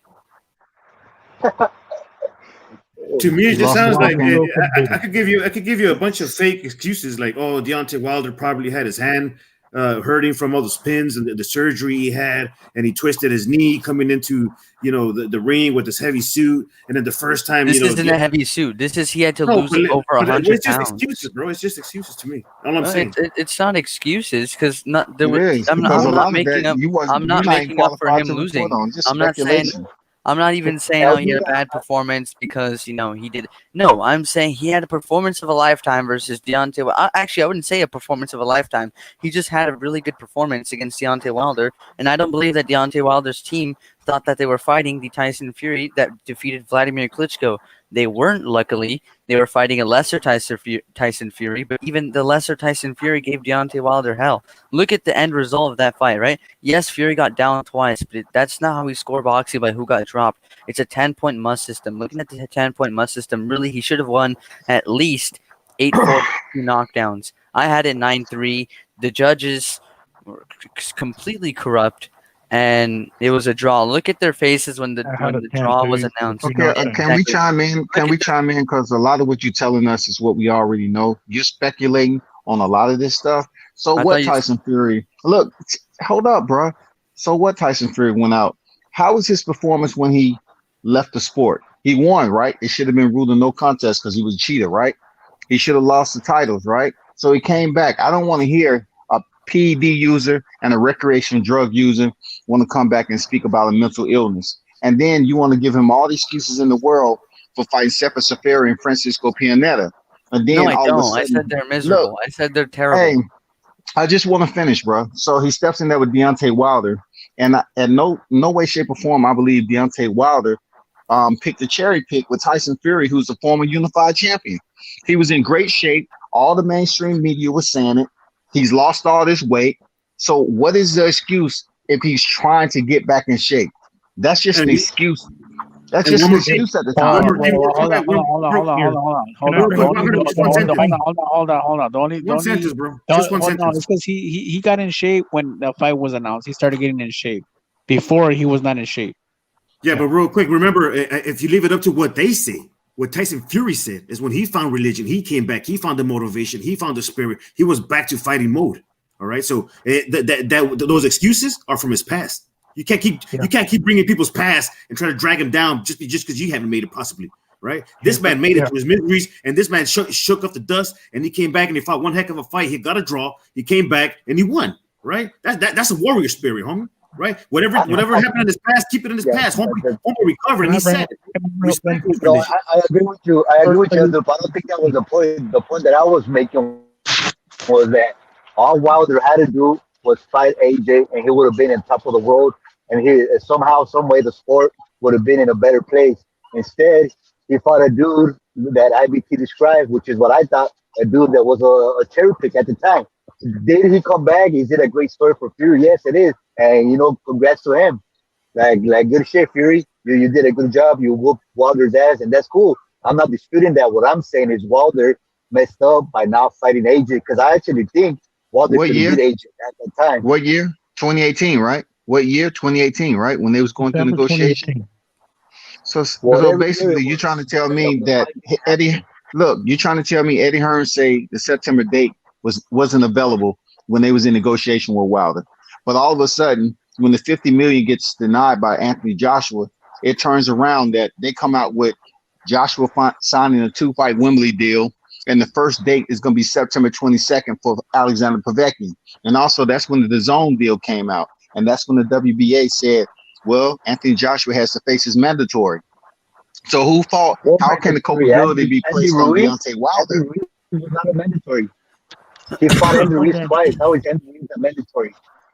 The WBA came out and said Anthony Joshua needs to fight a mandatory, and it was BS, just so they can stop negotiation with Wilder. Go back No, and you're referring look to it the up. Alexander Povetkin, which that was actually a pushed back mandatory, if anything.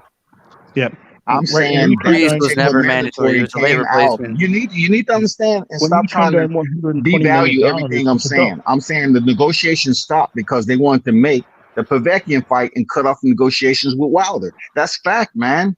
If you know what trumps a mandatory, a unification, right? Okay, then. Hold on. Do you know which sanctioning body has that rule? Unification trumps mandatory. IBF. It's only the IBF. It's not in the rules of the WBO, WBC, or WBA. That's just a fan-made thing. You can go and check the rules and regulations. No, if I you don't want. need to check it. That's not my point, because it's not important what I'm trying to tell you, because that fight was so big, it would have made $100 million. So it doesn't matter what sanctioning body has that. That would have trumped anything and everything if they would have made the deal work. Wilder and Anthony Joshua for the undisputed would have trumped anything they had. It don't matter if it's the IBF or not. That's something I already know. I'm talking about the biggest heavyweight fight that could have took place in this decade. Deontay Wilder, Anthony Joshua. Well, it would have been last decade.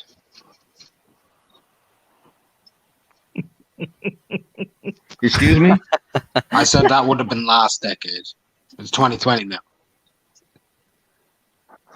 You know what I mean, right? I mean, we're not in preschool no more, right? You know what I'm saying? Yeah. Okay. So I'm just saying the last decade of boxing. I heard something. Boxing. You know what I'm saying? I heard something. So I wanted to come back, and I was just interested. Right? Remember a couple of things you said. Tyson Fury with the drugs and everything, how he won the titles. Those titles, right? The Klitschko fight would have been made in no contest. That wasn't for the Klitschko fight. That was for the Christian Hammer fight. That's the first thing. Secondly, his B sample came back officially clear. So that was never going to happen. He agreed to a retrospective ban for not being permissible with UCAD. which is a different circumstance. Completely off the record. But you can go and actually look into that info. I'm guessing you haven't fully researched it. But go ahead. There's a copy of it on Ring Okay. Magazine. Ring I'll Magazine wait. have it. I'll wait till you finish because I like how you telling me what I haven't researched. Because when it comes down to it, his last time when he took that 3-year hiatus, so to speak, or whatever, his last fight was Vladimir Klitschko. That IBF title was being fought by Charles Martin and Glaskov. 30 days after he won it. So I'm not talking about no Christian Hammer fight. I'm talking about him being tested positive for PEDs and everything else and being suspended and therefore having some of his titles stripped anyway. So why are you bringing the Christian Hammer fight in, which that has nothing to do with him leaving the sport in 2015 November? Okay, the reason he's bringing that up is because you said the fight should have been ruled a no contest, which is incorrect. If anything, the fight that should have been ruled a no contest is the bout with Christian Hammer. No, not the Klitschko bout, the Christian Hammer bout. That's what we're trying to say. And also, for the other thing where you're saying unification trump mandatories, he brought up the fact that it's only the IBF, and you mentioned how he could have done that, and instead of fighting Alexander Povetkin, and then afterwards go, I no, don't you know what I understand what mean, you're and we saying. know You're how talking a fast. little fast. You're talking a little fast. Okay, Can you slow it what do you down? need me to repeat? Sorry. Nothing. I mean, just keep talking, but slow it down. I'm gonna go to the Okay. cam, ladies. I'm gonna go to the cam. Be right back. All right. So the fact you're bringing up about unifications trump mandatories, right? That is only the case for the IBF. So in this case, Alexander Povetkin is the WBA mandatory. So he couldn't actually. He would actually have to fight Alexander Povetkin. He can't just bypass it. And from what I recall, Povetkin was actually a mandatory pushed back. Like this was already one that had been pushed back. So really, AJ is at risk of losing his titles. He's been at risk for a while now. It's difficult to maintain holding these many titles. And when you bring up Deontay Wilder defeating a former unified champion and all that stuff, if Errol Spence Jr. right now were to face Marcos Maidana, that's like saying he's fighting a former champion. Sure, technically he is, but you're removing all the context that says he's been retired for 6 years. He lost his last 2 bouts. He said he doesn't have any love for the sport, etc., right? I mean, you can make up all the overlay you want. It's not overlay, when did it's his context. Hey, look, when did his test come back for the Vladimir Klitschko fight? What test? His He drug never test. When he tested popped positive for the test. Vladimir Klitschko fight. He tested positive for recreational drugs, right? No, he tested positive for the Christian Hammer fight. No, he's saying that no, he's saying he had cocaine. Go ahead. He already had test results coming back when he went into the Vladimir Klitschko fight, which it doesn't matter if it was for the Christian Hammer fight. If his test came back for that Vladimir Klitschko fight, that fight itself should have been affected by the drug test once they returned from the sport. That's why he could not defend it, and he left the sport. No, sorry. You're getting your timeline mixed up a little bit. He didn't test positive for recreational drugs until after the fight and the reason he got stripped from the IBF is because he had a mandatory not a mandatory. He had a rematch clause. You just said after the fight, right? Because the test came back after the fight, right? So I'm talking about after the fight, he got tested after like a new testing. And this is now post Tyson Fury has been stripped from the IBF. They're supposedly building up a second fight with Klitschko, which never happens. And then he basically falls into, that's what I'm saying, the depressive state where he does a bunch of drugs and he balloons up in weight. So the Klitschko fight, the Vladimir Klitschko fight never happened? The rematch never occurred. There was supposed to be a rematch. We're talking about when he left the sport. In November yeah, so he 2015. didn't leave the sport immediately after losing. It was a gradual thing. It was something that was realized for in January, I believe. By okay, Charles so like I Martin just explained, the IBF title was stripped very shortly after because if Klitschko were to win, he would have had to fight his IBF mandatory. But because he lost, he has a rematch clause with Tyson Fury. Tyson Fury accepts the rematch clause, and thus that's a violation of the IBF mandatory, so they strip him. IBF are very strict with this due to a lawsuit from years ago where they were basically found, like fraudulent. So they have to be very strict on these things. The IBF strip him 30 days after he beats Vladimir Klitschko. Similar thing to what happened with Canelo, except with Canelo, it was they failed to send in the paperwork to extend their deadline to negotiate with the mandatories. This one is he accepted a different fight. If you're mandated to fight fighter A and you say, no, I'm fighting fighter B, that's a violation of the mandatory, and therefore you're not their champion anymore. That had nothing to do with drug tests. Any further questions? I didn't have any questions to you, man. And you know, you're talking to an adult. You act like you want to have an argument, but I'm trying to talk to you as an adult while we're discussing the timelines and everything that took place with Deontay Wilder and Tyson Fury and every other subject that we was talking about with the timeline. You can say what you want about the unification bout with Anthony Joshua and Deontay Wilder, but it definitely would have took place before any Alexander Povetkin fight. And if Eddie Hearn said the fight date wasn't there, it wasn't available, then what does Alexander Povetkin has to do with anything? Eddie Hearn said that the date in September wasn't even available, but everything starts coming to light once the negotiations are done. Just because the WBA want to come out and say, well, so-and-so needs to fight a mandatory. He needs to commit to a mandatory within a week. And then the week come and go and nothing. And then all this information comes out about, okay, now we have a Wembley date for April and September. And then we have the zone deal is coming out and everything else that took place after that. Hey, who do you guys think is going to win that fight though between Tyson and the trilogy and Wilder? It depends. It depends on who makes the better changes, man. It's not going to be just a automatic, say, well, we're going to get the same Deontay Wilder we got in the rematch. It's going to be whoever made the better changes, who has the solid game plan. I'm a Deontay Wilder fan, but even me, I'm looking for him to go back in there and regain his title. That's just period, because I feel he's going to be, his health is going to be better. And he should be able to have enough time during the pandemic to get a new trainer. You know what I'm saying? I take nothing away from Tyson Fury being the guy who went in there and won the title that night. He did what he had to do from the circumstances. But I do believe that power. Hold on, real quick. You're gonna say his health is gonna be better. What health issues did he have though? I'm just saying he didn't look the same. I don't know. Like I told you, I'm not going to speculate. You remember when I said, well, you're speculating on a lot of health issues Tyson Fury had? All I'm saying for Deontay Wilder, he didn't look like the Deontay Wilder we're used to seeing. No excuses, everybody says that. bro. It's not something. And I wasn't making excuses. I'm telling you, if he's able to come in there and look better than he did the night he fought him on February 22nd. That's all I'm saying. It's not an excuse. I think he looked okay in the first round. I mean, I don't know what happened after that. Okay, dude. Go ahead. I mean, you can say what you want. I didn't make any excuses for Deontay Wilder. You asked me who I think will win. I told you. I didn't say anything about No. I didn't. Other. No, I didn't ask you who do you think will win. I asked you because you said that he's going to be healthier, so that's why I was trying to find out how. No, I wasn't talking about you, man. I was talking about the other guy who asked me the question. My bad. All right, cool. Fury wins.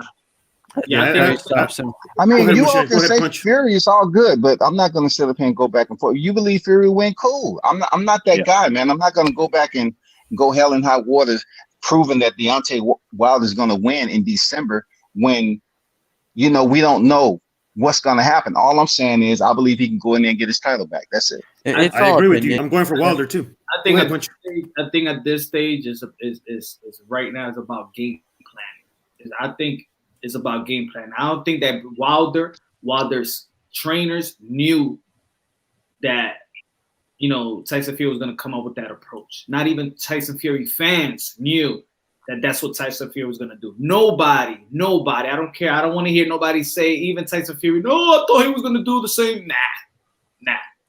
I don't think nobody knew that he was going to bulldoze Deontay Wilder like that. Hey, once he went to the Kronk gym, I knew. When I went to the Kronk gym, the talks of it was that he's going to neutralize that right hand because that's the specialty of Stewart. Yeah. But we didn't think that he was going to bulldoze his way and be the bully.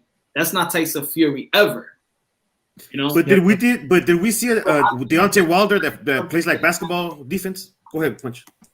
That's like I can't. It's almost like it's almost like if you're going to game plan for Sean Porter, You know that Sean Porter's gonna come at you, but then Sean Porter comes that night and tries to outbox you for 12 rounds on the outside.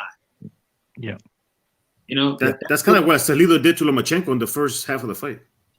Yeah, but you see, once he went to the Kronk, I knew he would be more aggressive because Tyson Fury, right before that, there had Ben Davison. Tyson Fury is the type of fighter who will listen to instructions from his cornerman. That's just the type of guy he is. He'll follow the game plan to the T to the letter. So if he went to the Kronk gym and he was going to be more aggressive, that's how he was going to come in. You know, Ben Davison is a defensive fighter or is a defensive coach. I don't think he's a great coach, but I think he did a great job in shredding wit. I think he was more of a wit loss program for Fury, if you know what I mean, because you know he got him in tremendous shape for the first fight, but in the second fight, once he went to the Kronk gym, Tyson Fury is the type of guy, he's well experienced enough to go in and listen to his coaches and follow the game plan to the T.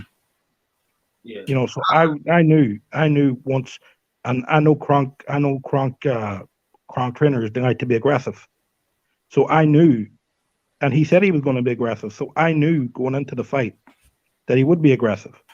I know, yeah, he said that, but many of us thought it was bluffing. We all said I that. believed him. I believed him. Put it like that. I did believe him because he's the type of guy. And what's his name? Young Stewart. What's his name? Forget the trainer's name. What, Sugar Hill?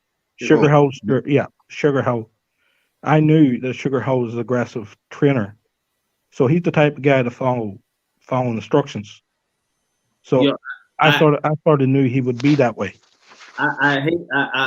Well, I'm not gonna say that. I said, I think that for Wilder, I think loyalty maybe is what's the word for it? When you're too loyal for your own good. Weakness, yeah. Because I think if you ever watch Breland was coming out from the amateurs, was the best, had the best 1-2 in the game. Yeah. He is mimic. He have taught Deontay Wilder that if you see Deontay Wilder, you see Breland, they have the same type of style. The 1-2 and the way they lean back on defense when they don't really cover up. That was Breland as well. I just think that Breland have taught him that sit to a level that now it needs another trainer. Like, yeah, he already mastered the Breland style, but he needs something else. Yeah. No, I agree with that. You know, so I think the third fight is interesting, but Wilder still crosses his feet from what or bring somehow. There's so many fundamental. What does he do? What does Deontay Wilder do right? What has he done right in his career with 42 victories, 41 knockouts, and 1 defeat? What does he do right? He has a great way to set up his right hand. I think he's developed well. Before, he would just kind of launch it, and now he seems to understand that you need to use your jab to set up, maybe a feint, blind him. That's what we saw in the Luis Ortiz second fight. He used his jab to blind him. I'll tell you his main improvement is no more windmills. Yeah. He hasn't did that in so long, man. So I'm not sure why you even mentioned it. You know what I'm saying? I say in the second fight with Ortiz, he rarely threw feints. Before that, if you look at when he won his title versus Stavern, he was outboxing Stavern. The jab was working. He threw some feints there. He was boxing. He was boxing different. You're right. He was boxing different when he stepped in there with Stavern. I think he actually believed in that aura. Remember what Deontay Wilder was saying? He said, "Well, I only need one punch." That's why even though that he ended the Ortiz in that second fight, I was actually disappointed because he didn't win one round. He was actually just waiting on that one punch. Here, Deontay Wilder quote, "I don't need skill. I have power." Yeah, I mean, that's not for debate. I totally understand where you're coming from with that. And who am I to sit up here and debate his words? But what I'm saying is the last thing to go is power, right? And we've had plenty of boxers in different divisions have power. and get away with for lack of fundamentals that they need technically. You know what I'm saying? So it wasn't broke.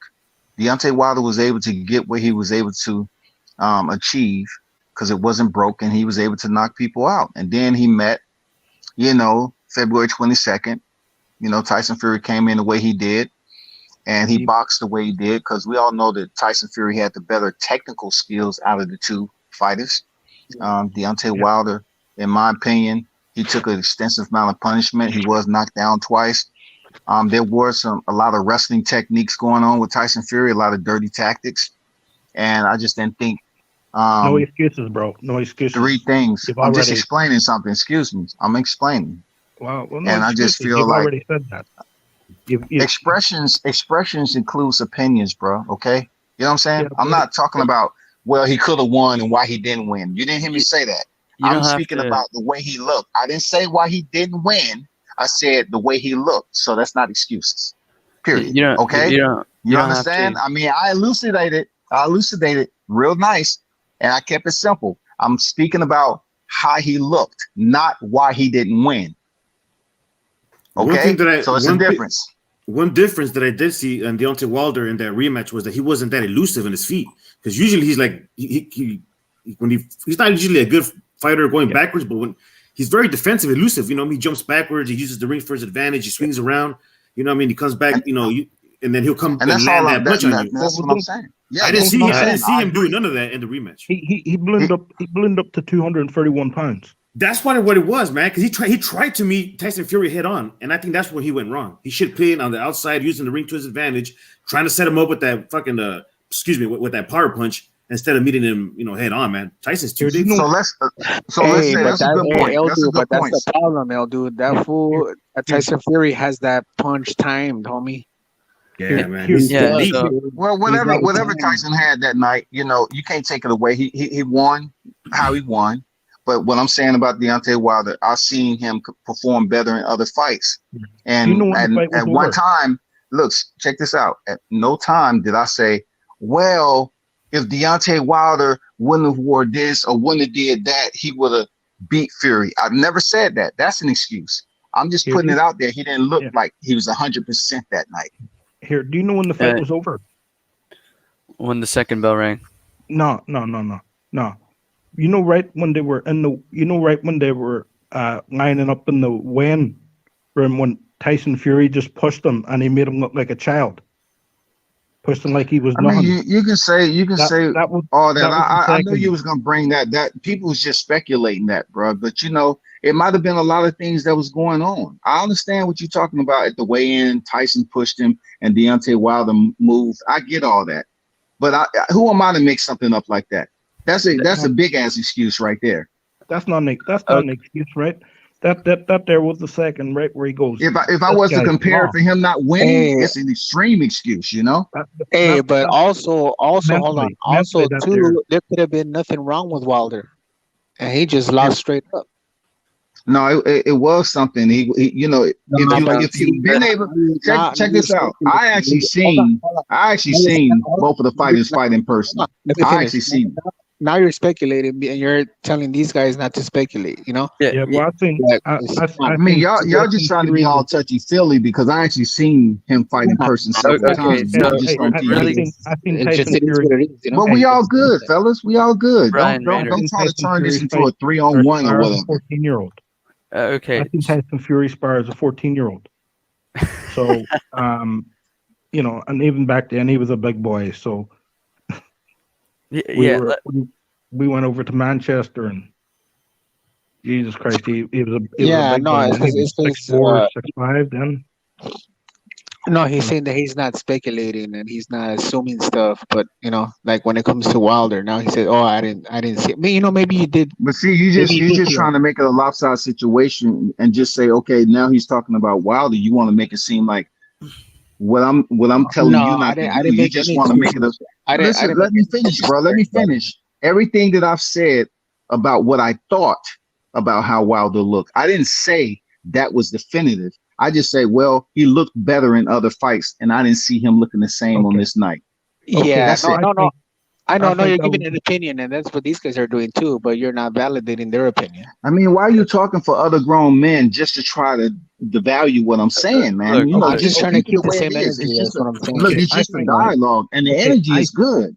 The energy I is think good, and I'm I not think asking you to second. inject any energy in my dialogue. I'm good at what I'm telling you. You know, you can understand, you can interpret, you can retain, right? So stop talking for other grown men on what I'm saying to them. I told you, and it wasn't no All right, buddy. speculation. All right, Okay. I cool. think You the talk a little bit. second. You so chatty patty. You know, you just chatty all the time, man. Now you're Wait till taking your Okay, well, turn, I'm look, gonna bro. give look. you. Hold on, IBT. Hold on. Now I'm giving my opinion, my boy. All You know what I right, mean? go ahead, my boy. So that's what I'm doing. So I Go can ahead, give my my boy. opinion. You know what I'm I saying, my never boy? call you out your name or anything. Don't call me a boy. Just say, okay, Hey, let's go. first Let's of go. all, I call everybody my boy. Yeah, he called I you don't that. give a fuck what you Don't get call sensitive. everybody, You're man. getting Let's very talk. Don't get all defensive. sensitive. Stay on Don't get all boxing. sensitive. Here we It go is with all boxing. this same We language, talking this cliche language, man. we talking boxing. What do you mean? What you talking about? Keep it. Go ahead to the next topic, man. Are we still on boxing, or are you trying to instruct somebody on what speculation and Who excuses? is talking about non-related boxing? Man, bro, you said you call everybody boy, so I'm waiting for I you to begin your narrative. no. I Let's didn't go. say boy. I said my boy. Yeah, I bro. call He everybody Listen, was my he boy. was calling me. listen. Hey, my boy, how you doing, Okay, my boy? my He said, boy, "Yo, My I boy. got it. My boy, I got it. Let's go. Let's go to the next subject. Let's go. What you was gonna say? No, we're talking about that you're giving your opinion, right? Or no? That you're speculating. That you didn't Is see this? what. Are we on this? Or are we gonna talk about what you're trying to debate Okay. about Tyson Fury, Deontay Wilder? What are you talking Man, about? Oh it's my like two God. thirty in the morning, man. It's like 2:30 in the morning. You up here asking questions, and we're not even going forward. Do you have anything to say about Tyson Fury, Deontay Wilder, or what? All right. So check this It's out. 2:30, dog. It's So hold 2:30 in on. 7:23 the So AM, a.m. dog. hold on. You don't gotta get all 7:23 sensitive. a.m. Hold here. on. Hold Let's on. Man, go why real you keep fast. talking about why you all got to get? And I have three of y'all coming at me, and I'm like, I'm talking. I'm reasonable. I'm talking. No, I'm just saying I'm it's not No, go running ahead. 7:23 away. You a.m. I can have talk. aborted the mission. I'm waiting on you to talk You about can talk. something with Ain't substance. nobody telling you not to talk. But Man, when you're go ahead, telling bro. when you're telling other people that you're assuming stuff, you're doing the same thing. That's all I'm Okay, saying. I'm assuming. All right, cool. Assuming. Let's go. Okay. What's the Okay. next topic? I assumed the What's the fight next was topic? over when Fury pushed Wilder in the press conference. I Okay. assume that. I am Oh, assuming that. I think that's when Fury won the fight. Mentally. okay, cool. I respect what you're saying, bro. You know what I'm saying? That's all I was saying. That's a big assumption to say he lost the fight because he was off balance and everything. Being a lot of people say Wilder don't have balance when he's even in the fight. So to say he lost the fight, then okay, I get where you coming from, man. It's all good. His game plan, I think that Wilder was doing something successful that a lot of people don't talk about, and that was attacking the body. If he could attack the body, hit the solar plex, jab to the body instead of just head hunting, and because if you look at the numbers, he landed more body shots in the first fight. There was little bit successful. He could take instead of just working from top to bottom, he could work from bottom to top. Implement that big body. The body is there. Use that right hand to the solar plex, and then it'll bring Tyson Fury's hands down, so then it'll open him up even more. For a better target instead of just going straight to the head hunt. The body is there. Go to the body, and then work your way up. I agree 100%. And actually, Absolutely, that's one absolutely thing. agree.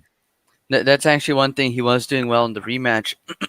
Sorry, he was jabbing well, stabbing to the body. But the only issue is that for Tyson Fury, right, he's got elite level head movement. I think we can all agree on that. So it's pretty difficult to hit him upstairs, and he's got a big body, and he's not a very vascular guy. I feel like if he were to get hit hard downstairs, it'd probably take an effect.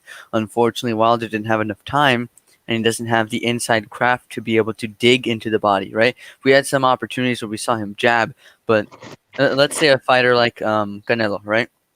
And Inoue.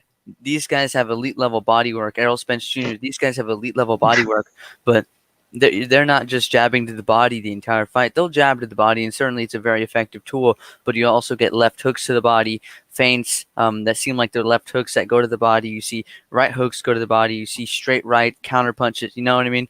And it just Wilder didn't have the opportunity to open up multiple ways of getting a body shot like that or really dig into the body. You just gotta kind of stab at the body. So it wasn't enough time for Tyson Fury to lose stamina or to open up or for that kind of part of the game plan to work. And I just don't know if he can increase his inside game fast enough in a rematch. Yeah, how many months do we need, though? How many months does he need? I don't know if he will ever. I mean, the pandemic allowed him to have February 22nd all the way to December. They plan on fighting. How many months does he need to get in there and practice inside game? And he already has power with 42 victories. Come on, man. I don't think it's just inside game. I just overall.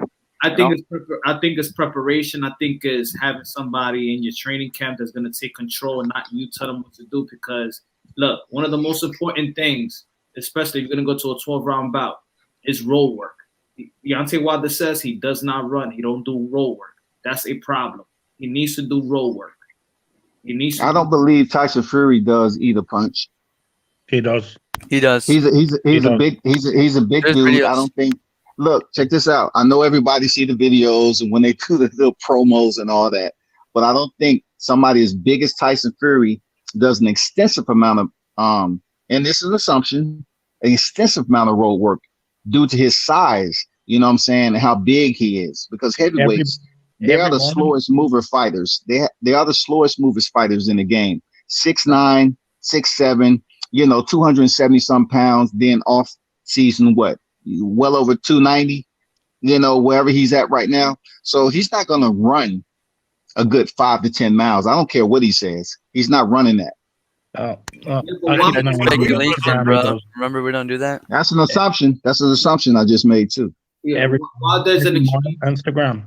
Wilder's an extreme athlete. He played football and past basketball, so he knows how to really get back in shape. I also think is he tried to gain too much weight. He never carried a weight like that in his career, and like people just like people may think that when you're losing weight and they be like, 3 pounds, 2 pounds, or whatever, you don't make weight. Carrying an extra almost 30 pounds, and you never walked on that weight, and you never ran, it's not good. It was not smart. I think it was for me with Deontay Wilder. It was all about preparation. It's all about preparation, game plan. And Tyson Fury did his due diligence to fire everybody. He don't care if it was his friends or anything. He needed to go to Sugar Hill, and he did it off the base of game planning. Yeah. Hey, so who do you guys got? He did say Ben Davison was very negative in his game plan. So that's why he went. And remember, he spent some time in his youth in the Kronk gym and a couple of his earlier fights training in the Kronk gym. So correct. That's true. So it's not like it was the first time he was ever there. Who does Wilder need? And that's what I'm trying to say about this Kronk style. Like that wasn't the first time he had visited the Kronk gym. So all of a sudden he's just gonna, reinvent and come back in here and he has power. People need to let that go. You know what I'm saying? He had a good style that was effective and he went in there and implemented it. Kudos to him for getting it done the way he got it done. Yeah. Let me ask you a question. Who is Angelo Dundee's protege? Like, every trainer got a protege. I mean, because I believe because I do believe that Angelo Dundee has worked with has he worked with George Foreman before? I don't know. Yeah, I don't know. Does he have it? Sorry, what was the question? Yeah, I think I'm not sure. I know Eddie Futch and Emmanuel Stewart worked together, but I'm not sure who Angelo Dundee had under him. Tell you the truth, who came, In this particular camp that Wilder's in right now, he did have, from my understanding, speaking with the camp, he has George Foreman as an advisor to certain areas. I don't know what those areas are, but George Foreman is an advisor, to Deontay Wilder during this camp. So They wouldn't tell me as to the trainer, the new trainer that's in there. One of the things that counts a lot is the sparring Hey, partners. And Elder, hold on, Elder, hold on. Real quick, no, I just want to World Combat Sports real quick. Hey, I don't. When I called you, hold on. When I called you my boy, I didn't mean it in any derogatory fashion. You can tell any of these dudes. I call everybody my boy. Just to put No, that it's out. all good, El dude. I'm No, 50. this I'm is 50, bro. I don't take shit personal like that, man. But it's Hey, all good, bro. We good. I want you to come out of the stream and be like, "Oh, this dude Raider," I don't do that, man. No, That's punch drunk. That's not what I do, bro. I don't go over here and just No, talk I'm not reckless saying about cats. I'm not saying you're gonna go tell people. I'm just so you can know. That's what I'm telling you. You know. Yes, he Appreciate did. it. He actually did work with George Foreman. I think that it is very important for Deontay Wilder to keep George Foreman in the mix, because I do believe if he knows the styles of Angelo Dundee, he knows a similar style to neutralize the type of feints and movements, because he knows a guy like Muhammad Ali. I think I'm just trying to connect everything together. You understand what I'm trying to say? Like, I'm trying to connect where Deontay Wilder could really, where somebody could help Deontay Wilder. Because if you look at the last fight, every feint that Tyson Fury threw, he flinched. Every feint, and I did the live commentary, and I'm like, why the hell is he flinching on every feint? Like, there has to be some type of discipline. You can't flinch on every feint. That means that you're every time you flinch, that means that you're resetting on everything. So Tyson had Deontay Wilder resetting, and he couldn't even, start to do anything. It seemed like his balance was off, man. Have you guys seen who does the mitt works with Deontay Wilder? It's his brother, and they do a horrible job with the mitt work, dude. Well, it's not just his brother. I know that for a fact. I was in 2 of his camps. I think. Look, I mean, I'm not jealous in the fact that his brother doesn't hold his mitts, but he is not the only one to hold mitts. I know that for a fact. Oh yeah, I remember what I was going to say. I was going to say that the hardest problem with Deontay Wilder is finding the proper sparring partners to prepare himself against Tyson Fury. I mean, where are you going to find fighters like Tyson Fury size? Yeah, I said that before. Yeah. He's a. The one guy I could think of, not height wise but skill wise, would be it's Usyk. I'll get Usyk in there to spar. Yeah, but he's not Deontay Wilder. He wouldn't allow Usyk. Usyk's too light in the ass, man. Yeah, and Usyk is not gonna help out Wilder to beat Tyson Fury. You need a fast fella. The movement part of No, I'm just saying, like, personally, I don't think that Usyk will help Deontay Wilder to beat Tyson Fury. Oh yeah. What about Ortiz? You think Ortiz would help him out? That'd be weird. Southpaw. In all honesty, Ortiz is southpaw, man. Yeah. In all honesty, and I hate bringing this up, but unironically, Filip Hrgović would help him. It's someone he's worked with in the past. He was in David Hayes' camp for the Tyson Fury fight that never actually formulated, and they were both there.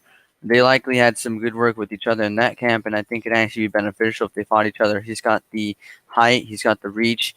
He's probably going to be fighting on the front foot, or you can ask him to. Hrgović is a versatile fighter.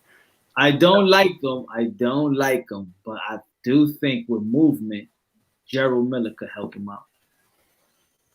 Jarrell Miller, I don't think that guy's allowed in the gym, man. I think he walks in through the door and he starts glowing, and they just kick him out. I'm just saying with feints. I mean, you can be a drug cheat and still go to sparring. I mean, it's not like it's competition, man. For your safety. Hey, IBT, that's a good Hrgović. Yeah, I think that'll be a good sparring for Wilder. Did somebody say Vladimir Klitschko? Yeah, if Wilder gets Klitschko. Man, it's hard to train for Tyson Fury. I'm telling you, Deontay Wilder is learning on the job, because remember, probably in sparring, his 1-2 is straight, or probably the 1-2 is coming down. Now he's in the ring with a 6'9" dude. Now he's actually punching up, and that you can only do that you know, on fight night because you don't have no sparring partner that is 6'9". Yeah. I used to spar guys who were taller than me all the time. I used to punch their chests. Yeah. I know You a know? guy who can work with Wilder, Brian Harkin.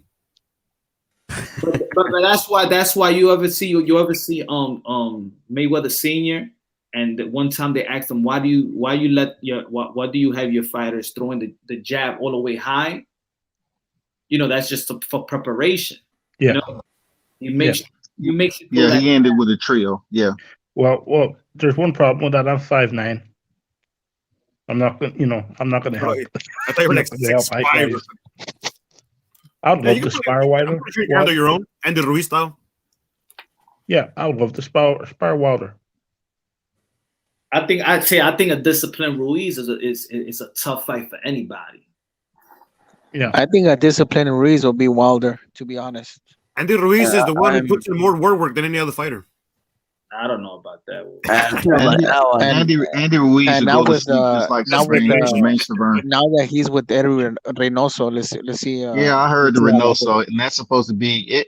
It's all about Ruiz. Ruiz blew his rematch with Joshua because he wasn't in the gym, and Reynoso can only train him. He can't sit up here as a grown man and just say, "Hey, look, Andy, let me." Andy has to want it. He has to want it, man.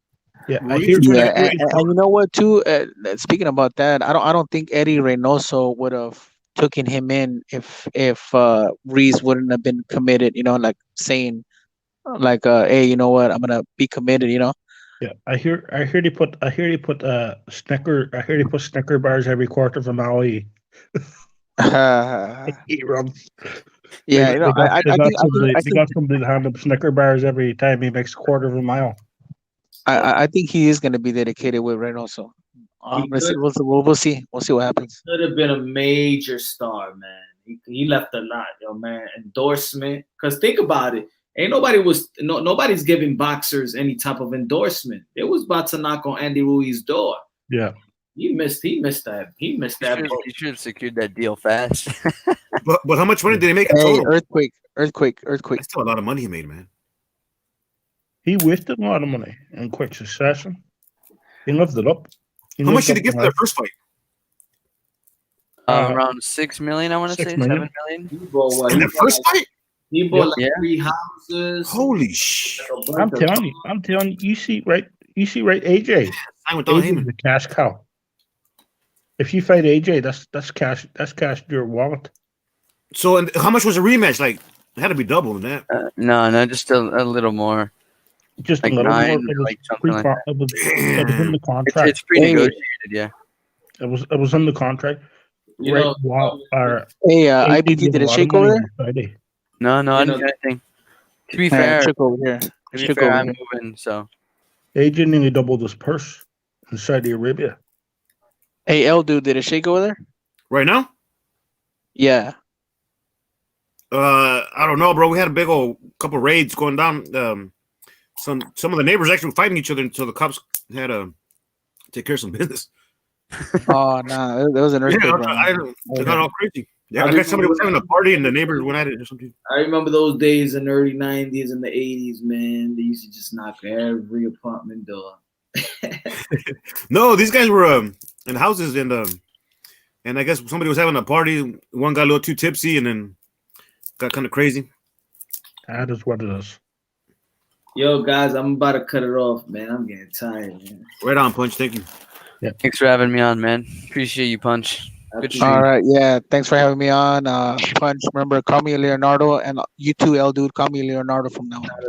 All right, brother. All right, late. Peace, everybody. All right, peace.